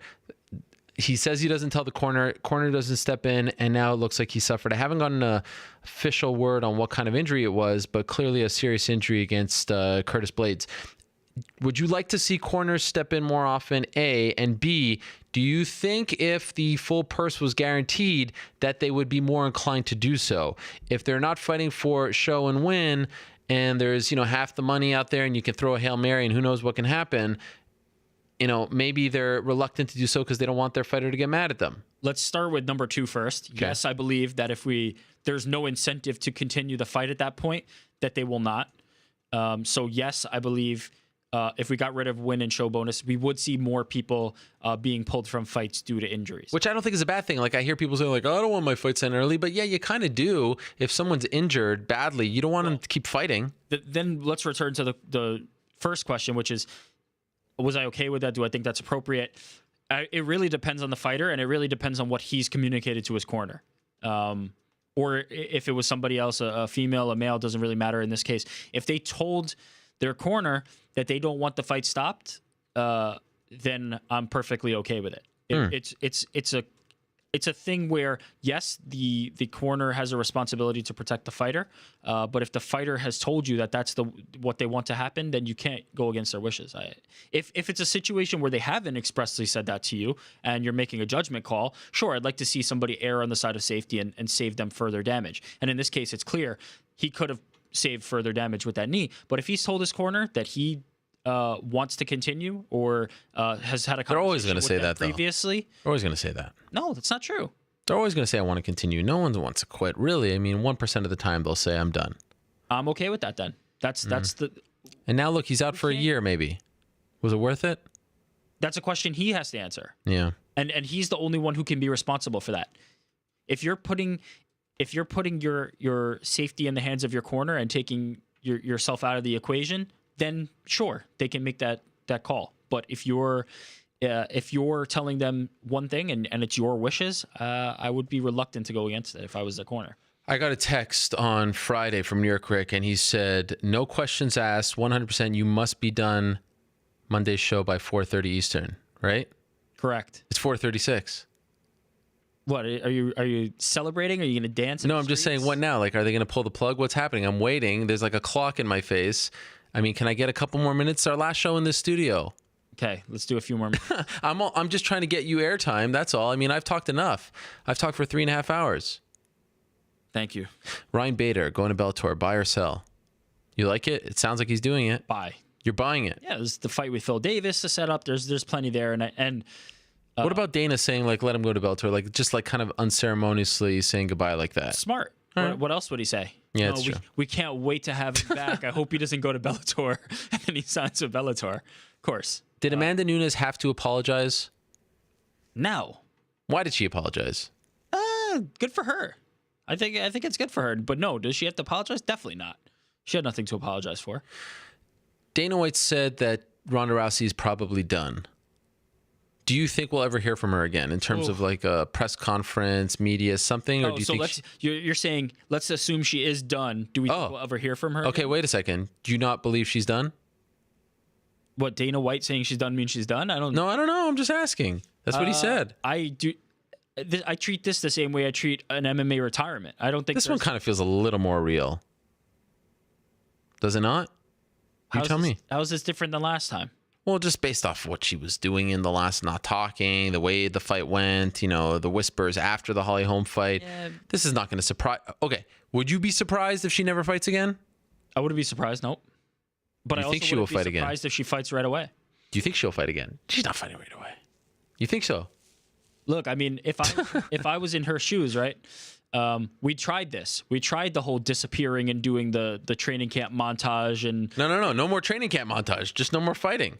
I'm saying though, if I was in her shoes and I did plan on fighting again, we tried this already. We tried the blackout. We tried this. I'd want to get back and just get back to my routine, and not trying to change the whole game over again. What if she's just done? But if she's just done, yeah, I'm sure we'll hear from her again. She's too famous to not be heard from. Okay. I mean, I'm sure we're going to hear from her, but do you think she'll ever talk about the end of her career? Yeah. Huh. Wait. Can you think of a scenario in sports where even no matter how heartbreaking we've ever... This is kind of a unique one. Athlete suffers defeat, goes away, comes back, doesn't address it, goes away. This is kind of unique. When does this happen? Significantly more important things have happened in sports history, more potential impact, more eyeballs on it. And what are you talking about? Give me one. Addressed. Give me one. Anytime somebody blundered on the biggest stage of but she didn't. What do you mean she didn't? She didn't address it. So that's why this is unique. Down the line, later in history. Yeah. Years from now. Well, like in 10 years? Yeah. The same way, Buckner, any of these major moments where the person has been on the biggest stage in sports and completely failed. We've talked about them all. They've talked about them all. It will happen at some point. If she goes away and doesn't come back and doesn't talk about it for 5 years, which is possible, right? 5 years. Does that change the way you think about her? Your thoughts on her career, her legacy? Not even a little bit. My thoughts on Ronda Rousey right now are the same cemented. as my thoughts before. Yeah, absolutely. Sort of like how you think that the Jimmy Manuwa Corey Anderson fight is a suitable main event for the London card, right? And I will be there. I'll be there with my fellow. Let it be known that New York Crick is going to that card with that headliner and not UFC 208 in his backyard. Mr. New York Rick. We should call you London Rick from now on. And guess what? I'm avoiding it for my wife's family, my wife's birthday, and then in London, my wife's is the birthday February? What is it? 11th? Hers is the 9th. What? It's not even her birthday. Her birthday's Thursday. There's family shiz to do. Oh gosh, this is something else. I love my wife dearly. This is something else. Did you notice that El Patron was always looking over at his fiance? I mean, that guy. We know who's the boss in that family. Yeah, he's. Is that what it's like in your house? No. Oh my god. But yeah, she'll be there with me in London. It'll be great. Yeah. I love that card. Yeah, it was great. Was it last week or 2 weeks ago? Show's over. I say, peace, I'm out here. And then New York Rick sends out an email. I'm taking another trip. I mean, this guy's been on more trips. But if I'm being honest, you should go on a lot of trips before you have kids. It's a good time. But it was just interesting. The second the show was over, I mean, that thing was written beforehand. You were just staring at it. Well, what happened makes me wonder what you're doing back there if you have time to write such a lengthy email. Oh yeah, the 3 sentences that I wrote in the email. I did write it during the show. As I was talking to you and saying like, oh well, let's break some news. I'm going to be in London during that. Blah blah blah. I was like, oh yeah, maybe I should tell people. Yeah, would be nice outside of just on the show. Okay, let's keep it moving. Rashad Evans against Judo Dan Kelly. You like it or hate it? What the hell is that? You hate it? Yeah, I don't understand it. Oh my god. You're everything that's wrong in this sport at this point. I just don't get it. You don't think it's good for a guy who was brutally knocked out in April, considered retirement, moving to a new weight class, had an issue show up in an MRI. You don't think it's good to kind of ease him back in there against an older fighter, a tough fighter, a durable fighter? Why do we have to put him up against Jacare, which was discussed, by the way? There's a middle ground there. Yeah, Dan Kelly. What's the middle ground? The middle ground. What's the middle ground? Somebody at the lower end of the rankings, maybe. Like, come on, what's wrong with getting a guy's feet wet, building him back up? If you can't beat someone, Dan Kelly, then you shouldn't be fighting. If you're Rashad Evans, former champion, nothing against Dan Kelly, and that's what I love about it. Dan Kelly gets an opportunity of a lifetime. It's great. It's a win-win. Maybe you build a new star there. Yeah. You'd rather okay. Number 15 right now is Sam Alvey. You'd rather Sam Alvey? Get out of here. What's the difference? Wrong with that? What's the difference? It's the same fight. It's the same exact fight. Tell us, ladies, you'd rather that? Yeah, let's do it. That's perfect. This is another veteran. This is another guy. Come on, Dad Bod, Dan Kelly. It's a great story. Yeah, it doesn't do anything. What's the story there? There's no story between the two. It doesn't do anything for me. Well, there's no story between Rashad and any of those other guys. So that's why you're the story is Rashad, a 185. Kelly, I like when they think outside the box. I like when they give a guy an opportunity when it's, a fight we didn't see coming. I like that. Yeah, it's fine. It's fine. That's the answer. You said you hated it. I just don't get it. Like, it could have been anybody. Why Dan Kelly? It just I don't know. Could have been anyone. 13 pay-per-views. Also, Dan Kelly's momentum, needs to kind of be kept versus throwing him in there. He's 39. Yeah, let him, look. Get him some W's. 13 pay-per-views in 2017. That's the plan right now. You like that? I'm digging it. I mean, you're digging it. What are you digging about it? It's the same as the last few years. Yeah, I don't mind. I don't mind the number of pay-per-views. It's not. That's not the part that necessarily gets me, off on a tangent about too many events. Like, the number of pay-per-views is fine. It's more the overall picture when you factor in all the other shows. By the way, someone just brought this up. This is a great tweet. Potential Ronda Rousey comparison. Chris Webber timeout. Remember that? I think it was 1993. Don't think he's ever talked about it. This person, Jordan Papazoglu, says. Even if that was the case, which I think is incorrect. 24 years. Chris Webber. He wasn't a part of the Fab Five 30 for 30. That was a pretty big one. That happened in that time. Sure. Even if that's true, which I don't believe it to be, that would be the one example. That's a pretty good example. It's a great example. Could be. I'll take the rest of the evidence where everybody else has kind of talked about it. Will Marlon Moraes be a UFC champion?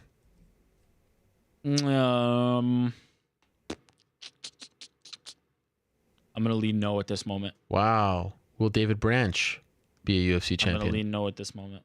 Of course you would. What does that mean? Any interest in... Are you going on the record here? Any interest in Josh Koscheck? UFC champion?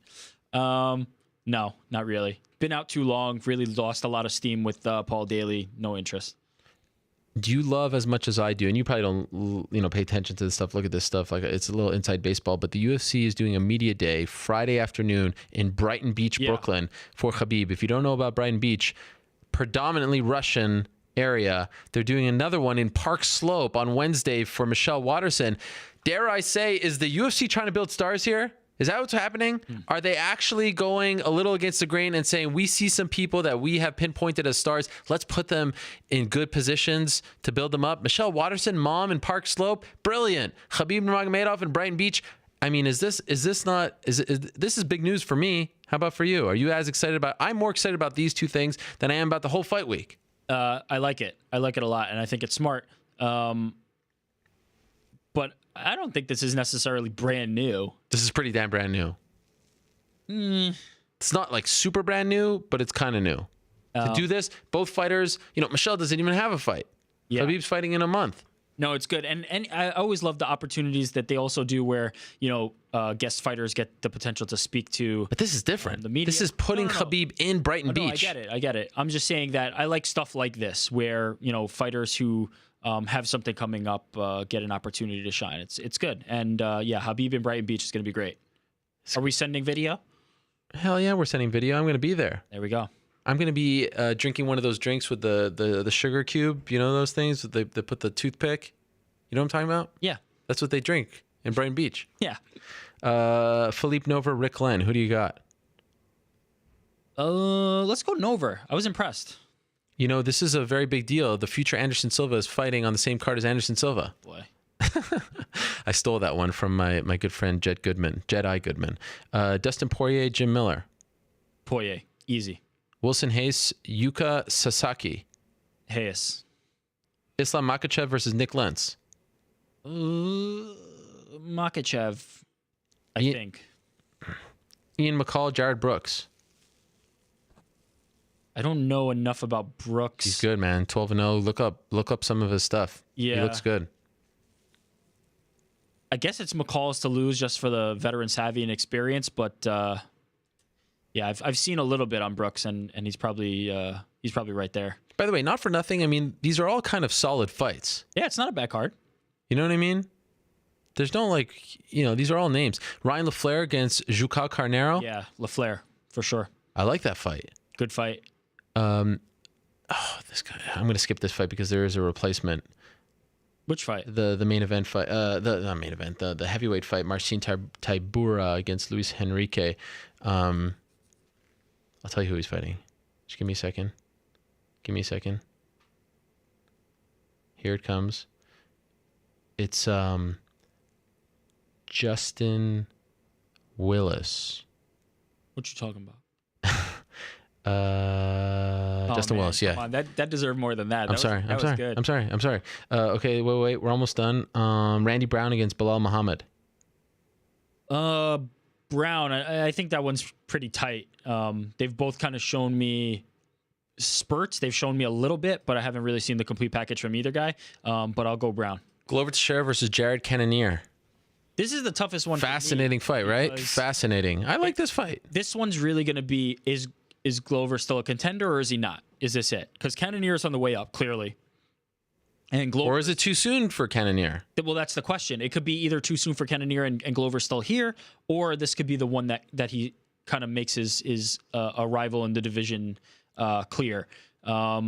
I'm going to lean Cannonier. I just think it's his time. I think this is one of those fights where he's going to be on the way up and catch Glover at a good time and go on to have a decent run. So I'm going Cannonier. Did I ask you about Poirier yet? Yeah, I said Poirier easy, for sure. Of course. Jacare Boch. No questions asked. First round? Sure. Whenever he wants. Anderson Silva, Derek Brunson. Oh, boy. I'm going to say Anderson Silva. Okay. I just this is tough. Also, this reminds me a little bit of Cannonier and Teixeira, except I think that the glaring flaw in Brunson's game is where Anderson Silva kind of excels, which doesn't play well for him. So I'm going to go Anderson Silva. And last but not least, and actually someone just reminded me of this. Then again, wait, before I move on to that, the glaring flaw in Anderson Silva's game is also where Derek Brunson excels if he gets back to his wrestling. So it's really whoever kind of imposes their will. The MMA Bulletin reminds me of this, that they actually used to call Jermaine Durandamy the female Anderson Silva. So we've got the real Anderson Silva, the female Anderson Silva, and the next Anderson Silva all fighting on the same card. How about that? You talk about a special night in Brooklyn. Stop it. You can't script it better than this. Home, Durandamy, who do you got? I'll go home. Last thing. Favorite moment in the history of this studio. We're closing out the lights. We're done. Here we are. Last minute left in the history of this Midtown studio. Next week, new studio. Hopefully it works. Hopefully we're able to talk to you. What's your favorite moment? Go. Hosting the show. Oh, easy. Done. Came to me right away. All about you, isn't it? Hosting the show. All about you. Favorite moment. Unbelievable. My favorite moment when my mom was in the studio. Remember that? I do. What a moment that was. Did we put her on camera? Yes. We did, right? Yes. Yeah, that was pretty good. When she beat you in the competition. Remember you guys actually had a competition where you were picking fights against each other? I don't remember that. You're lying. No, I really don't. She beat you, yes. No, that part I believe. I just don't remember it. Yes, it was great.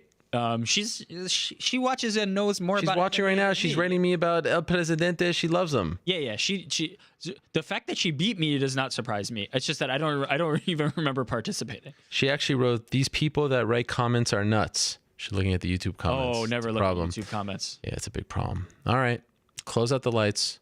We're done. Shut it down. Shut it down. Hopefully it works next week. Thank you very much. Thank you, New York Rick, everyone in the back. You can hit my music. We're done. Oh, what were you going to say? I was just going to say thank you to somebody very special, right? Who? Our wonderful sponsors of this week's Oh, yes, you're right. Yes, For Honor, the good people over at For Honor. Thank you very much for the support. I got to get used to this. I mean, I'm not used to getting this kind of love. People actually selling our show. Wow, it's a new era. Moving to a new studio, getting the love from the sales team. This is a big deal. For Honor. The MMA Hour brought to you by For Honor. Available February 14th. It is made by Ubisoft for PlayStation 4, Xbox One, and PC. Who will reign supreme? There it is. Check it out. Bang. Thank you very much to them. Thank you very much to everyone who tuned in this week. Thank you very much to everyone who stopped by. What a fun show it was. Congrats to James Vick. Good luck to Mr. Daniel Cormier. All the best to Demian Maia as he navigates those waters. Thank you very much to Frankie Edgar. All the best to him as well. How about Yoel Romero? Wow, that guy is something else. He should be giving out classes on how to do promos. Best of luck to David Branch. World Series of Fighting future endeavoring David Branch. And thank you very much to Alberto Del Rio, El Patron, El Presidente. It's just so much fun to say those words.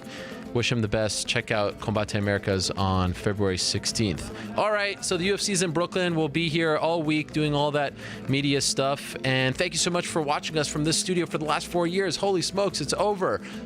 Back next week from a new place, same time and place. Until then, as far as the place being MMAfighting.com, until then, say peace. Somebody out.